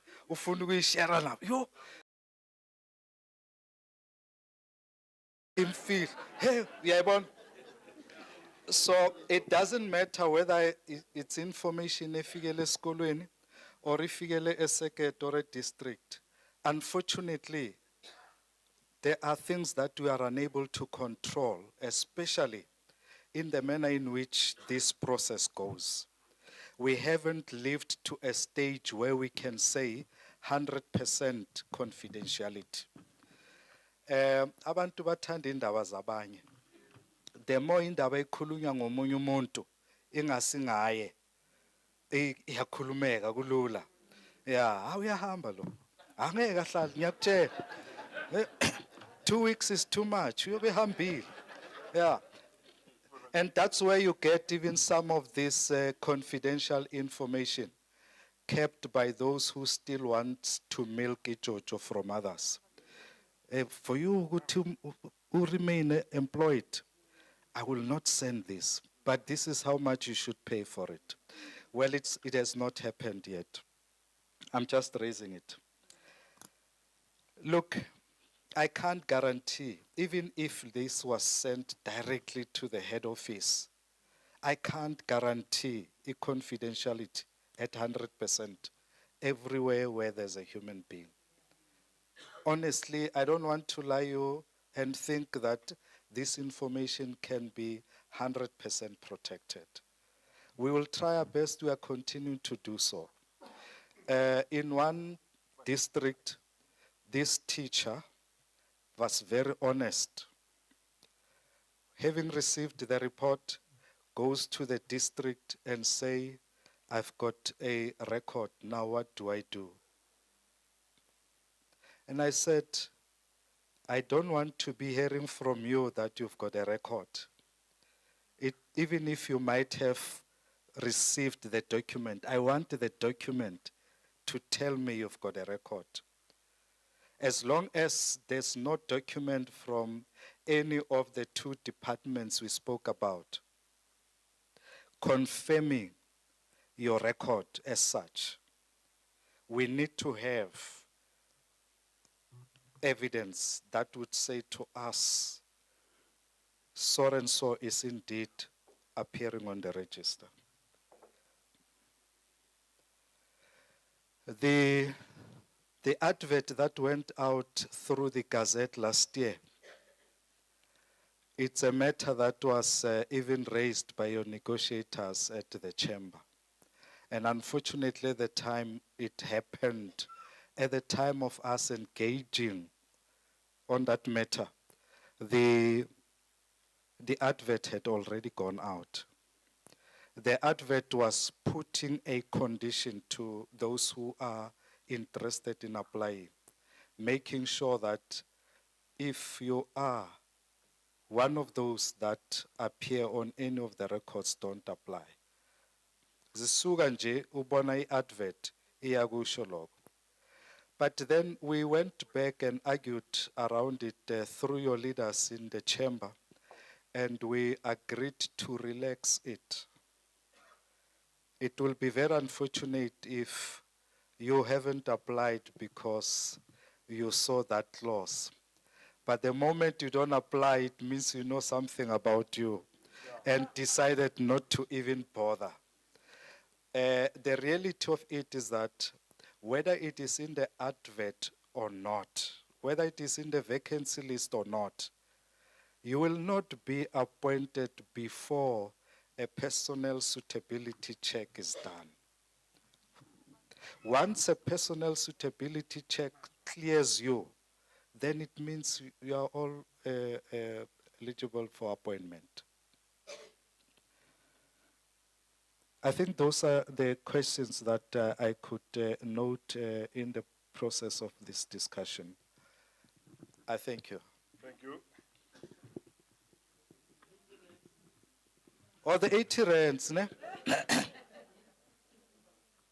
Yeah, the 80 rands is money that you can claim back, ne? Yeah, it's us who should be paying for that, not you. It is the department that should pay for that expense. Anyone who has paid out of his pocket and has proof to that effect, you are 80 rands richer. This department owes you. All right? It wasn't for you to pay.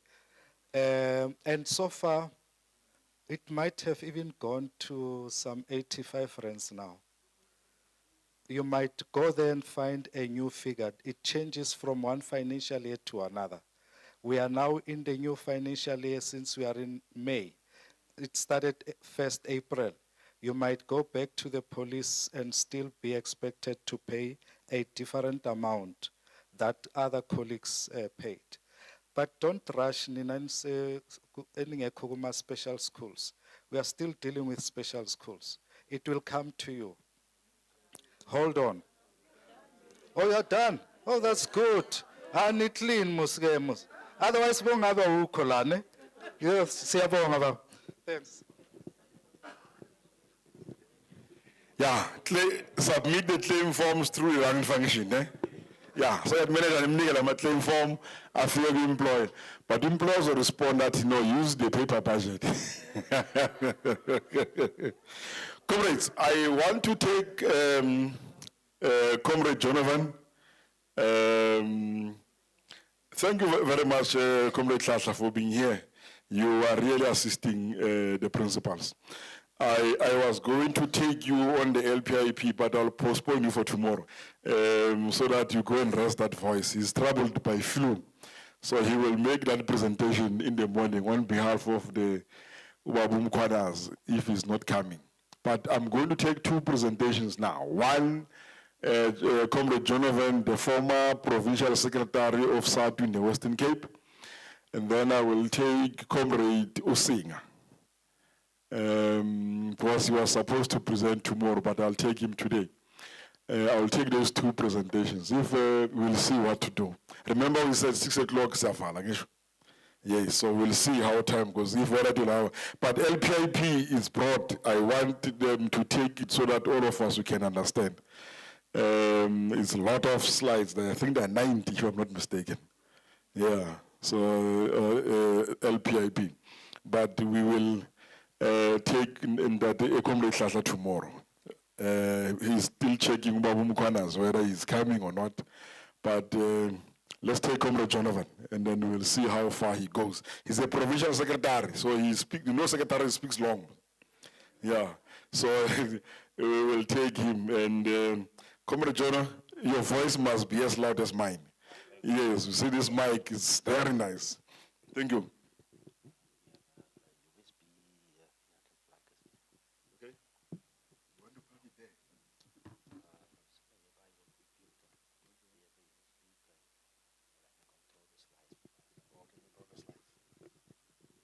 Thank you very much. Let me greet the leadership, the chairperson of the province, the members of the provincial working committee, the PEC members, and REC members, principals, comrades from the branches. Thank you very much for the invitation to speak to you this afternoon. It's indeed an honor, and I feel at home. The only thing I forgot was my Sadtu t-shirt, and I still have him, you know. So, well, the MEC asked the question to say that he thinks I was the longest serving secretary in the province. But let me declare, Comrade Walter beats me by 1 or 2 months. Yeah. And then before him, it's Comrade Latimo from Gauteng, that actually served a little longer. So I'm jealous for Comrade Walter. He beat me, I think, by 2 months, Comrade Opa, in terms of longest. But yeah, Sadtu is our home. Okay. So I'm going to start off by speaking briefly about, let me see if it's working. Okay, let's see now. There we go. Okay. I'm going to start off by briefly speaking about the ELRC, because the ELRC is our bargaining council, okay? We pay a contribution every month, and that's our bargaining council where we deal with our disputes, our collective bargaining. And now there's a new arm, labor management partnership, that I am managing throughout the country. Now, what makes the ELRC unique than any other models we have across the world is that they don't have an ELRC. So the ELRC brings together all the parties that's important in education. It brings together the employer, it brings together the unions.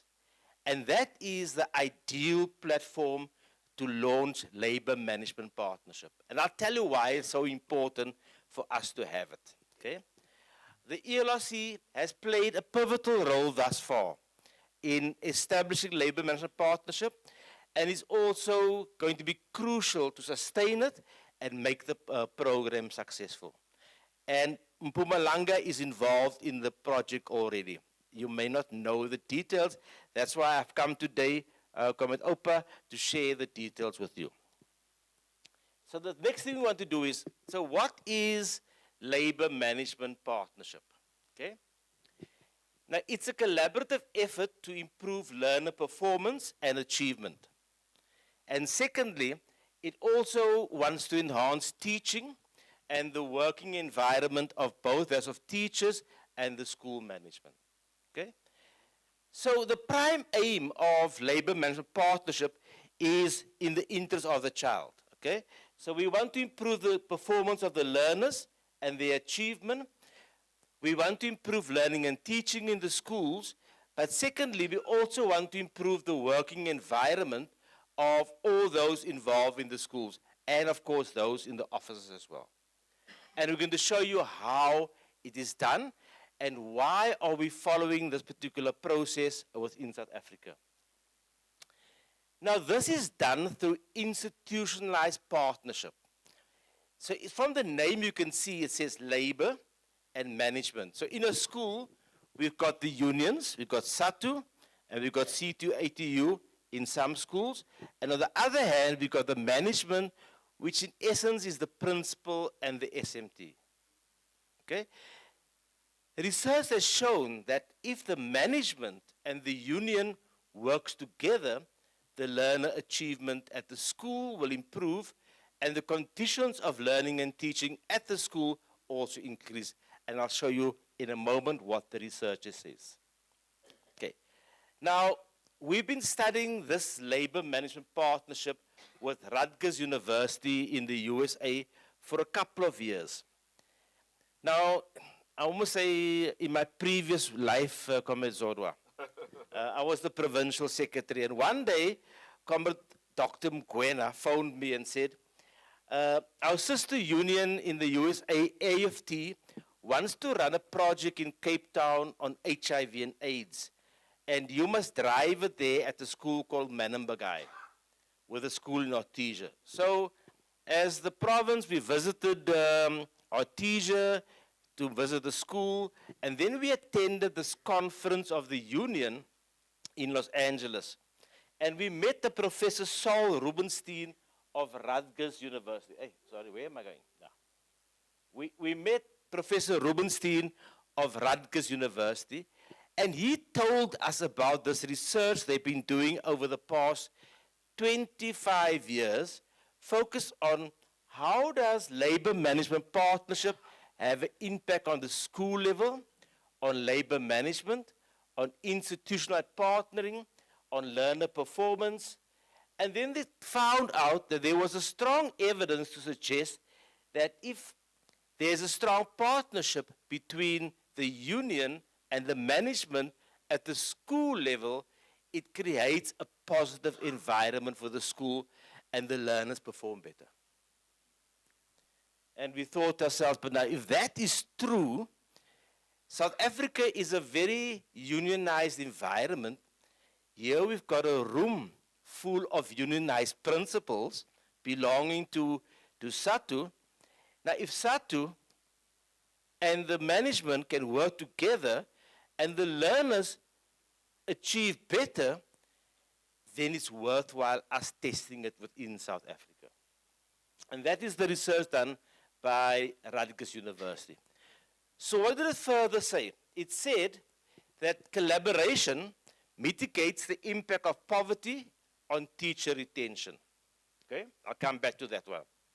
It also says that there is, when there's strong collaboration, in other words, strong partnership, there's no statistical difference in the turnover of staff, meaning that a teacher at a highly collaborative school will remain at that school even if the school is poor. And I'll speak about poverty now. It also says that the quality of the formal partnership is a predictor of student performance. So if we have a high quality partnership, not a pseudo partnership, where we pretend to be partners but we are not trusting each other, okay? Because trust is very important in the relationship, and it don't come together so fast, okay? If we have a real partnership, and there's a strong partnership through the research, it's found that the learners perform better at the school. Okay, and I'll tell you why. Okay, you also find that there's collaborative, or there's partnership and collaboration across schools. Now, ask myself the question always: School X in the same street, a high school, is getting excellent marks in mathematics. A block away, another high school. And that school is struggling with mathematics in the same NDC results. Why aren't the schools sharing with each other the best practice? Tell each other what you're doing so that all our learners can succeed, and it's not about the competition who is the best in the area. Okay? Secondly, if you're at a primary school, and the research has said that our reading and our literacy levels of our primary school children are not on par with the age cohort. Okay? And I'm not talking about the standardized tests that they are doing, because the tests are suspect. But why aren't our children reading at the level of age? But in the same area, at one school, the reading levels are much better than the other school. So why aren't we sharing between the schools? What are you doing that is better in that particular school? We're serving one community. We're serving one learner, the African child. Why aren't we sharing that? And partnership actually starts to bring about you sharing best practice among schools. We spoke about improved performance, and it also improves the attractiveness and the climate of the school, so teachers would want to come to that particular school. Okay, so this is a partnership without collaboration. So we work in that corner over there, and we work in this corner over here, okay? We're teaching the same CAPS curriculum, but between the two schools, we are not sharing anything. It may be in the same school. You may have one teacher teaching Afrikaans, and this teacher Afrikaans over here, but these teachers are not speaking to each other. They're not sharing what they are doing in their classrooms. Instead of keeping the door open, the door is closed because we don't want to allow anybody in. Now, in the one class, the students are performing fantastic, and in the other class, the results are mediocre. Why aren't we opening the door so we can actually see what you are doing, so that we work together to improve all of our results within the school? Now, if we work as partnership in a collaboration, we actually have one group and we work together so that our children perform much better.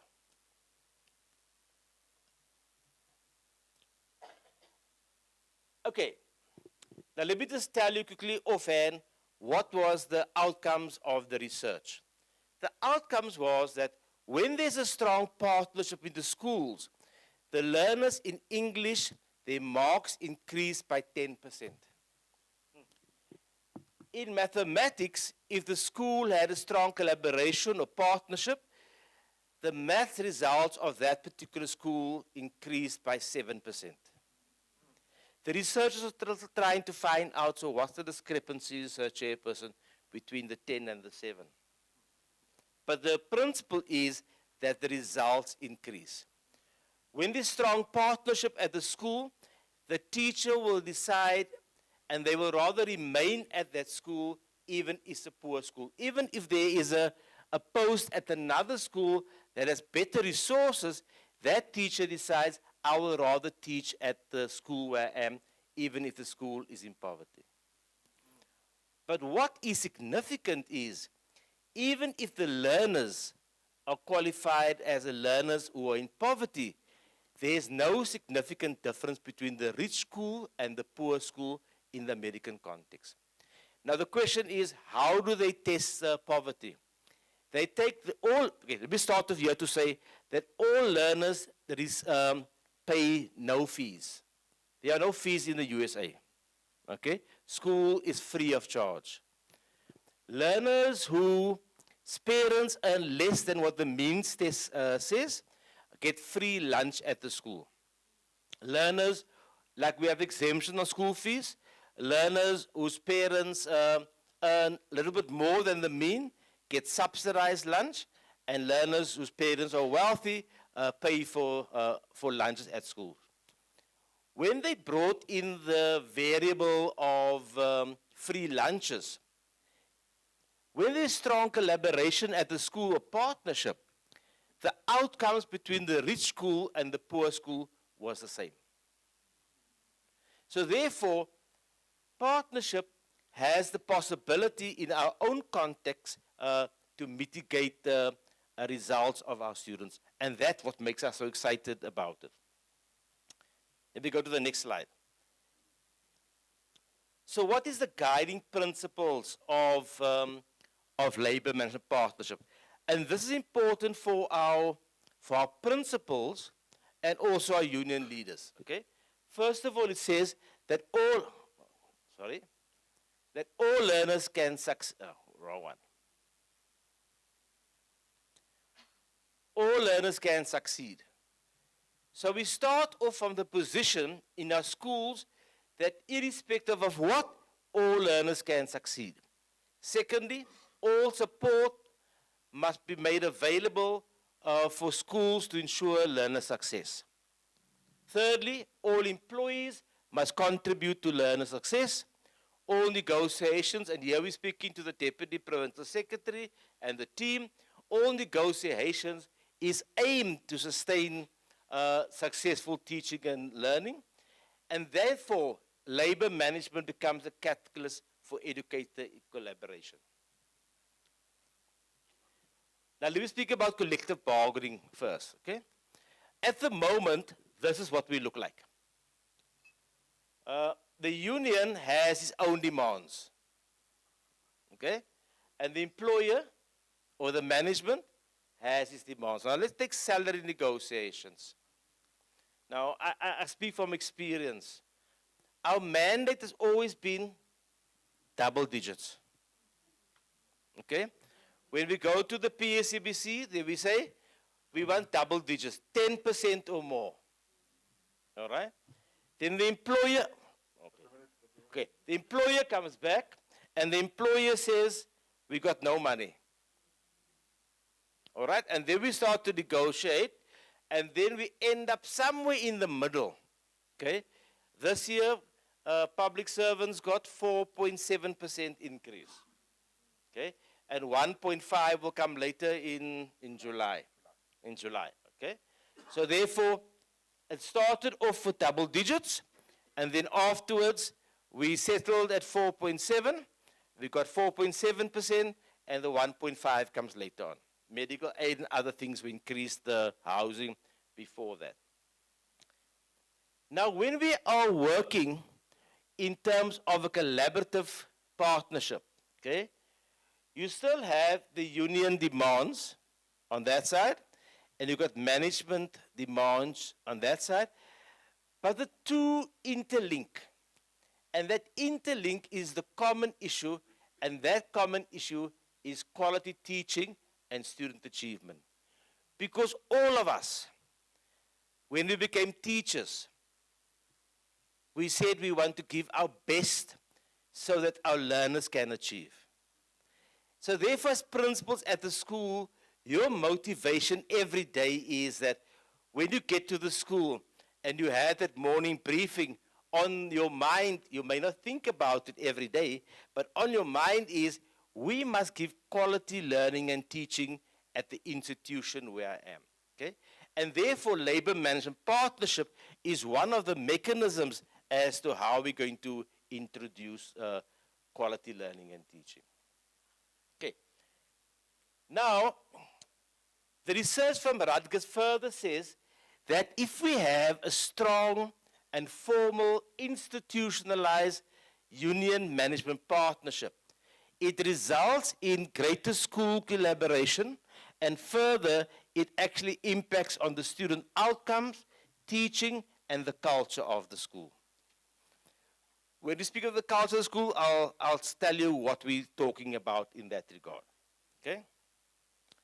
Now, what do we partner on within the schools? The first one is student data performance. Now, let's take the NEC exams first, okay? After the NEC exams, the results come in January, and when the teachers get the results at the school, the teams sit together and they actually analyze the results and see where did the school not do so well. It may be in life science, it may be in business studies, it may be in mathematics, and you make up a report as to who does that. At the same time, at the provincial level of the department, when they get the results, they analyze the results for the province, and they can say that for the province, our students in Mpumalanga did not do well in English. They can even drill it down even further to say English literature was the challenge. Okay? But if we sit together as both the unions and the departmental officials responsible for curriculum and analyze that data together, bringing all the knowledge and the expertise to the same table, the outcome can be better because you can plan better for the interventions for the next grade. At the same time, we've got instructional practices. At the school, we have young novice teachers starting new at the school. And we send them to a class. And we say, you are responsible for grade 2. You come from the university. You've got a B.Ed in foundation phase. You are you are teaching grade 2. And that's your class. Here's the CAPS document. You must hand in your lesson plans on a weekly basis and all of those things.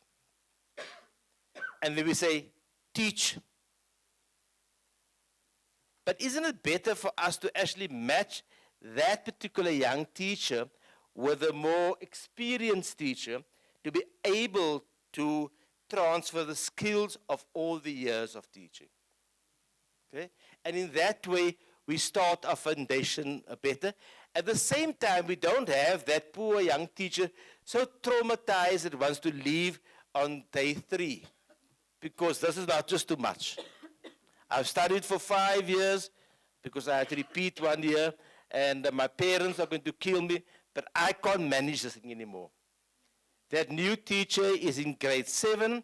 The grade 7 learners are boisterous. They are at that stage where they are adolescents. They are not adults, but they're not children anymore. The hormones are chasing them around the class, and the poor young teacher doesn't know how to cope anymore. And that teacher is crying in the principal's staff room every second day, Miss, sir, I can't cope with these rude children. Okay? But the other example is, there are some young teachers who are absolutely brilliant in their field. There's an example, I'm older than 55, okay? More older than 55, okay? But I like watching TikTok videos. I'm not sure why, Chairperson. Yeah. But TikTok videos are interesting. I've come across a young teacher in Beaufort West in the Karoo. Okay? And she records her lessons on TikTok. And she actually sings her lessons to the children. She rhymes it and she dances in the class with the children. And that, she's a member of your union. And that learners respond in such a way that they do the sounds together, the and the ooh, and you know those sounds, okay? So, or someone in the Kurwa, can you tell me how's the reading of that teacher? You know? They say, the best in the circuit. So I'm saying, now have you guys invited that teacher to come to a session with other teachers? The older teachers may not dance in the class, but they can use the same methodology of the ooh and the ah. And she does it to a rhyme of a rap group. And the children enjoy her class. Okay? She was also, when your union did coding and robotics last year, she was a master trainer there in the Westkap. Brilliant presenter. But we have those teachers everywhere. You must just go and search for that teacher and invite that teacher to be able to share his or her skills so that all our learners can achieve, and that is instructional practices. In the school, you may have someone who knows how to deal with classroom management, and that person becomes your expert principal to teach others about classroom management. Then we got about curriculum development, how we teach the CAP curriculum, and mentoring and coaching. Okay? So now we have an interactive system where we're saying that our core focus is going to be on teaching and learning. We're going to speak about or have multi-stakeholder engagement within our schools, because it's not only the union that's your stakeholder, but also when we're dealing with safety, the MEC spoke about that, adopt a cop, okay? Your relationship with the commissioner of the police station in your vicinity. You should have a direct line. If something is happening at your school now, you should not call 10-111. You should call the cell phone number of the commissioner to be able to dispatch something, a van or a person, immediately if there's a threat for lives at your school. Okay? Your webs of support is also your parents. I know there's a school in Valhalla Park, Cape Town's got a lot of gang areas. And this one school, Valhalla Secondary, has been vandalized to the ground. I mean, they carried away the windows of the school, the doors of the school. If you drive past there, you will see the back part of the building is just a frame. Okay? Right next to it is a primary school. Not a broken window, green grass, all the doors are there, all the windows are there, nothing is wrong. So I asked the question, so what's the difference? And the teacher said, the primary school has got a network with the parents and the community. The high school did not have that. So the neighborhood watch is stationed at the primary school. There's church and there's mosque and there's ballroom at the primary school after hours. Okay? At the high school, when the school's closed, it's closed. No one had access to it. So what happened was that the community actually built the informal settlement next to the school with the windows and the doors of the school. You know? So, I mean, that shows that you have to build a web of support for your school, and that makes your school safe and makes your school a top priority in the community. Okay? Secondly, you must prioritize action. You can't always do everything at the same time. Okay? You also need to have attention to systems improvement. You've been doing it like this for the past 10 years. And some of us have resistance to change in our homes. Ne? On a Monday night, it's lamb and potatoes. Tuesday is chicken stew. Wednesday is beef stew. Thursday is Monday, is pap with the stew, okay? Friday in Cape Town, the entire Cape Town eat fish and chips on a Friday, okay? Saturday, you sort yourself out in my house. Don't ask for food. Open the cupboards and make your own food. Sundays is chicken and leg of lamb and curry and everything. Now, if someone wants to buy pizza on a Friday, I'm totally unhappy. Because Friday is fish and chips. Okay? But shouldn't I change? Can't I have fish and chips on a Saturday also? Okay? I can. So therefore, we must look at attention to improve systems, but also we must continuously reflect on what we have and the learnings we can reach from there. So we can't have the same system forever and ever.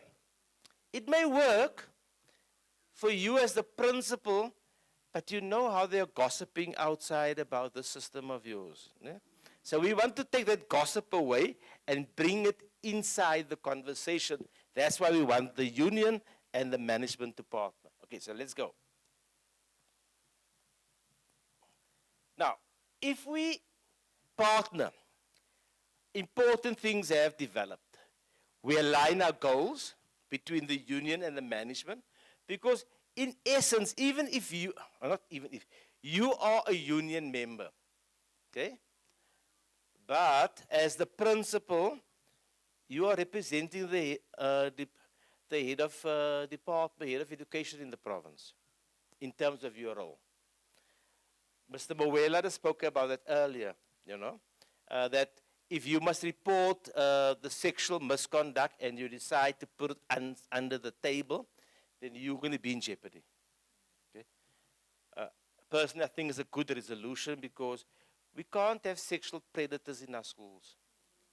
In the school where you teach, or in the school where your children goes, or your grandchildren, you know? You can't have people grooming young people for this, their own sexual desires. My question is always, what are you talking to about to a school child? Justin Bieber, Michael Jackson, okay? Find your own size. That's a school child, a future in front of them. Okay, that's not my topic, all right? But we're going to align our goals.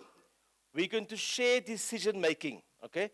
Now, does it mean now that the principal, all decisions at the school must be shared with the union rep? I can imagine some of you saying, me share my decision making with that Sadtu rep at the school? No ways.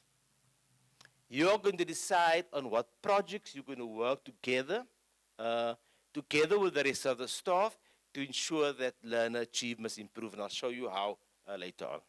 Okay?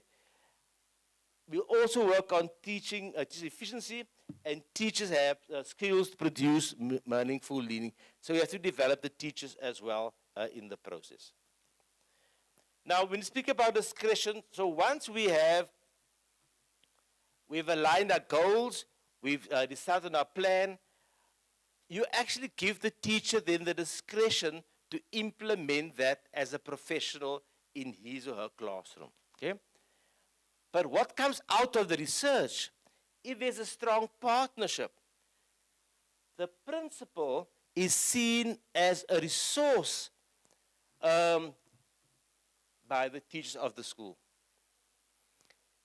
So besides the teacher seeing the principal as the manager of the school, actually sees the principal as a resource person. For the unions, at the same time, the management and the staff starts to see the union rep as a resource person for the institution. So therefore, the roles of the principal and the site steward at the school actually gets enhanced because they are actually bringing the voice of the teachers to the decision making. But this is very important, okay? it brings about psychological safety for all the staff members. Now, none of you are like this, okay? Now you have a morning briefing on a Monday. Now there's always the one teacher named Jonathan Ruston sitting in that corner there. So now the principal makes the announcement and Jonathan's hand go up every Monday. Okay? So when my hand goes up, the principal thinking, oh my God, him again. Troublemaker. All right? But if you have a partnership, then you are working together. And it means that when Jonathan's hand go up, you don't have that negativity towards him. Because the contribution that Jonathan will make is to improve the school and not to critique the management of the school. Okay? So therefore, through this project, we actually want to build the relationship between the site stewards and the SMT at the school. And I'll show you how we're going to do it. And Chairperson, I'm not going to be too long. Okay. Now, this is the model they developed in the USA. So they got the Board of Education, which is like the Department of Education. Okay, that's the employer. So their leadership team consists of principals and supervisors.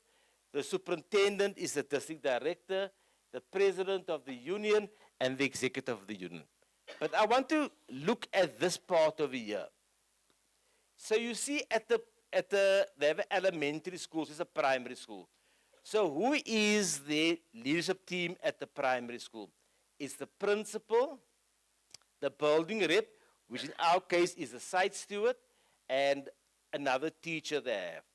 Then the committee, they have one from pre-K representative, grade R representative, grade 1, what is that, special areas, special needs, professional development, and subject area, English language, arts, and mathematics. So they have put together a committee at the school that represents their leadership team. So therefore, all the improvement initiatives by the school is discussed by this particular committee of the school. Let's take a high school. So a high school, they've got the principal, the site stewards, and another teacher. Then they have a bigger committee, subject area reps, special education reps, and professional development reps at the school. So the reps of the unions meet with the teachers at large, discuss the challenge that the school has, bring it to this committee, and this committee discusses it and implements it and communicates with everybody. And this type of development structure over the past 25 years have indicated that learner achievement increases in that particular way. Let's take, for example, what is a challenge at your school probably? Late coming. Okay? Both teachers and learners come late. All right? So now you start your morning briefing and you got 70% of the teachers in the staff room. And if you don't start immediately, then you are going to, classes are going to start later. All right? So there's a ripple effect. And the teachers who come to school are all telling you different legitimate reasons why they are late. Okay? Okay, you know all the reasons. It may be a puncture, maybe a traffic, the child was ill, oversleeping is the least of the... I'm a teacher by profession. When I overslept, I never used to say I overslept. It sounded very unprofessional. It was the tire or the traffic or something like that. Okay. But now if you find that your learners are also late at the school, school starts at 8 o'clock in the morning, but the majority of the learners are arriving at 8:05. So you want to fix it. So now you've locked the doors. I've not locked the doors. You've locked the gates. And half of the school is standing outside, and the department is saying, you're denying the learners education, you can't lock them out. Okay? And now you have taken them into another classroom so that the employer don't see they're standing outside in the street, but they're in another room and you're taking them for detention. Now they get to the teacher's class another 30 minutes late, and that teacher is having a fit because you as the principal kept them, the children there in the other classroom, so they've missed half of the lesson and they must teach the lesson again.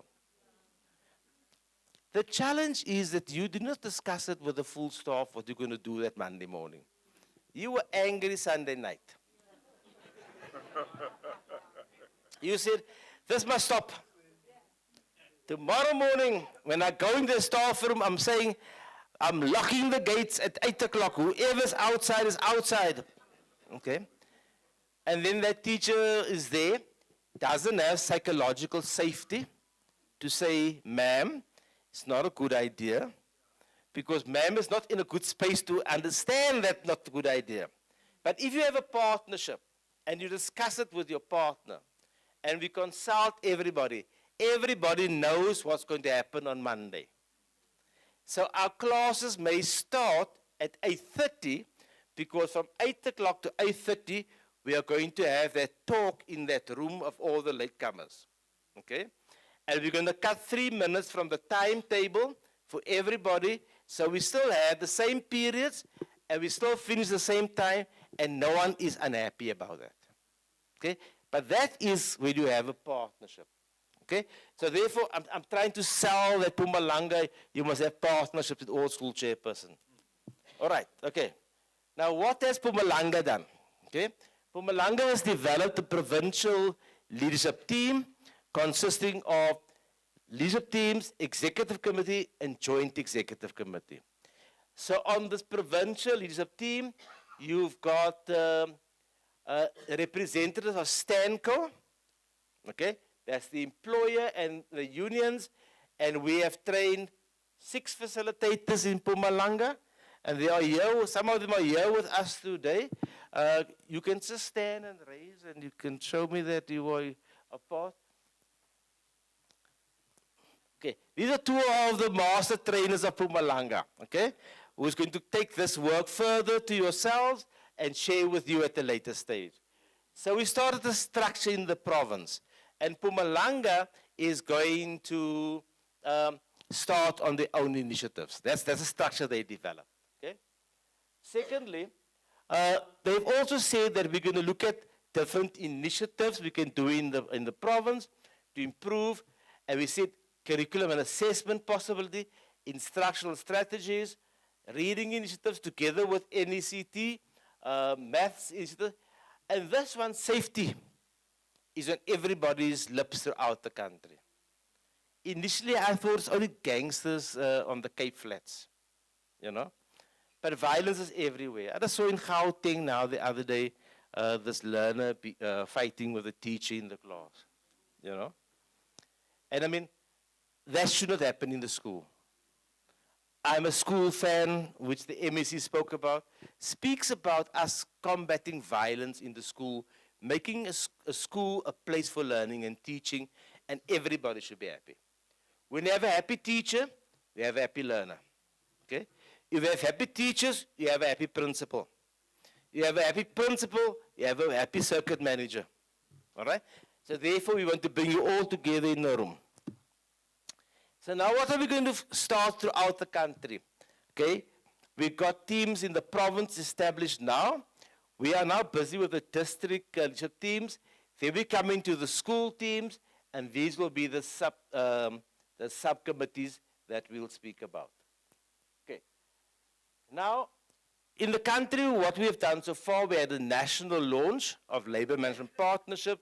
We also have the launch in all provinces, and we are now at the phase that we are going to launch Labour Management Partnership in 4 districts in each province in the country. Okay? Schools have been identified, pilot schools. I did not put the schools on the slide because I was scared that maybe I may be chased out of here, Chair.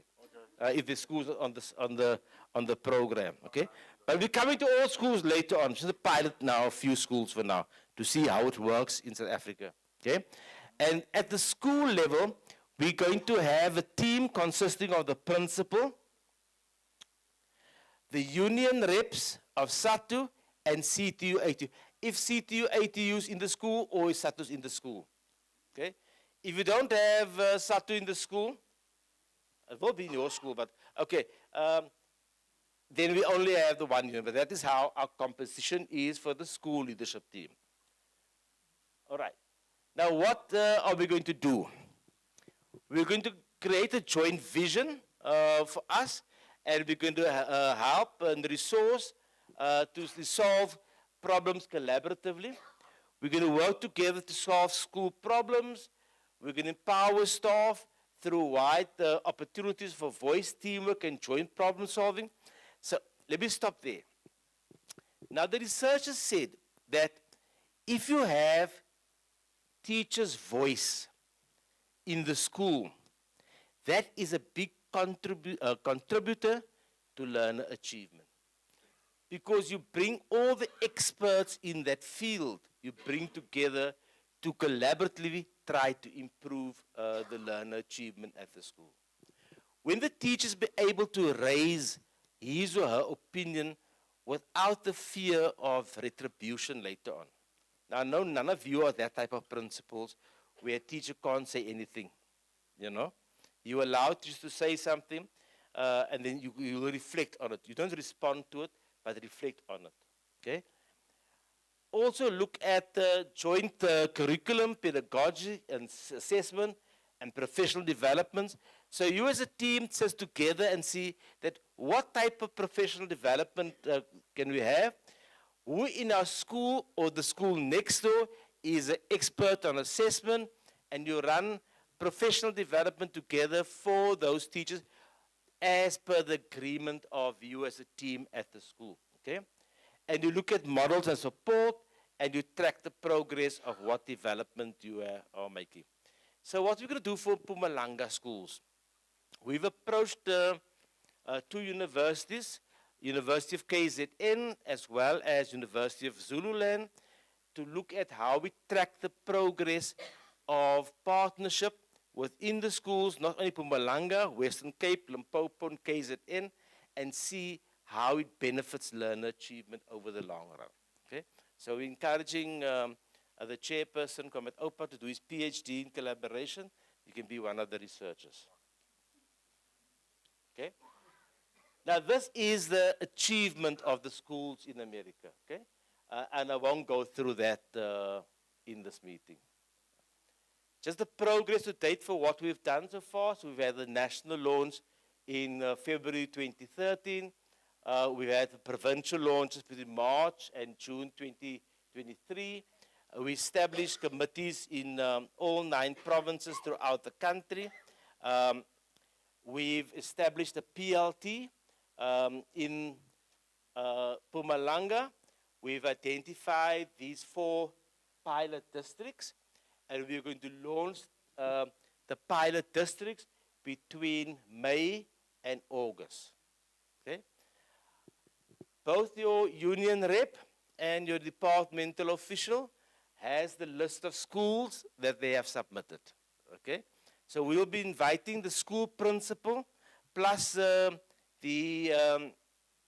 site stewards or the union reps from ATU and Sadtu to that, together with the regional office bearers and branch office bearers that covers those schools and the PLT members. And we're also bringing the district officials in the 4 districts together with the circuit managers, and we're going to do some empowerment with them and launch the Mpumalanga districts. Okay? So those are the districts that has been identified in Mpumalanga. Now, we're not going to stop there. Okay? We can't take it all at once. So once we have worked with the 4 districts, we will then expand to other districts in Mpumalanga. So in case you don't fall in those districts, we're coming to you later. Okay. Chairperson, thank you very much. Thank you. Thank you very much. Thank you very much. Fortunately, we only have 4 districts in the province. Oh, okay. Yeah, only 4. Everybody's covered. Yeah, only 4 districts. It's not like KZN where there are 8 districts or so. So we're a big province with big districts, but 4 in number, so that can be manageable. Izwakele indaba. Questions of clarity? Or indaba izwakele nje kahle nje. Who's assisting me? Comrade Mildred. This is the provincial gender convener, Comrade Mildred. Comrade Sports so hambile asenayo Comrade Sports Arts and Culture. Comrade Hlahla umthathile so we-employer manje. Sele siwu-6 kuphela. Yes, well, that's why you see us being 6 here. So the 2 is gone. Comrade Charles left last year. Comrade Makosi left 1st May 2024. Comrade. Thank you, Brother Chair. The issue of taking in the new teachers. I don't know, in his presentation, the Secretary indicated the issue of how do we then take and induct or orientate our teachers so that they are not frustrated by classroom management. Because some teachers, as they join from university, they become overwhelmed.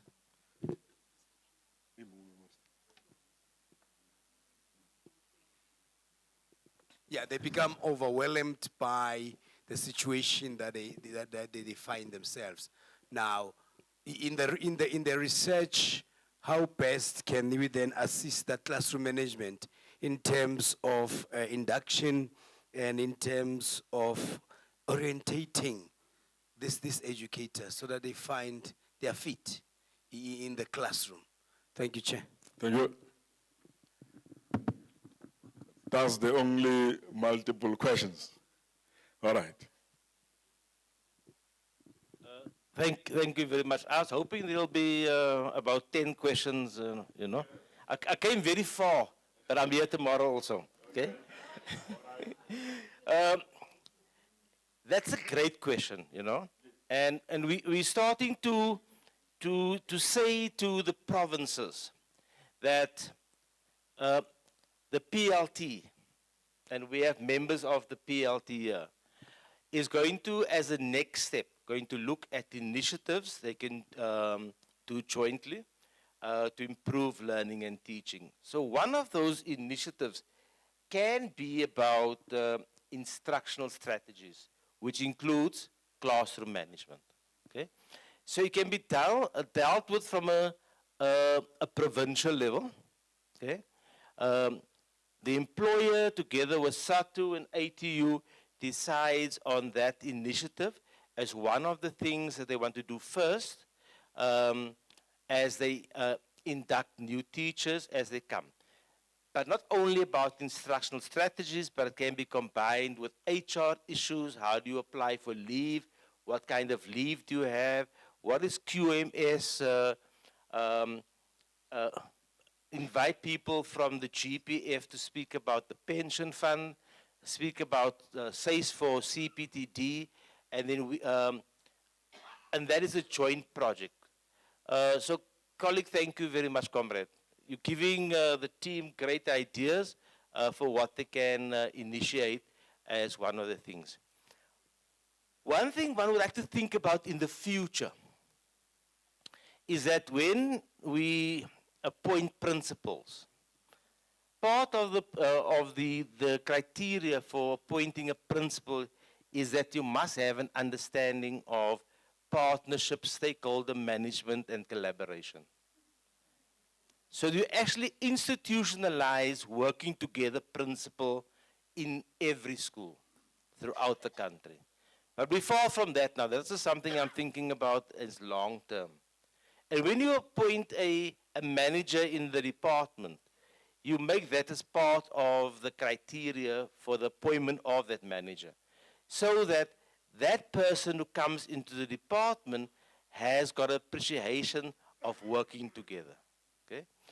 On a lighter note, for example, they also, what do we decide on? And the next, Next time when the colleagues will do and the comments will do the workshop with you, they'll speak about decision making and how we decide on things.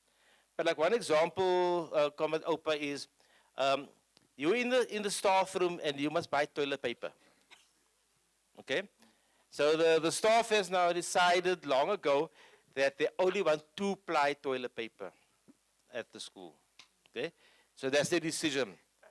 Now, must you come on Monday morning to the staff room and ask if it must be Baby Soft or Clicks or Woolworths or Twin Savers? Okay? No. That's the administrative matter. As long as you buy the 2-ply toilet paper, because that's the agreement. Okay? But issues that's important, how do we address late coming? How do we address absenteeism of learners? How do we improve our results in reading at our school? Those are things that is important for all teachers and management. And those are the things that we must be able to work with, work around to improve the lives of our learners. Okay? Thank you very much. Thank you very much, Comrade.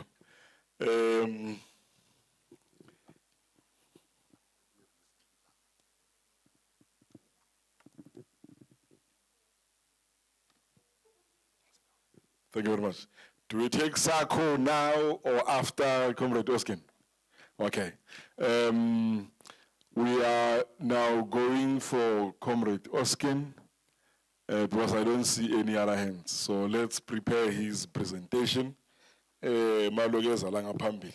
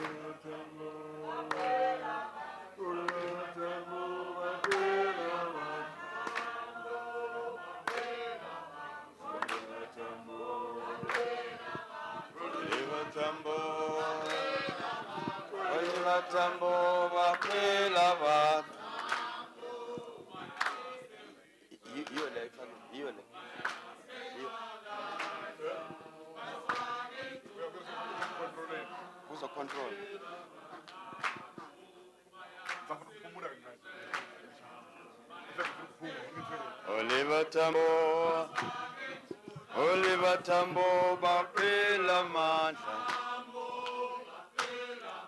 Oliver Tambo, Oliver Tambo, Oliver Tambo, Bapela Manta.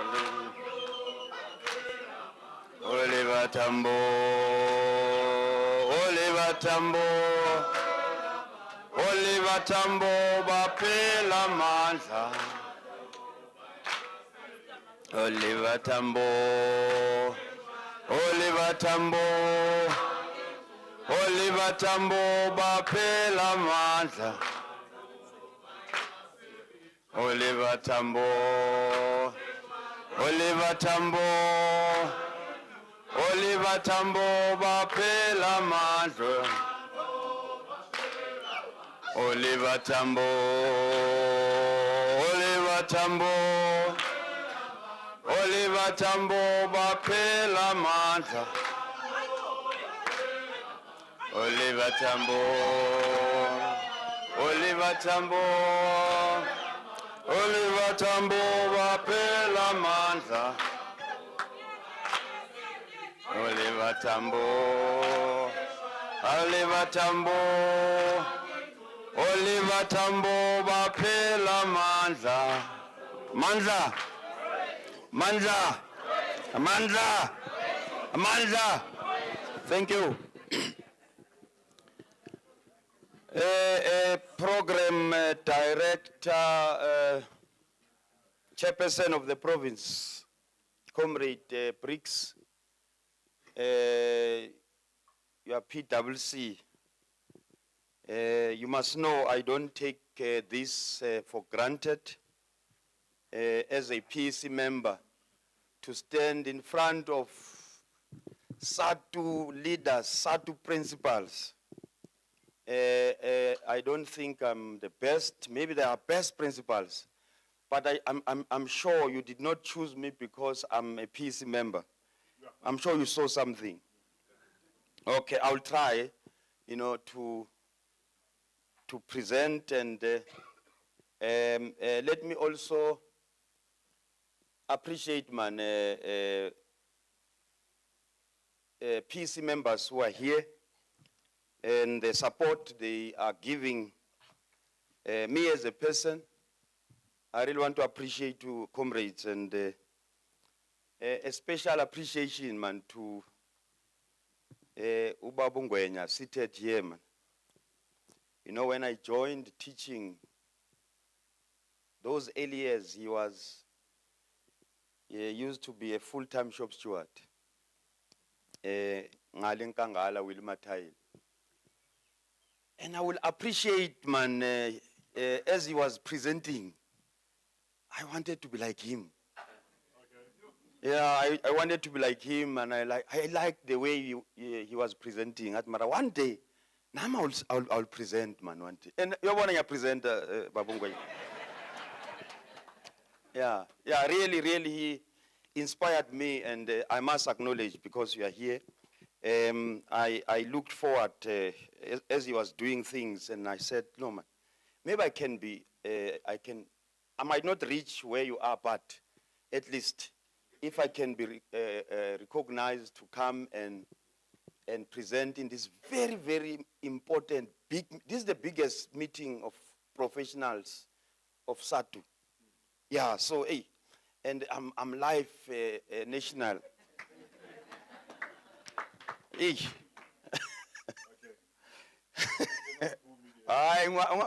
Angisho uzanayo kahle sihlalo phela uyijahi lento. Yabona lama presentation nama beka too formal. Anje kufanele kuhlekwe. Yabona presentation phela yabona formal sibhala ama notes. Le yama sibhala ama notes. Siyosuka la siyo implementa. Sihlalo mina what I can share before I start with my slides. I started 2010. I took a school, the name of the school, Kopanang High School, very dysfunctional. 2010, the department deployed me there. I started 1st of October. They were, I think, a week before they started writing grade 12.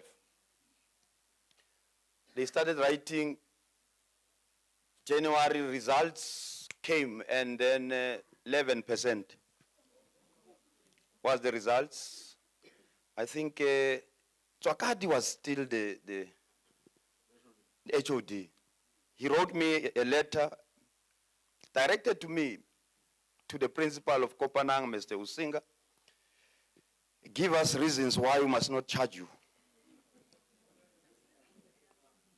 In fact, I had only 1 week.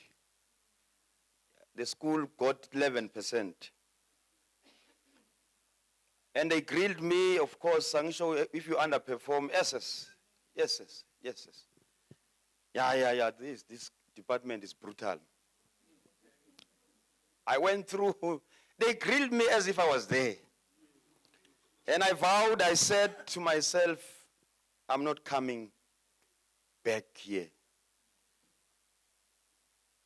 I'm not coming back. A few years down the line, and I said to parents, then I said, you know what, let's compete. It's a school in the township. We are going to turn around the school. We are going to compete with schools in town. And when I left that school, it was at 96%.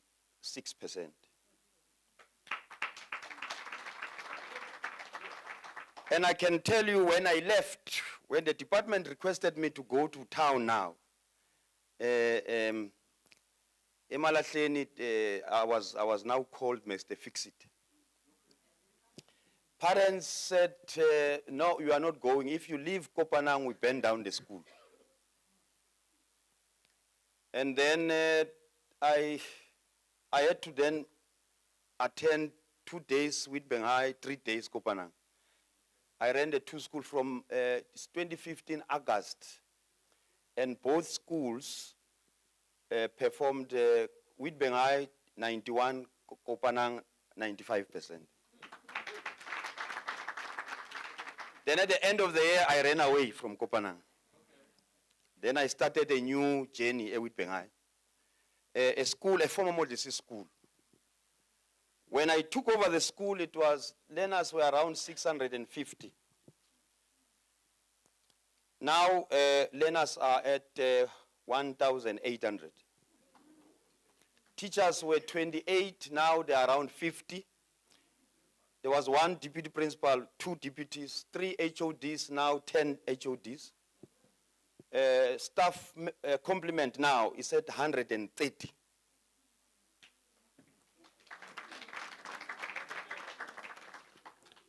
So when things are happening, obviously you'll see numbers. Data doesn't lie. You'll see numbers are going to show you. Then it's at I think the collection of school fees there was less than 500,000. Now the budget of the school is at 35 million.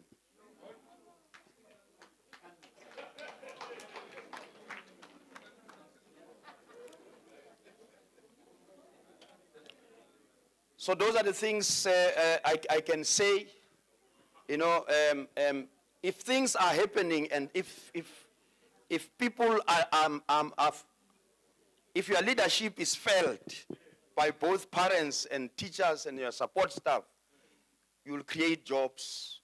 You'll do things that you know other people might think it's not possible. Sharing good practice. Yeah, the next slide. I started with this slide. SA learner, South African learner. Because the MECs spoke about a child, and I'm saying South African learner. Because the Constitution, how the Constitution views a learner. A learner in South Africa is an asset. A learner in South Africa is an asset. So we are here because of that asset. And as principals, we are activists to defend this asset. That's why there should not be any friendship. I always, when I motivate principals, I'll say to them, you know, leadership is a very lonely place. It's a very lonely place. If you are a principal, during break, you have friends that you are eating with. We are losing. Because you see, when you eat with HODs, deputy, they don't know my deputy is kaftin something. Because umangana so les kaftin, ngizocala ukuboleka imali kule deputy. Nemali petrol. So leadership is a very, very lonely place. You must be alone there. So that when you go out, you lead. Because yabona manidla ngebreak, lokuthi makumnandi ngicala nikhuluma ngabo teacher. Ngiyambona lo teacher, lo mem lo yambona ugcoka kabi nje. Kumnandi lokudla. So, leadership, it starts there. It's a very lonely place. And when you apply, of course, you apply it alone. You're like a coach. Unfortunately, when the school goes down, it's you. And when it goes up, it's not you, it's the teachers. Hey, when the school is performing, the teachers are working. But when the school is going down, it's the principal. The principal is failing. So we must be very careful when is the principal. But remember, you are the most, what you call, a clever person in that. Umuntu ohlakanipha ukudlula wonke umuntu phela lapha esikolweni uyakwazi lo. Uohlakanipha ukudlula wonke umuntu, you must know all the answers. And it's very important ukuthi these people, the person who must inspire these teachers, who must motivate these teachers, is you. Sihlezi sibiza abantu, buzo wa motivator. Babatshela namanga wena nethi it must be you who must motivate them. That is why, as a principal, if u principal usesene starter pack, that diploma leya wayithola ugogo wakisa ngayelo, le qualification yabazali, shem, and wayithola ngo-1980. Ngo-1980 HIV bengekho. In fact, we are out of touch. If you are a principal, kufanele uhambe nesikhathi. Because ngo-1980 HIV bekhona. Bungakhulunywa nge-HIV 1980. So Moses is a starter pack. Ngiyakutshela. Odlala ngabo teacher. So you must be an academic. Ukomrade Donovan uthi you must be able to manage late coming. Can you check something about late coming? You saw this TikTok. Followed by 3 million people in South Africa. First day of school. Someone was trying to deal with me. Kandwangenza are famous. Yeah, idlale bayizwe ukuthi first day of school dealing with late coming. Yeah.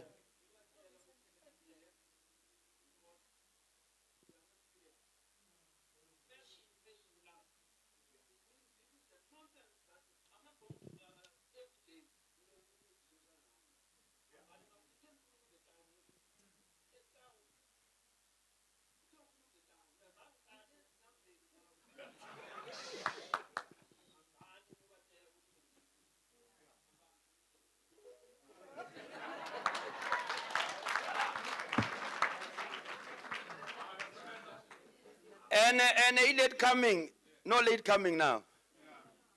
There was a debate at Malahleni. I think the whole country there was a debate because others were saying I'm nonsense. EFF, I'm sure the following day on the news, EFF, the principal in Mpumalanga who chased learners must be removed.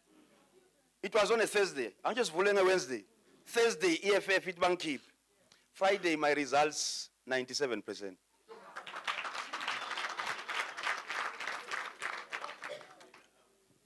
Namanje ngisalinde the EFF. Ukuthi izongikhipha phela. And then go social media, then people bebafaka lento le nalama results. I mean ngithulile phela. Angisho perform awukhulumi bari mintiro yabulabula.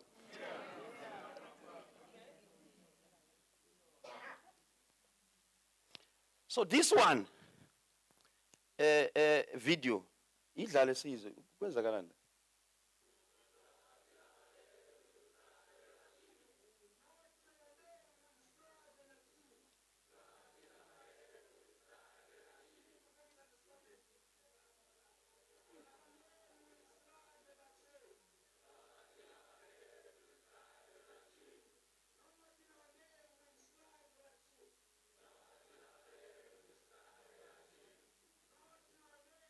only boys. Only boys. Boys parade every month.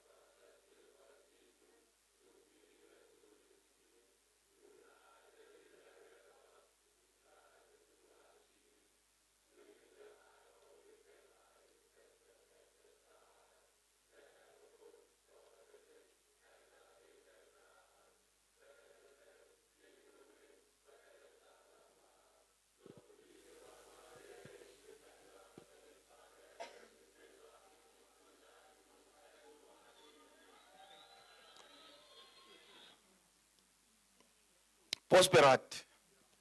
Yeah, talking to boys. You know, and I can tell you, we discuss strategies with them. Formal these schools are riddled with drugs, but it's them who will tell me, "Good, how do we deal with drugs? We don't have drugs there.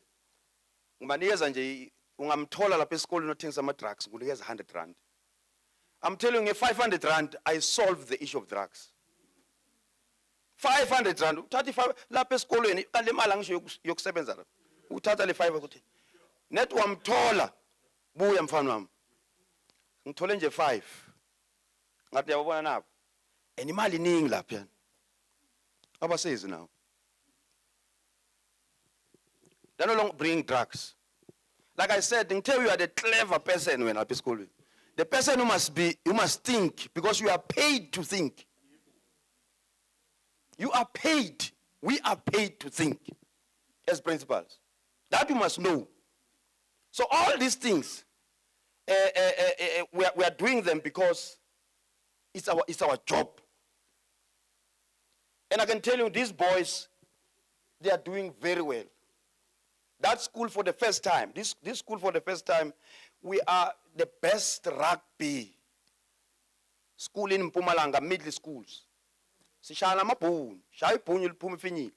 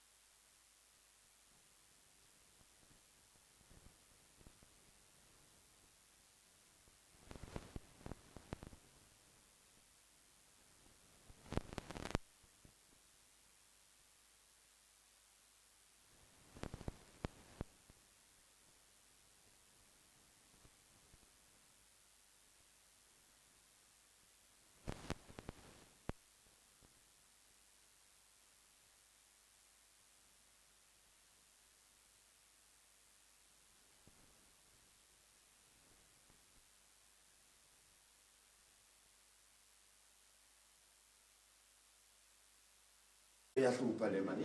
Ihambisana futhi nokuthengisa kwamapost. Nigcwele la esikolweni mara niyashort. Isikolo sigcwele mara niyashort. And uma nigcwele kube niyashorta, abanye obotishara baba overloaded. Because abanye bangene not because of the operational or curricular needs of the school. Bangene because nepotism. And ungabafaka because of nepotism. We were in a crisis in addressing workload. Because you are trying to balance.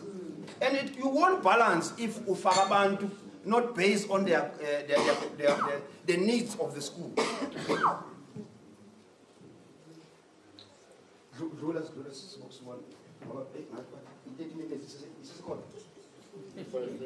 Teaching learner-centered, lesson plan, learner-centered colleagues, learn their cell phones. Hey, that's not a choice.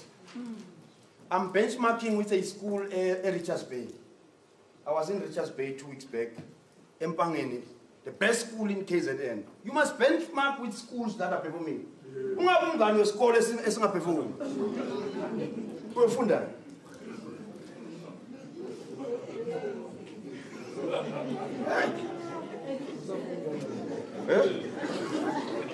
Angisho ukuthi Mpumalanga siperform yabona manje. Angisho njalo. Ngithi benchmark nesikolo esise KZN Impangeni High. Mpangeni High, the principal I think is this Zwane, who's winning ama choral national. Yes. I went to that school. Man, the school is here, man. Black excellence. Yes. Black excellence. Clean. It was on a Saturday.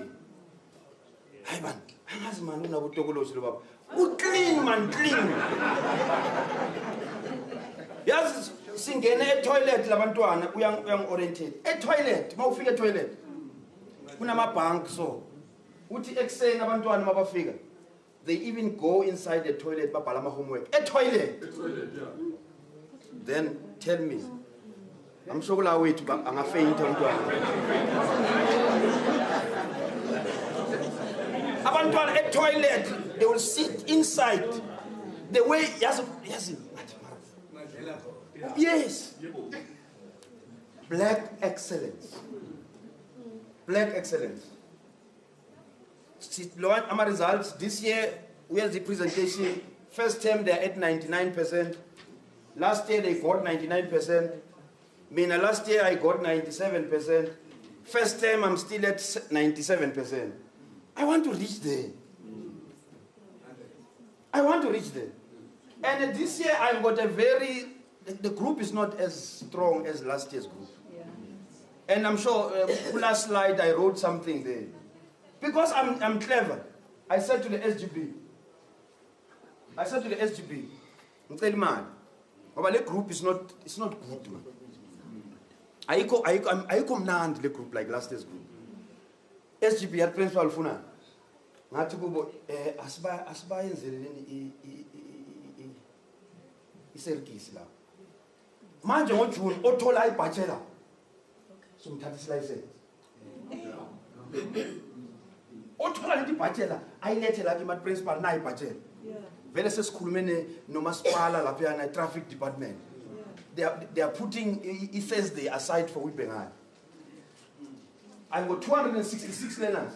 Mtebantwana bami, 266 of you unganinika ibachelor manje ngoJune. Oh, when we open a bachelor in December, and driver's license.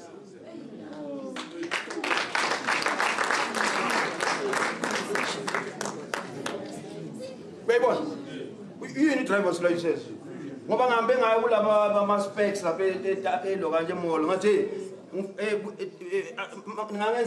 but I principal man patala 50 rand. Boba tester 50 rand. Who's another paper I'm tasting?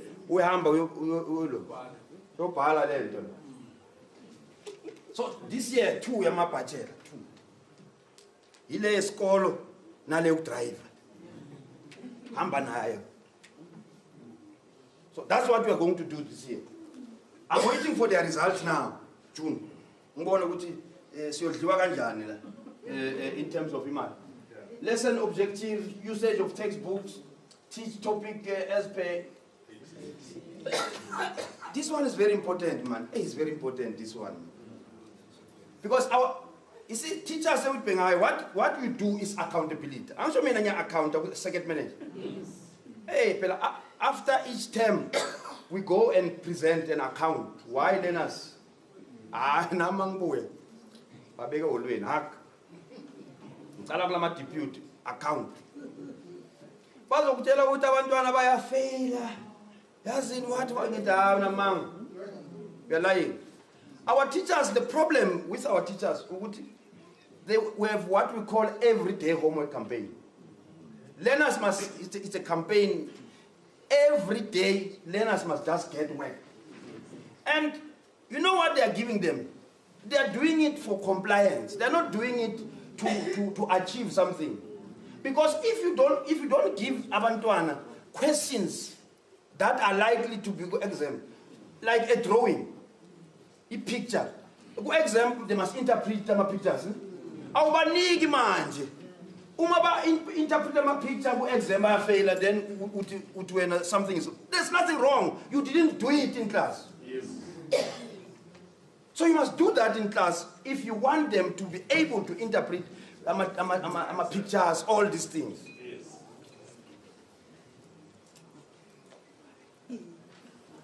Yes. As one and in terms of reporting, I believe in EBR, evidence-based reporting.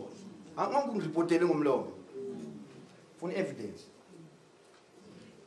Evidence-based reporting, baseline results analysis, I spoke about that. Time on task, task on time, time management, I spoke about those ones. Risk management, I'm about to finish. Risk management, you must also plan. You must also principal, you must also plan risk. Natural disasters, community protest. And to avoid some of the natural disasters, I've got the e-police. E-police is reverse parking. As park is normal. It's a reverse parking. Because in reverse parking, if you want to get some border petty park, you can be able to put in pool, you know, get a shaisa.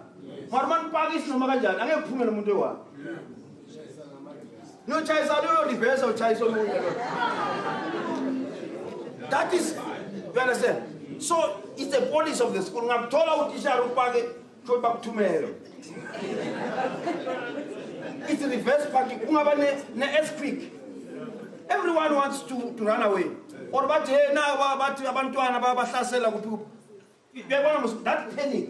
You must also think about such things, risks. Community protests. Budget time. Community protests, they just erupt any budget that let's go. So that if we quiet community, push, because that time is coming. Disengagement and labor unrest, food poisoning, poor learner performance, thefts of tables during learner camps, blah, blah, blah. You will read, eh? The last slide, yeah. Dar.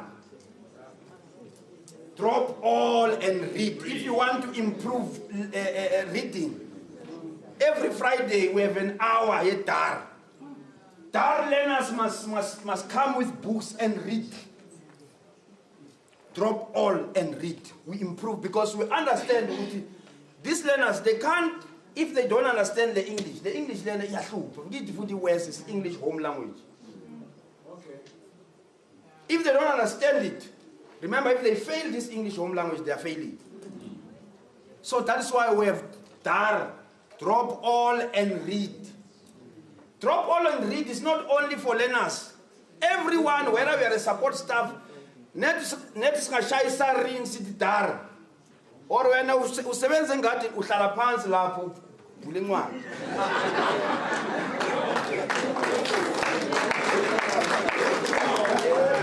Usebenza ngathi usebenza mina ngiyaphatha ngiyacheka ukuthi amso sithe sihlala phansi yafunda. noma usebenza engadini emablomeni ukhulumisa labantwana ngisho nge-English. Hey, so nawe funda dara. Drop all. Kanti masithi drop all. Asithi oniselayo akaqhubeka. Vala impompi. Mina ngihamba ngiyafunda la.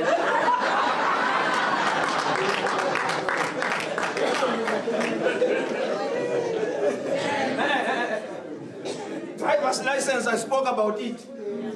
Learner discipline. Oh, you're not spying that. I'm filming man. Yeah. Farewell function.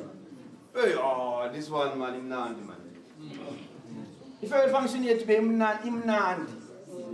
Yes, imnandi that. See now, I don't allow Bantuana to come with their boyfriends and girlfriends. I'm sure of grade 8. Based on Abazal. So why must I hand over this to the boyfriend and girlfriends? I'm going to hand over to their parents. And I'm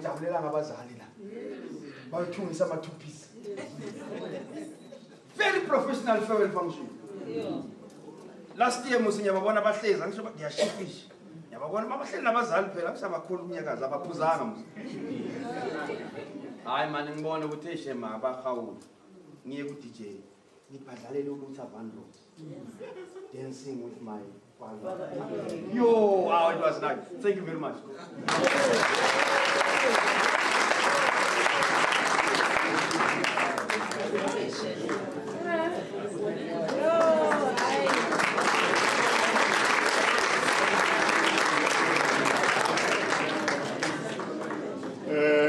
Unfortunately, the mics are dead. All the mics are dead. We can't do anything. What we are going to do now, Oskin is here, you will engage with him. I'm not going to allow you to ask questions. The mics are dead. And they can't hear us on the online. So that's why I'm coming to stand here so that it can be better. Now, they're dead, we sit down. So provincial secretary is now going to deal with announcements. Then after that, so we are closing now. Then we will start tomorrow at 9 in the morning. But now, the provincial secretary must use the short voice, and so that everybody can hear. The mics are dead. Even if you can go offline, my crew, we are fine now. Yeah. Sako, you must use shop steward voice. The mics are